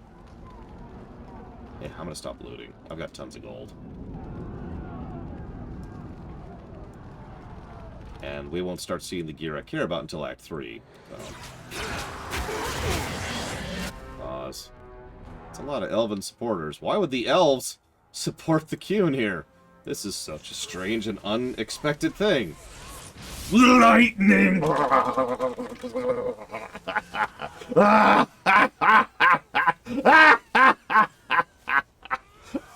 I killed all of them.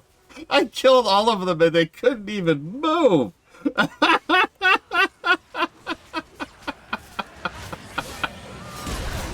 Oh my god.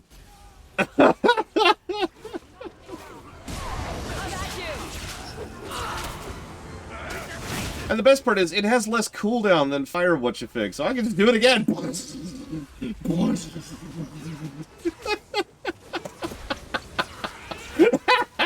I killed them. I slaughtered them like animals.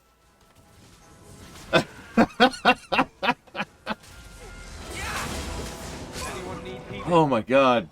It's okay, I got blood magic and now I think I'm a god, that's what it is. Yeah, they're also grouped up, and I have an AoE that's big enough to hit them all. Oh, that was funny.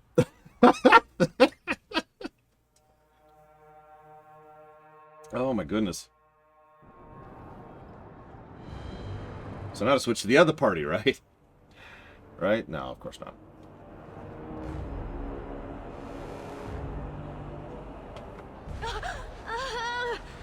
That's true, we could have gone force. Quit your struggling, woman. Now, with most people that would be suspect, but it's okay, they're the qun. They're just kidnapping people. Boss!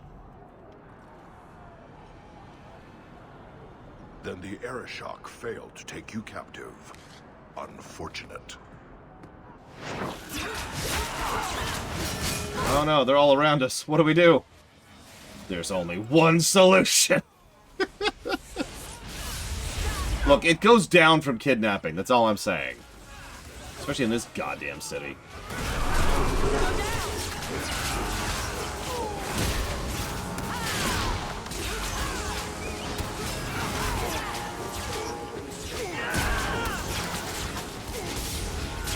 Whoops. I had the wrong guy targeted.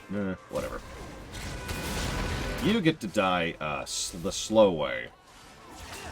Being crushed to death by psychic power and also the earth. Let's finish this.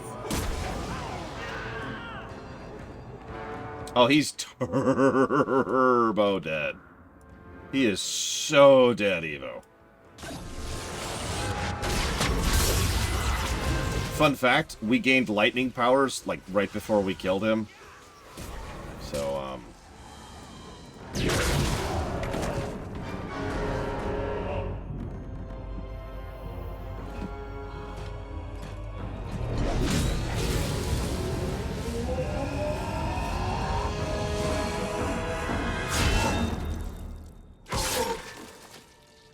Hello, Meredith. For the second time in the entire game. I am Knight Commander Meredith.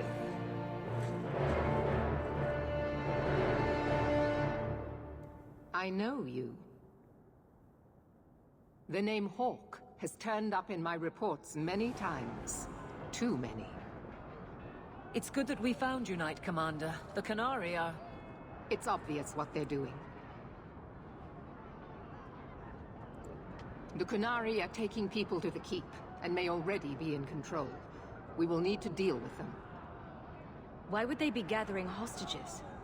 They're going to take everyone of import and put them in the same place.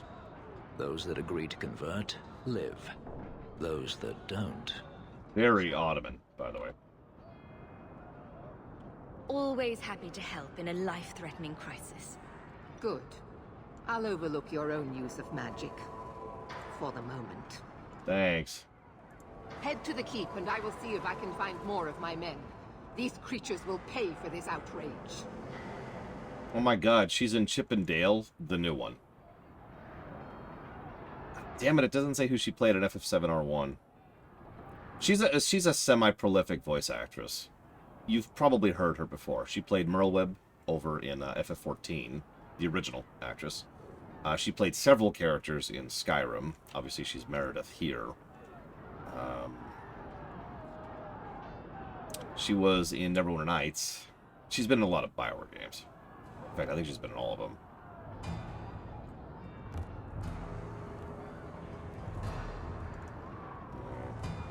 Damn. Ah, whatever.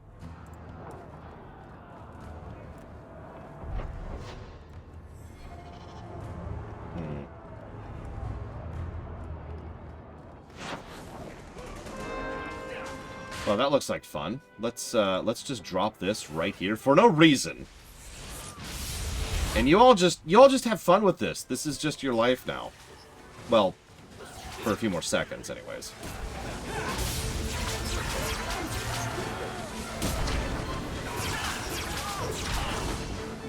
She was Amon-Ra? I don't think I ever caught that. And it's probably sad that I know who that is just like that, considering I haven't played Age of Mythology in, like, 4 or 5 years, something like that.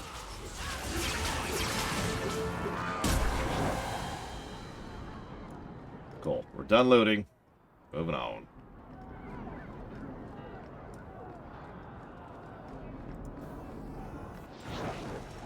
Hey, Pillars of Snow.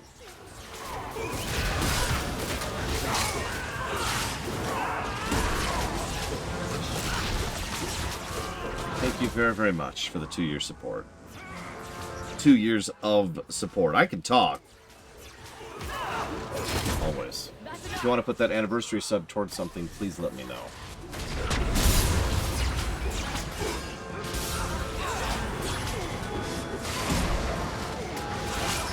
Welcome to the 2-year club.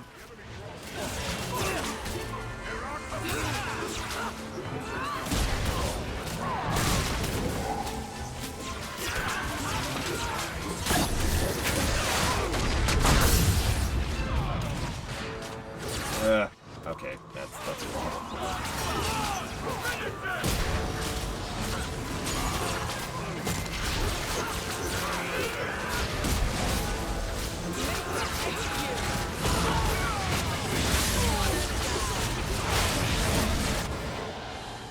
Hi, Orsino.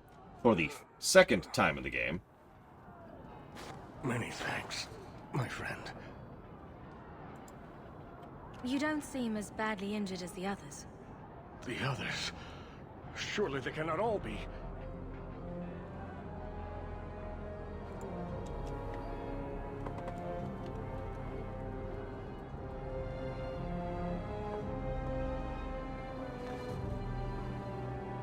Gone.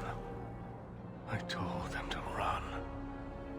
First enchanter Orsino. You survive. Your relief overwhelms me, Knight Commander. There is no time for talk. We must strike back before it's too late. And who will lead us into this battle? You? I will fight to defend this city as I have always done. Can we not do this right now? Control it, you mean? I won't have our lives tossed to the flames to feed your vanity. Seriously. I won't have you two at each other's throats. I'm in charge. You! You're not even of this city. Neither am I. Yet I don't hear you complaining about us both fighting to defend our... I like Orsino's robes, by the way. Very well, then. But whatever you plan, be quick about it. Tell us then, what is our course of action? Let's find out what the qunari are planning, but not risk our necks in the process. An excellent choice. Let's move quickly. Oh, agreed, Colgrim. Visuals in general are better. Probably the latter, Dakota. Meredith has already had the idol for a period of time. We're not sure how long at this point. She's wearing it on her back right now. So she's already starting to have the influence seep into her. She's probably more resistant to it than some random dwarf, but still.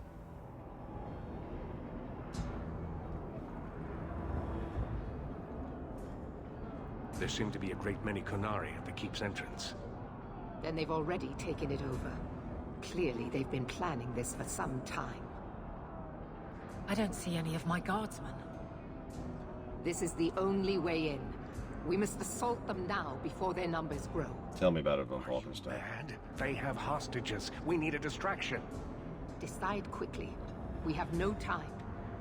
Let's hear what you have in mind, Orsino. We'll need to get you inside and catch up as soon as we can. And just how will we do this?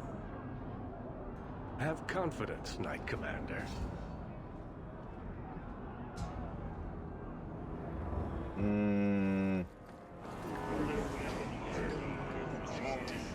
You will not conquer this city without a fight! Cerebos! Spirit Caucus!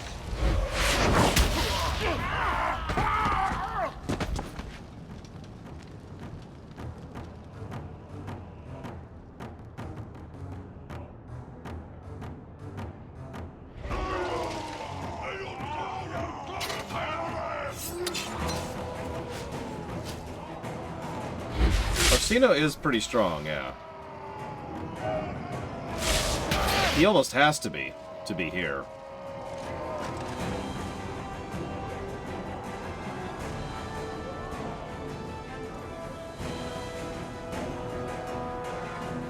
So if you're asking, Loner, would that be a good segue into the Mage-Templar conflict? Yeah, especially since it would essentially force our hand on the matter.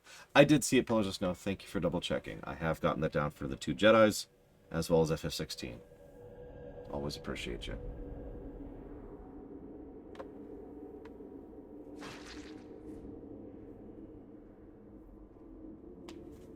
Listen, we have to have another boss fight, Evo.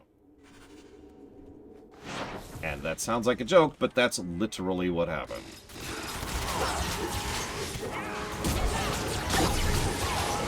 It's okay. All I need is a few dead bodies. And I got this.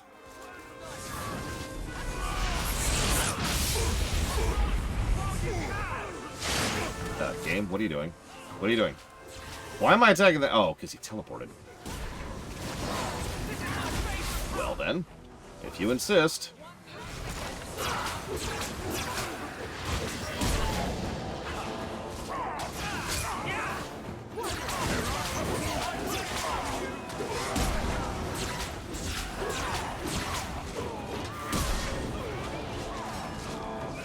I'm sorry, Valerian. I mean, I'm not really sorry at all, because I'm pure evil. Yeah. Because I can shoot lightning!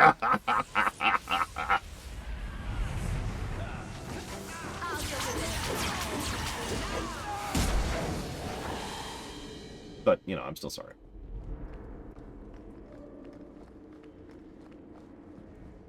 A remaster. Yeah. Yeah. Listen, after I take over the world, we'll talk, okay?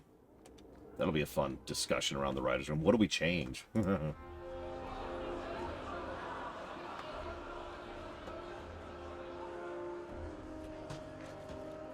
Here is your Viscount. I feel bad for him. I really do.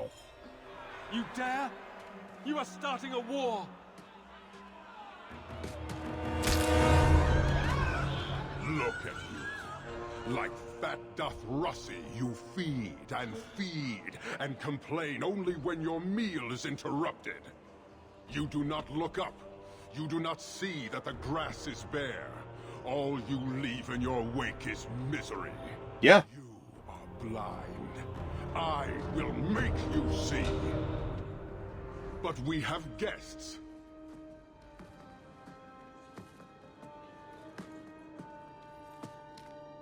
Sinead Dawn, Hawk.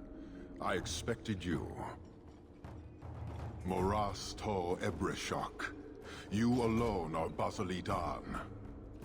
This is what respect looks like, boss. Some of you will never earn it. So tell me, Hawk, you know I am denied Parvalin until the Tome of Kozlun is found. How would you see this conflict resolved without it?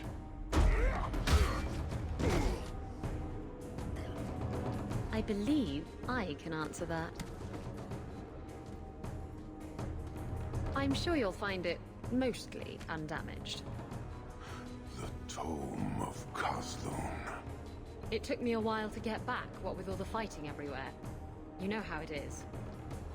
I thought you'd be long gone by now. This is your damned influence, Hawk. I was halfway to Ostwick before I knew I had to turn round. It's pathetic.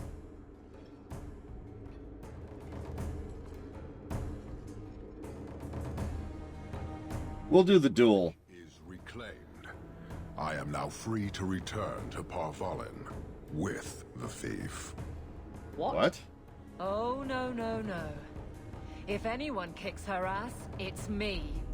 She stole the Tome of Kozlun. She must return with us.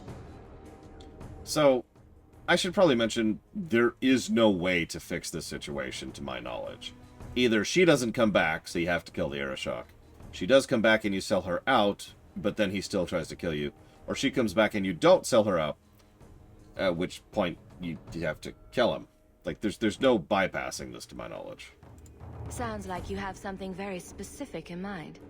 She will submit to the Qun and the Ben Hasraf. More than that, I will not say. And yeah, by the way, this duel is...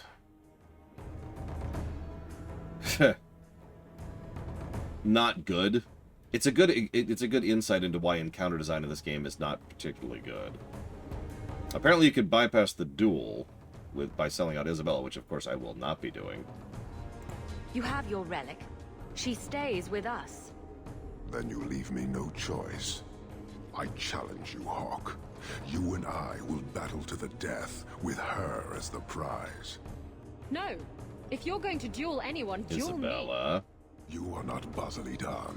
You are unworthy. Don't you have what you came for? You know we do not suffer thieves. She cannot walk away from this insult. I will take her. If you object, duty demands that we fight. Then let's do it. All right. Let's dance. Marathas! So shall it be! So this is probably going to be fun. Like I said, I've never done this as a mage. But you may or may not have noticed that I got a lot of single-target CC abilities right before this fight, for no particular reason. Not doing anything.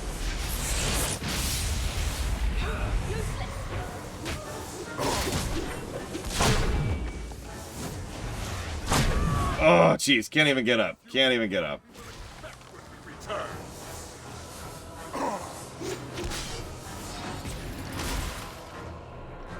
course it's easy as a rogue. Why does that not surprise me? Show me how a human dies! I think you've seen a lot of humans die today, Arishok.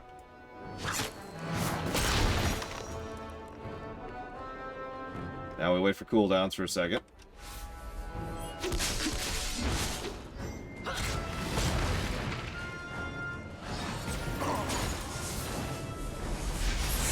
Potions.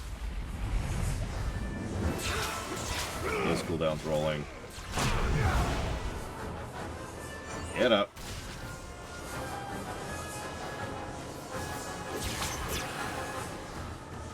As a reminder, we're playing on turbo easy here. You've seen what we do to trash mobs in this build. But you see why I overall say this isn't a great design for an encounter. Because it isn't.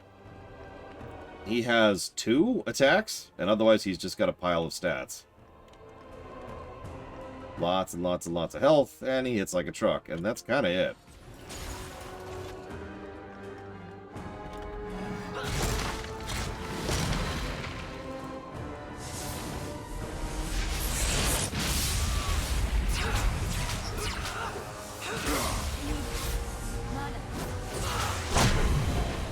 He does heal himself, which brings him up to a grand total of 2 attacks.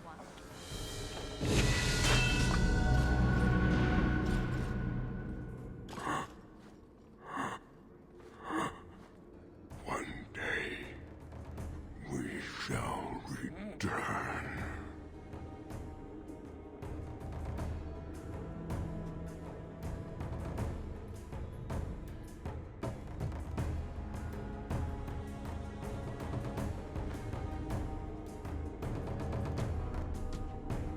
Oh yeah, and we just ousted ourselves as a mage to God and everybody. Is it over?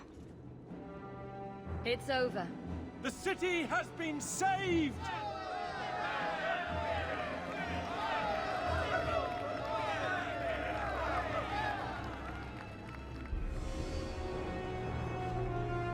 Yes, put away your red lyrium sword, please. It appears Kirkwall has a new champion. I know, right, Lord Aramont? It's just a recurring gag at this point. And everything was saved forever. The end. Confused, Seeker. The champion killed the Arishok in single combat? It just sounds so romantic. If I didn't know better, I'd say you developed a case of hero worship. Why? Because I have respect for a woman who built herself from nothing? Mm-hmm. If you're telling the truth. If you are, then what happened at the Gallows may be far different than we assumed. I need to hear it. Let's say I tell you. Then what? Are you hunting for an infamous apostate? Is that what this is all about? Or is it revenge? No, it's not that. Then what about me? If what I tell you isn't what you want to hear, will you still let me go? I will let you go. Well, now we're talking. None of this is what I thought it would be. Tell me what really happened. Champion of Kirkwall. That was the reward. A fine title. Every noble at the keep owed the champion their lives. She wasn't just a hero. She was now the most important person in the city. Except for Knight Commander Meredith, of course. With the Viscount dead, she stepped in to keep order. Things quickly got out of hand. The more she squeezed the mages, the more they resisted. The more they resisted, the tighter she squeezed. After 3 years of that, it all came crashing down. Yeah, another 3-year skip, by the way. Probably the least justified of the skips. The 1-year skip, the 3-year skip, But this one, what? This skip has the least reason to exist. You fear us. Knight Commander Meredith uses that fear to take control of your city. She opposes every effort to replace Viscount Dumar. And you have seen the chaos of her reign. Will you allow it?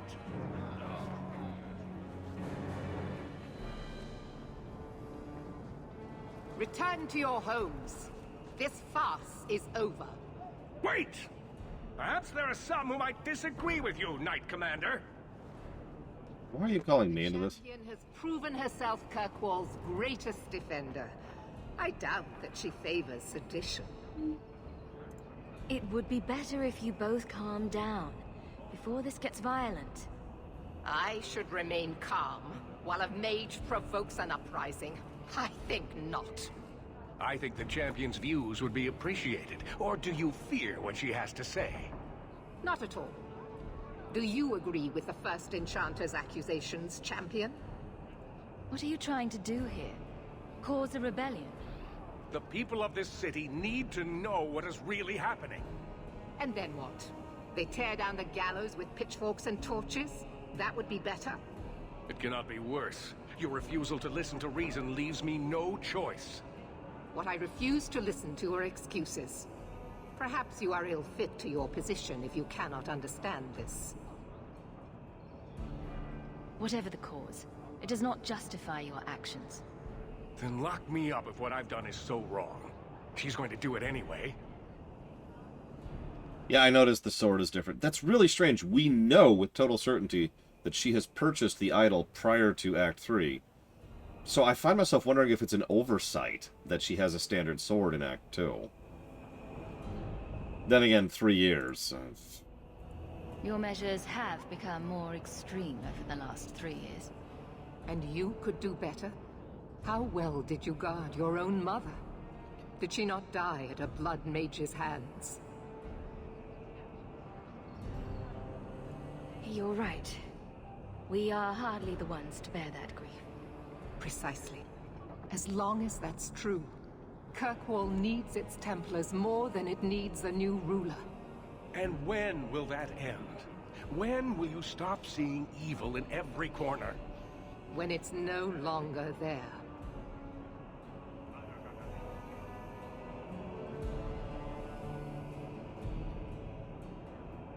So I'm with Lord Harriman. Let's side with Meredith fully this time. This is the wrong way to go about it, First Enchanter. Justice shall be tempered by mercy. That has never been your code. I will not submit to this.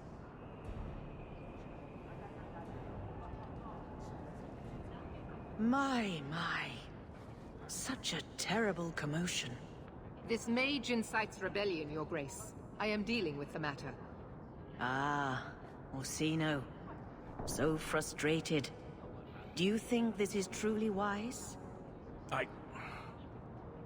No, Your Grace. Of course not. Young men, would you show the First Enchanter back to the Circle? Gently, if you please. Your Grace. He should be clapped in irons. Made an example of. That's enough, Meredith. This demeans us all. Surely you can see that. Go back to the gallows and calm down, like a good girl. Interesting the different approach she takes. She is kind to Orsino and harsh to Meredith, and both react appropriately. In, champion. If you had not... It's a nice situation. By the way, we're going to start going red from now on. I doubt sending them back to the gallows will end this. Sadly true. Gentle people of Kirkwall, return to your homes, I implore you. This will not be solved today. And now I must attend to the gallows. They will see reason if the Maker wills it. Thank you again, champion. Agreed, McCreasy. All quiet around here, Captain. So, we have officially started Act 3. But before we officially start Act 3, we're going to pretend that Act 3 doesn't exist for a second. Where the hell am I? Okay. God. just really turned around. Where am I? Okay. Just thrilled how the Knight Commanders basically stepped into the Viscount's seat. She can't stall the process forever. It's not her place. Leaving the Viscount's seat empty will just tempt people to fight for it. It will cause more trouble than it prevents. Well, you've got a brain in there after all. I was convinced that headband was to keep it from falling out. Sredna, please stop insulting one of my favorite characters in this game. So how many of you like Felicia Day? Now, usually I say something like that essentially as a joke. Where's the other one? Okay, there it is. It's about to be pissed. But I mean that as a legitimate question. Do you like Felicia Day?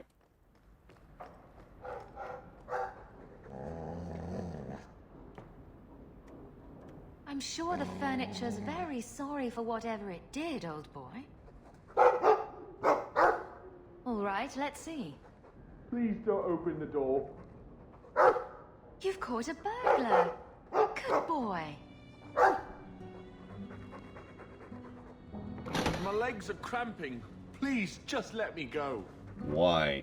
You expect me to just let you walk out of here? Please, sirrah. I was seduced by a crime at a very young age, but your guard monster has scared me towards a path of honest work.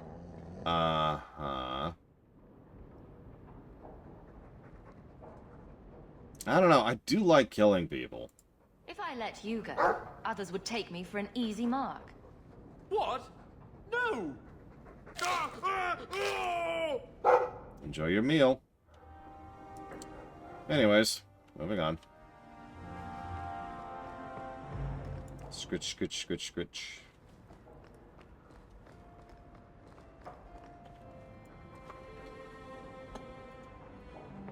My dog needs to eat, Evo. It's okay, he probably went for the neck first. Here's my opinion on Felicia Day. When she's just being herself, which is a geek, she's fine. What I dislike is how much marketing, which may or may not be her fault, has been built up around the fact that she's a geek and attractive. I don't personally find her attractive, but you know what I mean, right? Her sex appeal has been dialed up because, well, she was kind of the beginning of the current trend, which is still going, of the gamer girl. Now, whether that's her fault or not, that's entirely debatable. But it is kind of irritating to me that that is the focus as opposed to Felicia Day. The geek, who's cool, right? Like, I've seen her just play board games randomly and do kind of pseudo off-camera stuff, and she's fine. But as a result, the hype becomes a problem, right? Nope, there weren't any, Evo.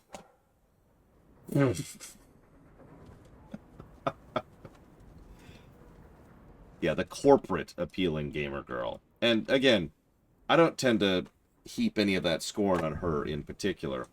But the reason it's necessary to bring all of that up is because a lot of times she will be dragged into a geek thing, usually a game, as a voice actress, pretty much specifically because she's got that gamer girl cred, which almost never works, to put it as bluntly as I possibly can.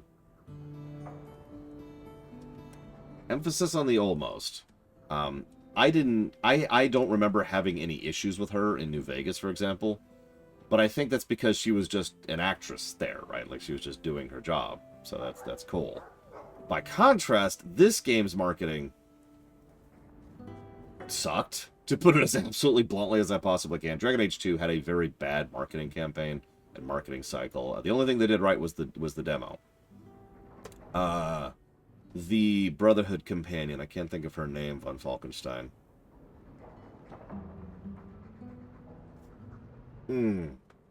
Veronica? Was that it? It was Veronica, yeah. So, anyways, if it's not obvious, that's what we're gonna go do. We're gonna go ahead and we're going to do the Felicia Day thing here, which I believe is this one. Yep.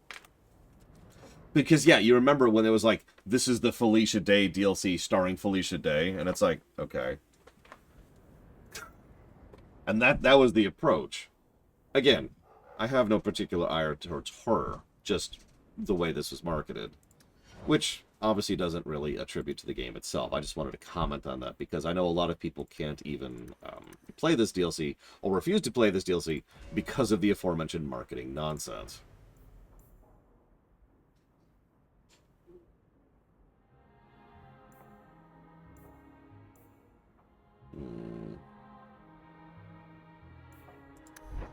Yeah, featuring Dante from Devil May Cry.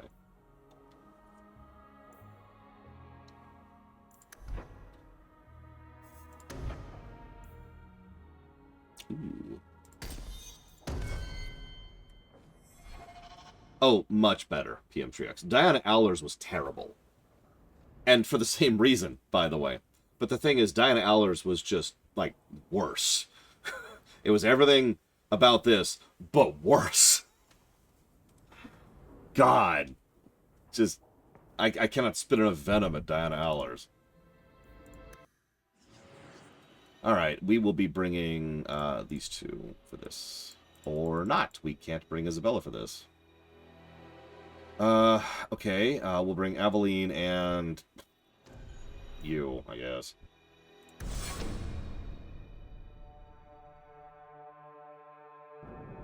You've been wasting my time, Varric. It stops now. Seeker, you wound me. The champion nearly starts a war, and you're all too happy to bury it beneath your words. You will tell me about the... Okay, you got it. So let's skip this cutscene. No, Let's just... Yeah, okay. Yep, cool. Alright, so let's rewind time a little bit here. You can romance Diana Allers, yes.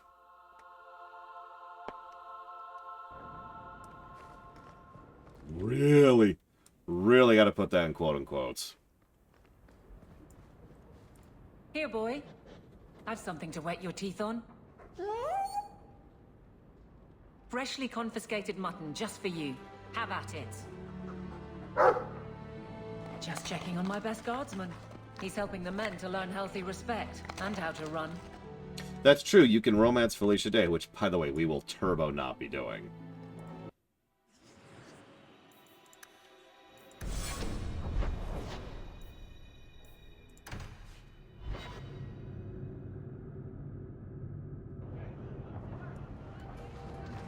This ale isn't as good as it used to be. How have you been? You don't have to keep checking up on me. I'm fine. It's been 3 years. I'm just here for the rat-flavored whiskey. Right. Remember what you said after the mess with the qunari? You mean 3 years ago? I'm proud of you for doing the right thing. It may have been the right thing, but it was also the dumb thing. The relic was mine. I should have kept running. I couldn't have saved Kirkwall without you. Bullshit. You could have stormed the keep and slaughtered all those qunari if you had to. You and Aveline. I mean, look at her. She's a woman-shaped battering ram. The fact is, you and I have nothing in common anymore. You're a champion, and I'm just a lying, thieving snake. Whatever you think you are, I still care about you. It must have been hard to give up the relic, and I appreciate it. Whatever comes, you have my support. Well, perhaps it's time to stop hiding. And I do miss the trouble we used to get into. Tell you what, I'll be here if you need me. Did we fail to romance her? I can't help but notice that her outfit hasn't changed, and we just finished her quest. Like, hang on. Yeah. Huh. Has it changed? Hang on. Oh, it has changed. I'm sorry, my bad. Never mind.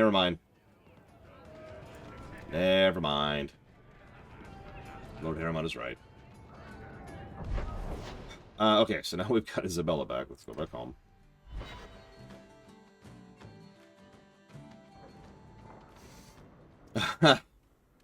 Well, before we move forward, let me say something very, very definitively here.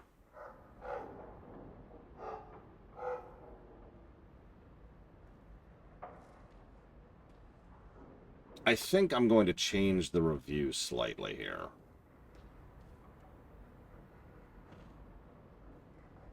I'm going to get rid of this negative. I'm going to leave the negative for the early time skip, because it's just really, really badly done, and it's 2 in a row.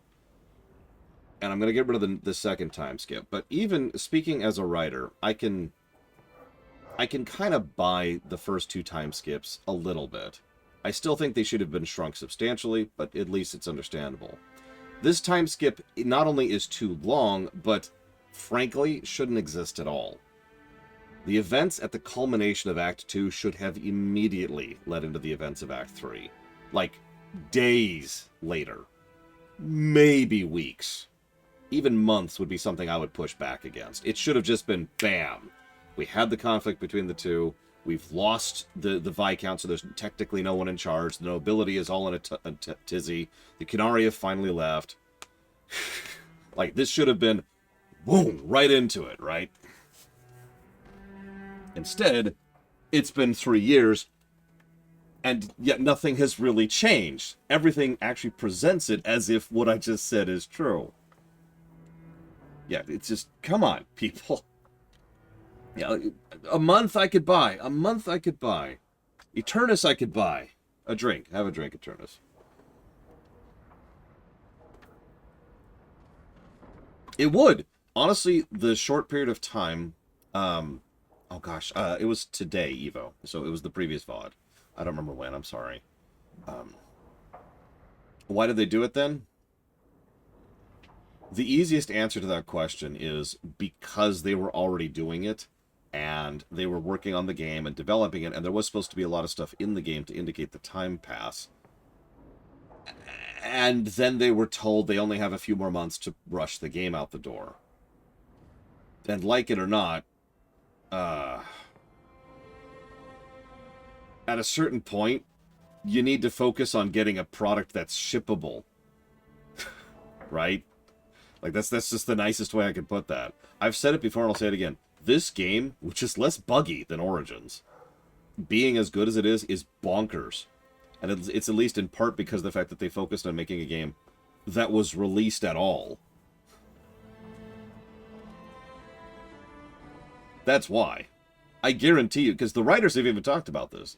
So multiple people in multiple interviews have said, yeah, no, the time skips are dumb, but we had to axe the thing that made them worthwhile, so whatever.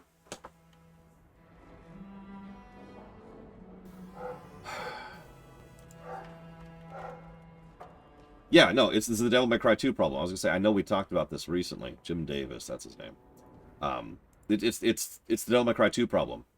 Remember, and I said this earlier this year, the fact that Devil May Cry 2 is a functional game is a goddamned miracle, which I detailed in that VOD. I highly recommend you go watch it, because there's a lot that goes into the creation of that game. Very, very similar situation. Although, unlike Devil May Cry 2, this game isn't total garbage, but I stand by the statement. Because it takes work and time to do to get rid of something that's already there, 040. You can get rid of the time skips and have to restructure lines and dialogue and voice acting that may or may not have already been recorded. Or you can leave it.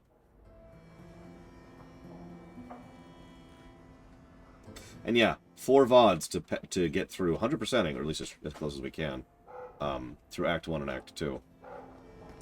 I heard about what's all this? So there's a cutscene that's about to happen, which we're going to just sit on for just a second. Seems everyone wants something, don't they? Although we must destroy the dog, obviously. Would have been. But okay, I won't destroy the dog, but just because my niece is here. It's the only reason. Why would we want to destroy the dog? Look at him! Look at him! He needs to be destroyed. Is that treasure in the fire? Yes. We're so rich that we don't burn, like, wood to make fire. We burn gold. We just throw bricks of gold in there. Is that your dog or the rich person's dog? I'm the rich person.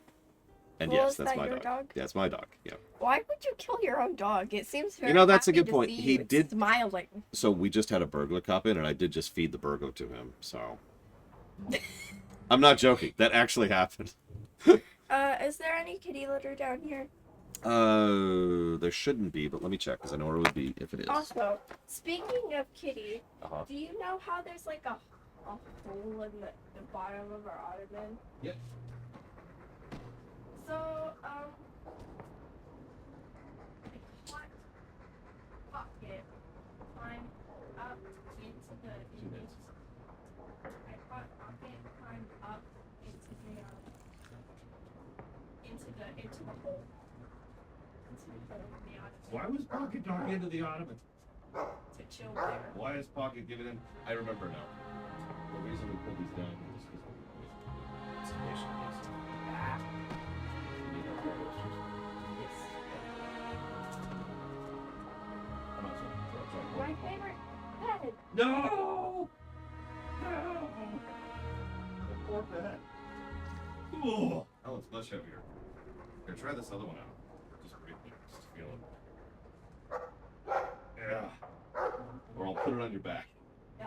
Here, try. Yeah. Switch hand. Yeah.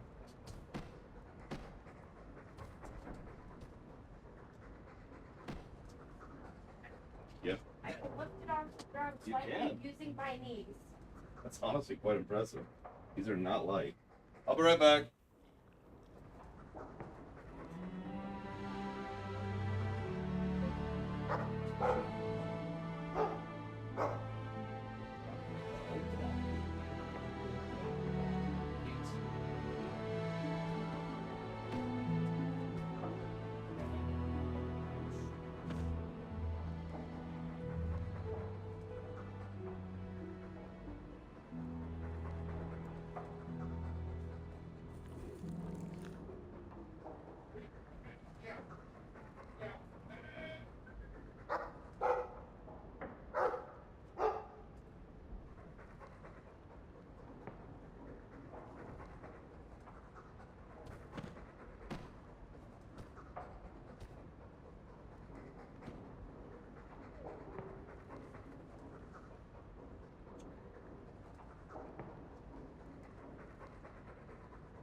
I did.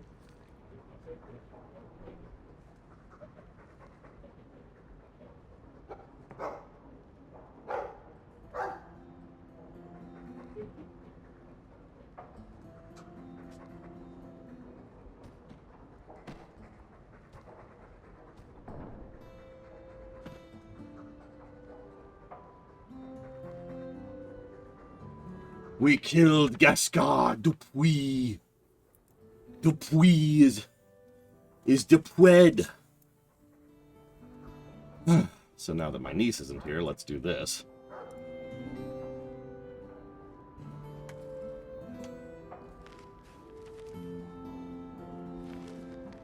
Oh, look who's here. Time to change the locks again. I knocked this time. Bodan let me in. Guess what? Castillon's in town, and I'm not waiting around for him to stick a knife in my vitals. So let's kill him. We're going to get him before he gets me. Friggin' time. That rule has served me well. Unfortunately, Castillon's holed up somewhere in Kirkwall. I haven't been able to find him. I do know where Velasco is, however. That's his right hand. We just have to make him tell us where Castillon is. Somehow. So you're saying you don't have a plan? I have something of a plan. Step 1, we go to Velasco. Step 2, something exciting happens. Step 3, profit.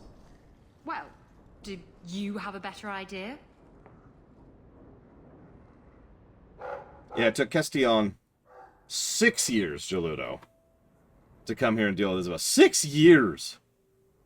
I know that I constantly hammer this point in, but I will never stop doing so, because 6 years is a long goddamn time.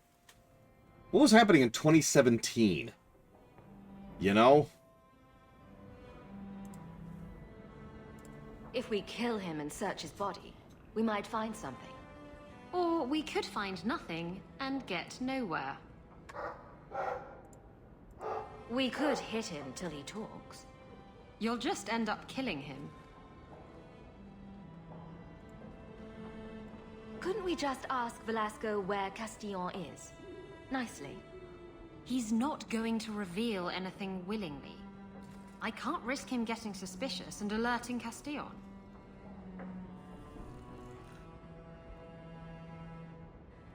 Castillon wants you. Why not let Velasco bring you to him? And you follow me? Ooh, that's clever. I was going to suggest challenging Velasco to a riddle game and making Where's Your Boss one of the riddles. This is so much better. I'm ready whenever you are. Velasco's been spending his nights at the brothel, enjoying its many splendors. That's where we'll find him. Oh.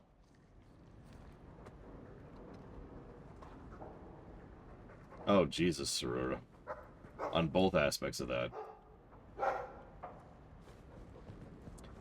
Thank you, Eternus. Very, very much.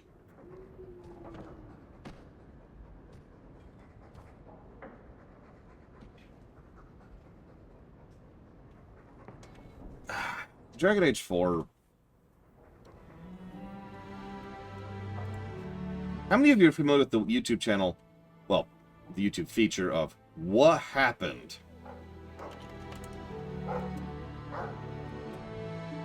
It's a good channel. I recommend it. By, oh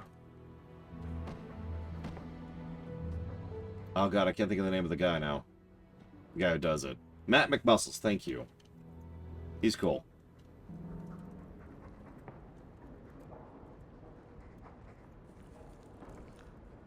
But what I respect about him is he does his research.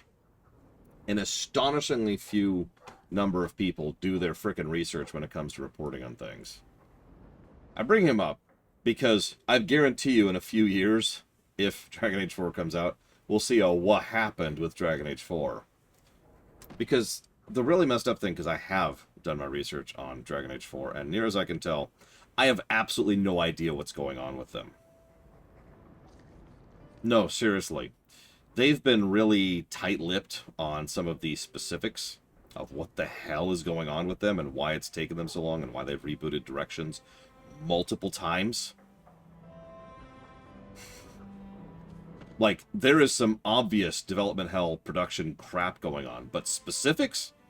Don't know a lot of specifics.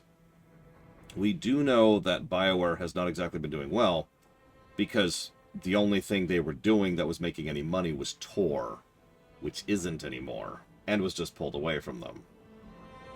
But, I mean, keep in mind, and this isn't technically, Dragon Age 4 has been in development for 7 years now. Think about that. Really process that for a second.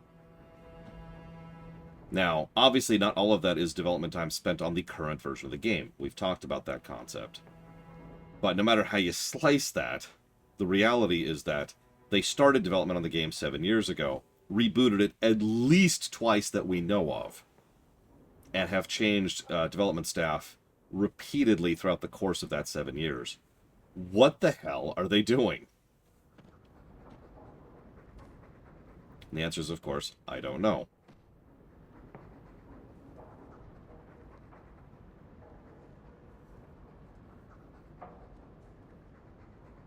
That's what I just said, Sorora. Sorora does not listen to me, of course. I don't blame Sorora. I mean, I wouldn't listen to me either. Does anybody actually want to listen to me? I don't think so. You're just here to watch the game. Yeah, we can actually name more games with the example of the started development time and then stalled and then actually started development time later than we can games that actually were in development for that long. Final Fantasy 15 comes to mind immediately. I've already mentioned the Hobbit movies, which is another example of that. We also had Kingdom Hearts 3, technically. Elder Scrolls 6 would qualify.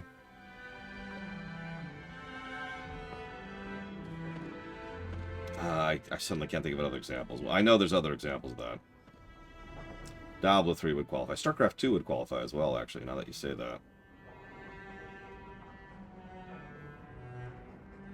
Sorry, I'm making lunch happen since it's like 10 minutes to my lunch break. Probably should have done this earlier, but, you know, I was busy killing the Arishok. What do you want from me?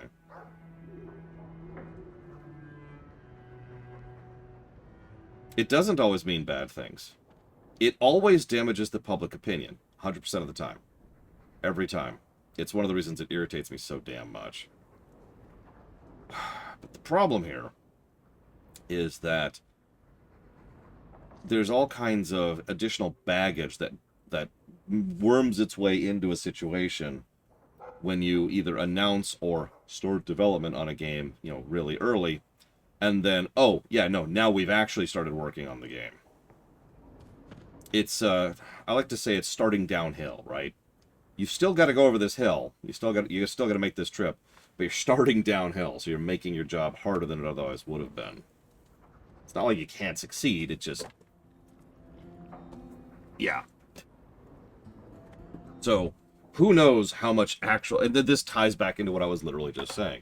Who knows how much actual work has been done on the current version of Dragon Age 4, which may or may not be the third or fourth version of Dragon Age 4. It's, yeah. It's a big question mark. Anyways. Let's start the Felicia Day DLC. For real this time.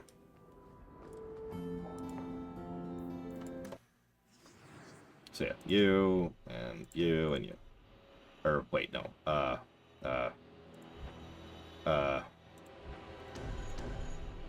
We'll do this one, I suppose. Time to have a hot nerd. Spragwin's right over there.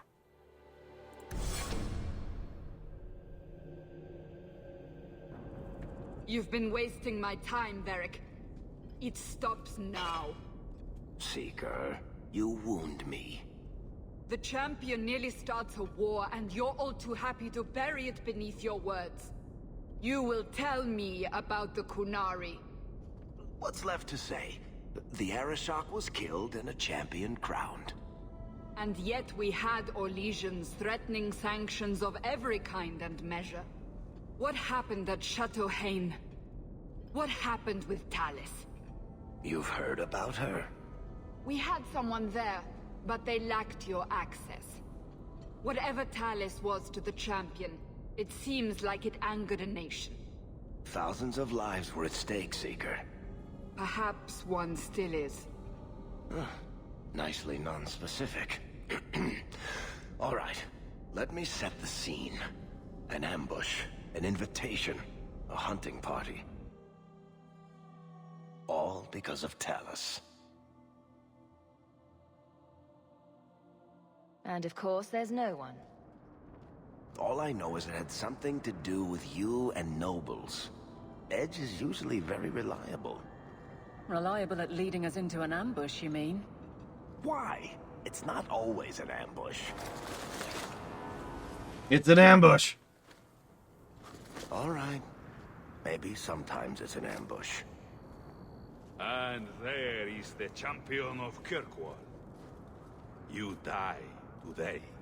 Okay.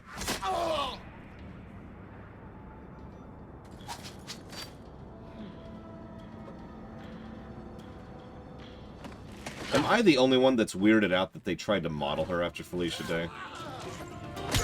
I know that's a really normal thing for BioWare to do.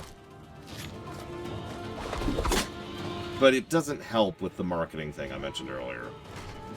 Diana Allers.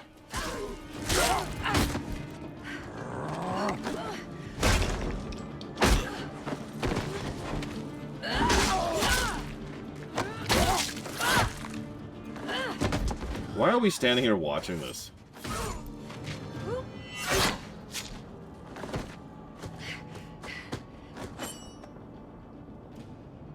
Kill her! Kill all of them!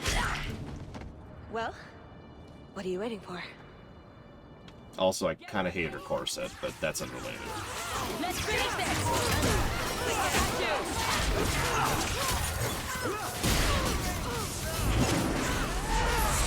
Sorry, I'm taken by my one true love, Isabella, who's currently on the ground dead because I didn't bring a healer to this fight.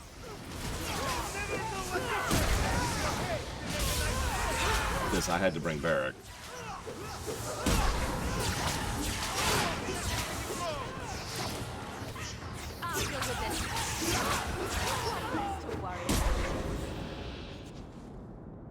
Sloppy. You'd think the crows would be better at this. They've been doing it for ages. Flirt. We're not flirting. Were these crows a gift from you? That's generous. Oh, I didn't arrange this, but it's no coincidence I'm here. My name is Talis, and I've been looking for you. Looking for me? Looking for the woman who has an invitation to Chateau Hayne, to be specific. Oh, that's what Edge was on about. You remember? Duke Prosper, the one who fawned all over you at the Champion of Kirkwall banquet. He talked about a hunt. I doubt I'd go to such a thing. I was hoping you'd reconsider. The Duke is a delightful host, or so I hear. Let me guess, this isn't just a social call? I need to relieve him of something he has no right to possess. And I can't do it alone. You want us to be thieves? Because we never take anything that isn't ours? Well, stealing from Orlesians is never wrong. Or so I've been told. This isn't how I was planning to ask you this.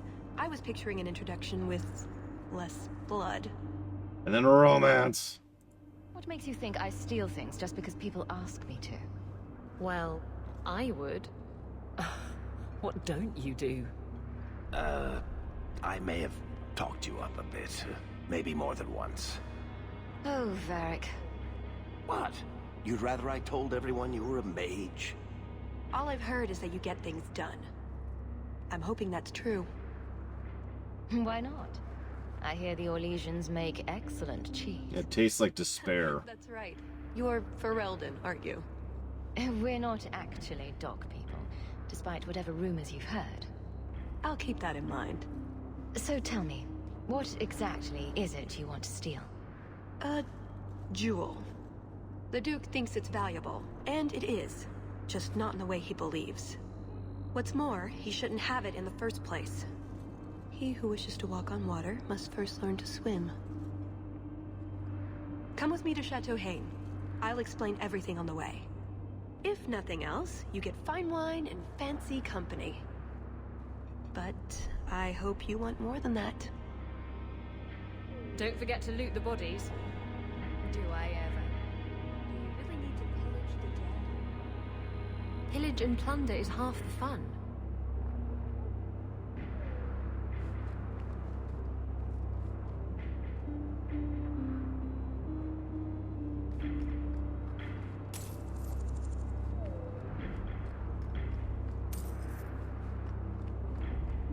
I need the daggers to fly. Magnets! You just use the magnets. Someone has to clean up what's left of Edge. The squirrely little dwarf made a mess when we questioned him, but we got what we needed. Ankh will be in Hightown Market tonight. Be sure to deliver Cavril family's best regards.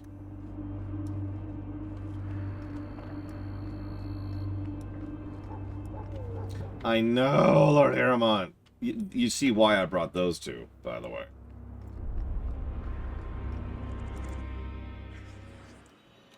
Speaking of which, we're gonna do that again. The jewel we're after is called the Heart of the Many.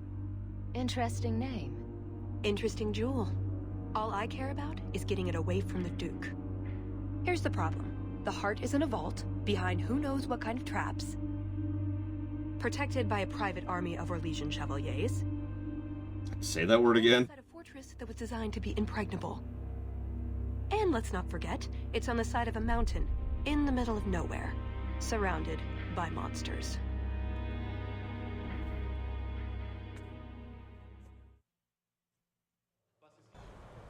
I think technically you can bring Carver to this, because this can happen back in Act 1. Andrastes, dear Prosper, when is this going to get started? Presently. All right, everyone. You'll know the tradition, yes? The first to find and slay a wyvern wins the honors of the evening. And bragging rights, of course. Good luck to you all.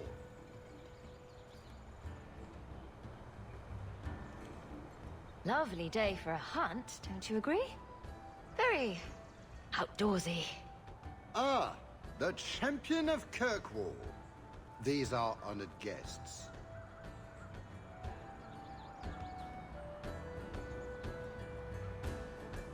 Please excuse Gahir.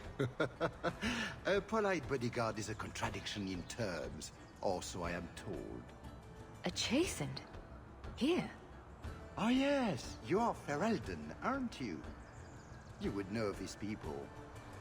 I love his beard. They traded in Lothering sometimes. My family never had a problem with them. See that, Kahir? Now you have someone to speak to. He's so very chatty, let me tell you. And who is this lovely specimen? You flatter me, Your Grace. And the beauty doesn't stop there. Are all you ladies hunting? How marvelous. I must say, your presence is a surprise. When we spoke at the banquet, you seemed uninterested when I mentioned our hunt. Can I just say that I am transfixed by how ugly his outfit is? I was hoping the camera would stall on it for a second so you could really take it in. Just look at it. It's actually so wonderfully well designed to look as absolutely terrible as possible. It's a favorite pastime of mine to find things and kill them, actually. So I hear. At any Yeah, rate, it's wealth vomit. keep you from the hunt. Wouldn't want you to fall behind the others. Yes? Like, he's got an overextended belt. I wish the camera was still on him. It's got an overextended belt with too many stylings on it, which is over a cloth belt, which is also a sash, which is over a weird vest thing, which is trying too hard to be multiple things at once. Probably just took a peacock and slathered it onto some leather. It's so bad. It's lovely how bad it is. I don't think I've ever encountered a wyvern before. And why would you? There are exceptional beasts, magnificent cousins to the mighty dragon. My only advice? Beware their poison. It's the deadliest thing about them, as well as the most valuable. He's even got a special collar in order to hold his necklace on, because a necklace like that would actually cause damage to his neck. Their poison is valuable. Indeed. From it can be brewed aquae lucidius, a libation adored even by the Empress herself. Drinking poison for sport. That really sums it up, doesn't it? Uh-huh. But here you are wasting valuable time on questions. Do you wish the others to beat you to the prize? It will be an interesting diversion, I'm sure. Good luck to you, my lady. Remember, fortune favors the bold. In all sincerity, yes. It is very well designed, badly designed. Or it is a very well designed, bad design. There we go. Let's say that as clearly as we can. Don't tempt fate. Make sure you are properly... Like, you could tell someone spent some time and effort on that nonsense.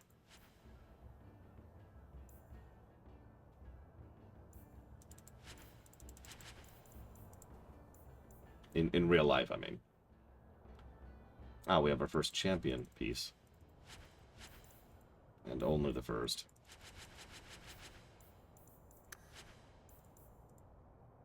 And before you... I mean, considering...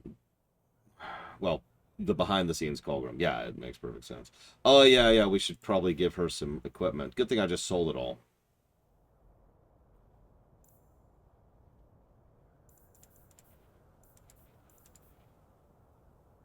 Anyways, so, I was actually going to do something. Armor, right. I need my gloves. Oh, right, I was actually going to... Hang on.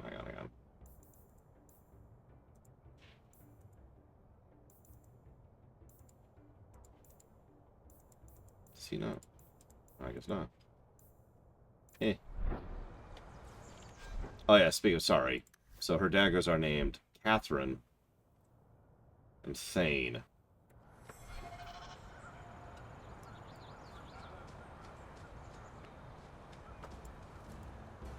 You have come a long way to join our Duke, Sirrah. You'll pardon me for saying that you do not seem like a hunter. A word of caution, since you are new to this. Wyverns spit venom. Their victims suffer terrible pain before they die. Cool. You know, I've been trying to figure out why I hate Talis's outfit. And I think it's just because it's terrible.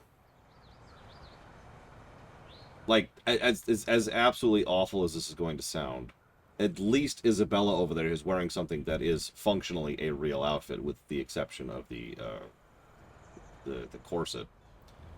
But yeah, she's wearing like a crop top. She's got these weird shoulder pads that, near as I can tell, don't actually connect to anything. She's got the lower arm thing, which is extraordinarily uncomfortable, and once again is pulling the elbow trick that everything does, which is just going to cut off your blood flow. And she's got like the triple belt thing going on, which I don't even know what the hell I'm looking at there. And then it looks like it's supposed to be armor, but it doesn't sit or rest on her body like armor would. Now that's a result of the engine. But it's like, that looks like it's probably trying to be armor. But it super duper isn't. And I'm not even counting the obvious reasons that female armor tends to not be armor. I'm not even going to point to Aveline right over there, who's wearing armor. Ignore that for a second. That's beautiful contrast right there, back to back. Anyways. Slow, agonizing death? This sounds less and less like a fun outing in the woods. Well, the venom can be treated, though it is not simple to do so. A distillation of herbs, equal parts, drake vein, andraste's mantle, and winterberry can counteract the poison. May the Maker's luck grace your hunt. Be safe, Sirrah. Now see, if this was real life, I would be cancelled for speaking ill about elven culture right now. I should probably level her.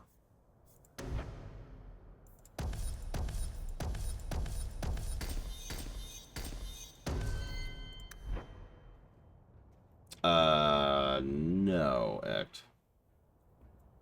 I've heard people misreporting it, but I haven't heard what he actually said.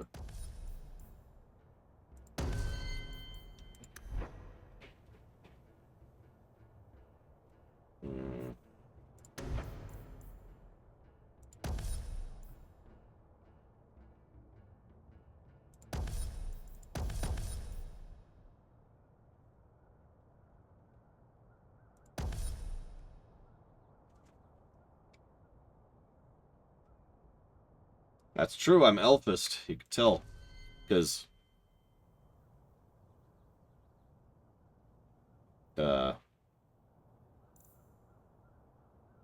Anyways, point being. Where are you? Oh, you're done. And almost done up here.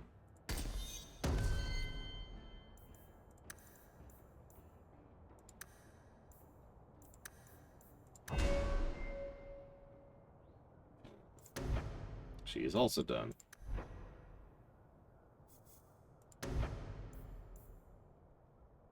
Interesting act.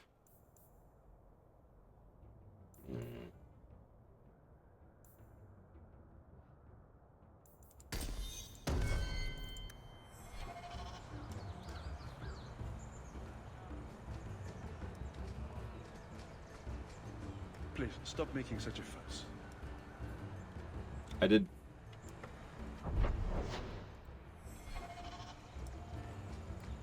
That's true, I did have a point, which means I'm being derogatory towards elves.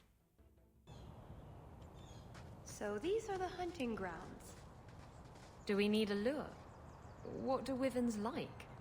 If we're lucky, slutty pirates. Or prudish man-virgins, maybe? We just need to look for signs, and be careful. We get this over with, we get into the keep. And that's where the jewel is? That's where the jewel is. The audio engineer in me cannot help but notice that whatever mic setup she's using is completely different from everyone else. I don't know if she did it at home and sent it in. That's actually pretty common. This is, after all, a Canadian studio, and Felicia Day does not live in Canada. So maybe she did it in just a different studio and sent the files up. I don't know, but it's something I keep noticing. I'm not going to ding the game for it because it's not that bad. But, man, that just keeps throwing me.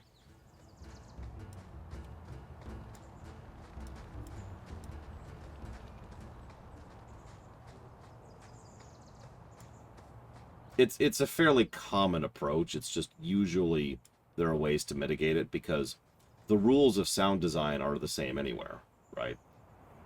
So you can engineer not only a recording booth, but the actual sound file itself pretty much universally despite where you record it. Assuming you do have the resources and money to do so.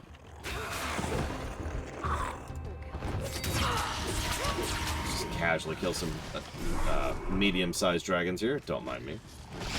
Grab some liquid. Don't mind me. So when it comes to how bad a character has to be a negative, is it a know it when you see it kind of a thing?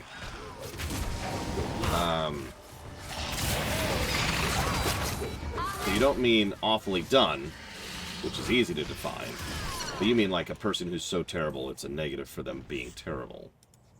That wasn't the target. Do dragons and wyverns even mix? I don't think so. So if we drop part of this in the right spot, we might lure a wyvern out to protect its territory. Good thought. Do that. Like, right there is a perfect example of what I'm talking about with the audio variants. And personally, I would say Felicia Day's setup is worse, yes. Now, again, it's a microscopic difference. I'm probably only noticing because I'm on headphones, which, again, I have a lot of experience with this kind of thing, and, you know, duh, but it is noticeable. Anyways.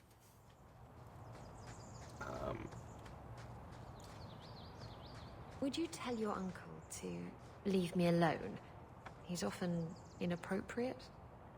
You find something inappropriate. Extremely so. It's rather repulsive, actually. Please talk to him. But it's far more entertaining if I don't. Hawk. You have pretty eyes. Oh, you're impossible.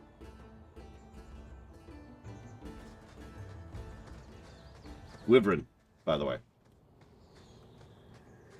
Wyvern.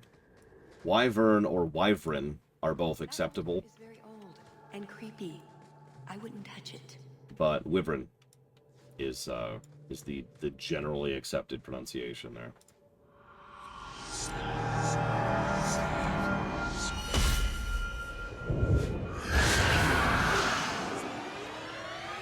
At least it's not boring. You're right, this really is a prototype for Inquisition, isn't it?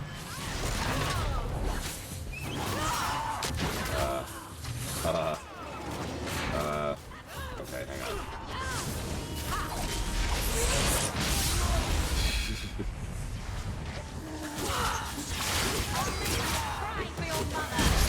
Fine, Warcraft code, it's fine! One less against us. God, it really does, Sarura. Okay, so. Oh, thank God.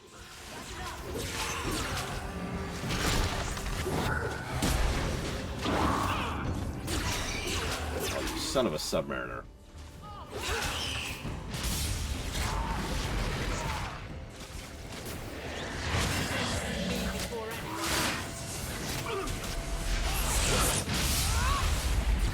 Okay.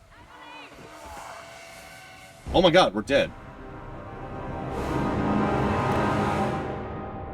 I was thinking about Dr. Wood's question. I wasn't even paying attention.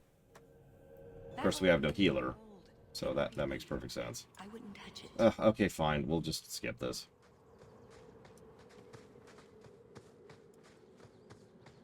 A lot of blood. Would that be prey or from a wyvern itself? I've heard they fight for dominance. Can't be gentle. Maybe we can use some to draw out rivals. Added to what we have already, is it enough to draw one out of hiding? I'd say so. A little one. Probably all we need. In the right spot, no doubt. No, the problem is I forgot I don't have Anders with me. So, excuse me, Sredna.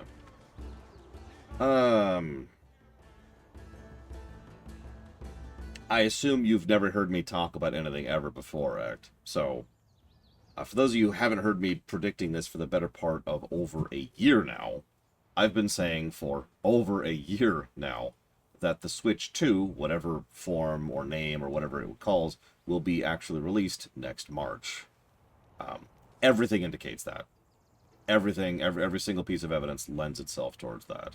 So, I've been predicting that for a while. If they announce it at the Tokyo Game Show and say, hey, it's coming out next year, I will be completely unsurprised because I friggin' called it. I will also be very smug about it. Because I've been saying it for so long, and so many people have been like, no, you're dumb and you're wrong. And I'm like, okay. March is the outside, but it'll come out before March, definitely, because they want to hit the first quarter of next year. Now, there are circumstances in which they could have actually had it come out during the final quarter of this year, but I don't think the timeline lines up for that. They would have to rush development cycle, and they've already had chip issues and production issues and throughput issues, and China hasn't been helping anything, and Taiwan hasn't been helping anything, so it is more likely they'll be able to hit the next window as opposed to this window. Sounds right. Also, it was almost assuredly supposed to come out March this year, and then COVID. Based on all the evidence I've seen, they've been ready to go with this for a while. Oh, also game releases almost assuredly line up with that, because you'll notice almost every, in fact, I think every Switch game that is currently announced, especially the first-party ones, are all going to be coming out leading up to that release. But the ones we know are in production don't even have a release window, because they'll probably be launch titles for the next console. That's another reason to push it back, by the way, is because Mario Wonder is going to be coming out in fourth quarter of this year. And that'll be the financial support to keep them going for that particular quarter. That'll be their big number for that quarter to satisfy the investors. Next quarter, that'll be the Switch 2. Will there be a lunch break? Yes, in, looks like about 10 minutes, something like that. My food's not here yet. And taking breaks is for losers like everybody who isn't me. Which, I just realized that means, I said that wrong. I said the inverse of that. Taking lunch break is something that non-losers do, like everyone but me. There you go. That's what I meant. Have you seen a pair of coursers? I've been calling and calling, but it is no use. Nicodemus should know better. But Sylvain never had an ounce of sense in his head. Slow down and tell me what happened. My hounds have disappeared. They took off after a stag, and the Maker only knows where they've gotten to now. Please, you must help me find them. Okay. If I see your dogs, I'll let you know. May Andraste guide you. I've good coin for anyone who finds my dogs. I like his outfit. It's really, really basic, but I think that's part of why I like it. No, seriously, look at it. He's got chainmail with leather gauntlets and braces all up his arms and shoulders. He's got his heraldry underneath, which is being held in place by the belts to make sure he doesn't lose the heraldry. And that's kind of it. Like, I'm with that. The purple looks good, too. Keep holding this button down. No, I have not, Act.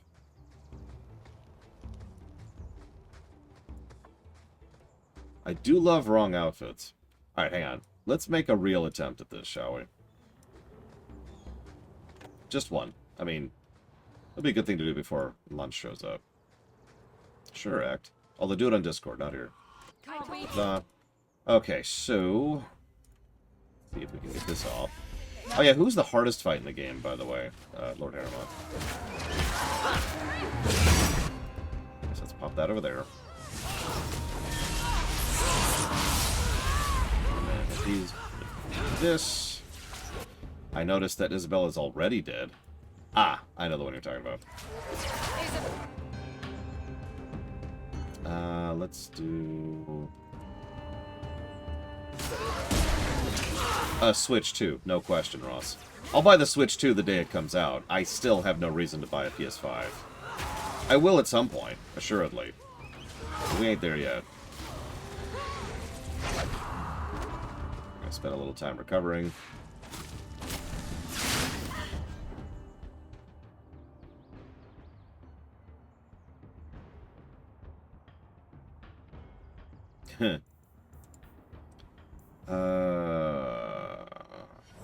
Let's do this, actually.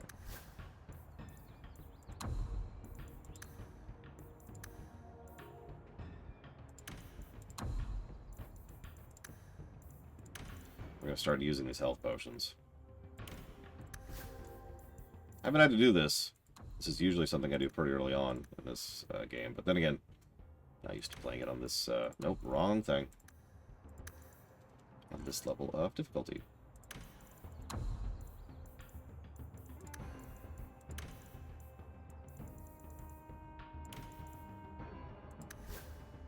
I do actually have a respec potion on me. In fact, I have several.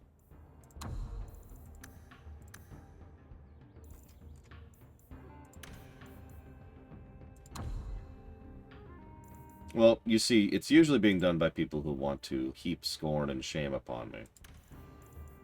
Which is why you're doing it right now, Warcraft Code. I knew it. I always knew. Save. Okay, back into it. Aren't you dead yet?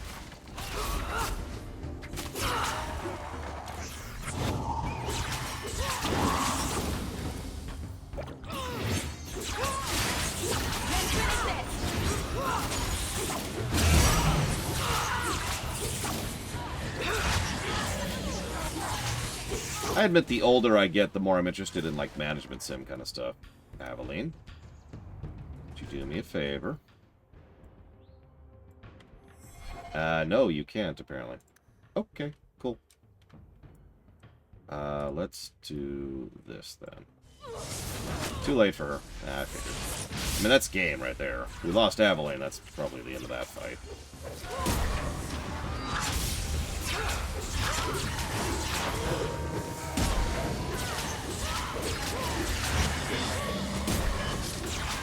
I started as Grease. Well, there's your problem. Oh, oops.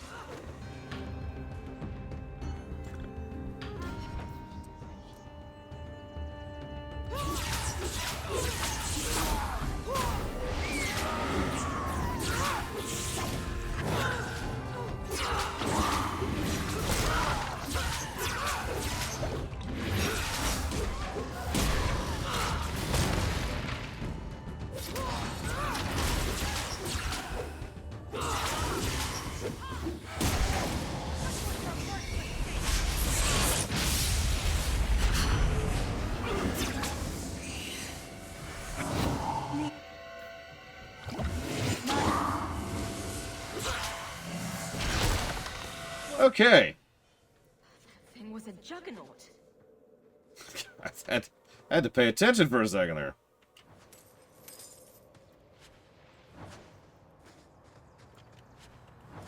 The one we'll be fighting in the next DLC, Random Heroes. I know the fight Lord Harriman's talking about. Okay, so that was fun. We got absolutely nothing out of it, but, you know, we did it. Woo! Worth it.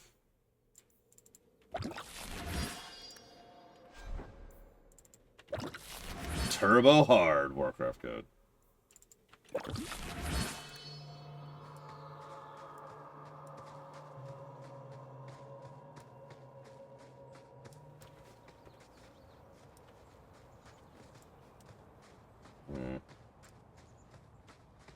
Black and white, Eternus. Black and white are pretty much my colors. I mean, come on. Do I tell us as a character? Ask me again in about an hour or two.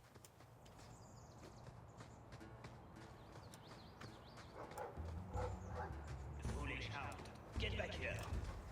I am told weavers roost in the trees. Perhaps if we shake them.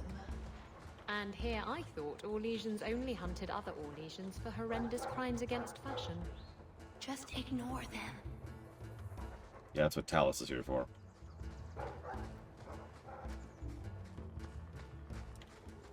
You can't see it. The Vietnam flashbacks are going across my head for the hinterlands here. Do I like Monster Energy? No, no.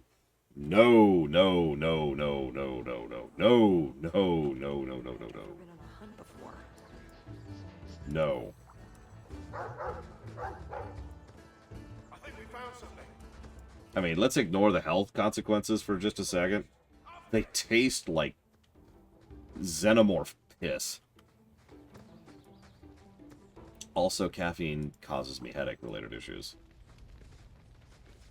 Worst thing about Monster Energy, honestly, so I don't know if they do this anymore, but the aspartame, or however you pronounce that. it's well, that's why I mentioned the headache thing separately, Random Heroes. But yeah, aspartame just tastes absolutely terrible to me. And I can tell it immediately. It's the artificial sweetener. You know the stuff. And the aftertaste is even worse. So I can't do like diet sodas and stuff because I will immediately be able to tell and it'll be like, ugh, and then just death, right? Yeah. Oh my god, I'm being killed by my own niece. Why would you do this to me? Why are you killing me? Why are you killing my bed? No! Why is that person being eaten by a goblin? Yeah, it's just there's just a goblin happening. You made it happen. You jumped on the bed and now there's goblins. Yes. Wait. No. Wait. Ah! Yeah, so these are gaslings who are... they're goblins. Let's just call them what are. Whatever word we're using, they're goblins. Because it's the best weapon I have access to, Warcraft code. Trust me, I looked. There isn't anything else.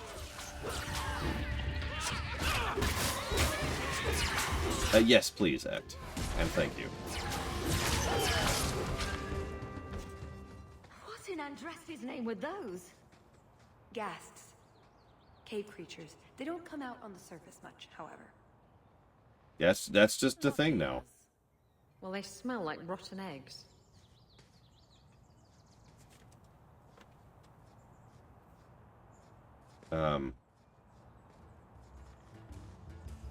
Sure thing, comma. I'll do it in just a minute, period. You know, that's a good point, Caspian. Because that'll be, yeah. Unfortunately, all of the best looking gear is, which is also generally the best gear, you get very late in Act 3 because... Also, I just noticed we have an all-female party. Didn't do that on purpose. What is the game of year of this year? Mario Wonder. Now that sounds like a joke because it's not out yet, but I bet you it's true.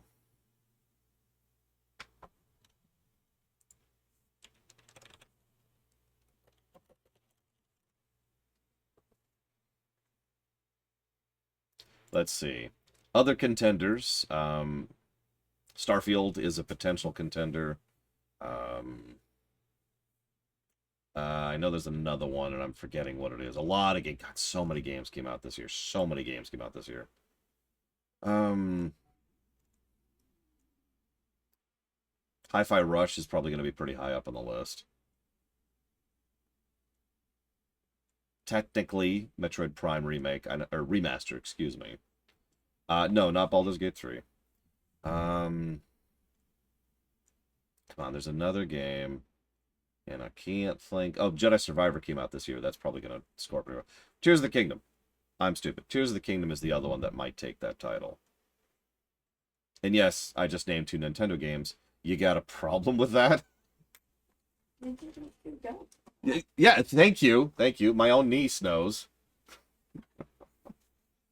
Yeah, FF7R2 will probably be next year. But yeah, no, Tears of the Kingdom will probably be the one that takes that title. So yeah, I'm going to go do lunch. And then I'll stop doing lunch. And then we'll see more of Felicia Day.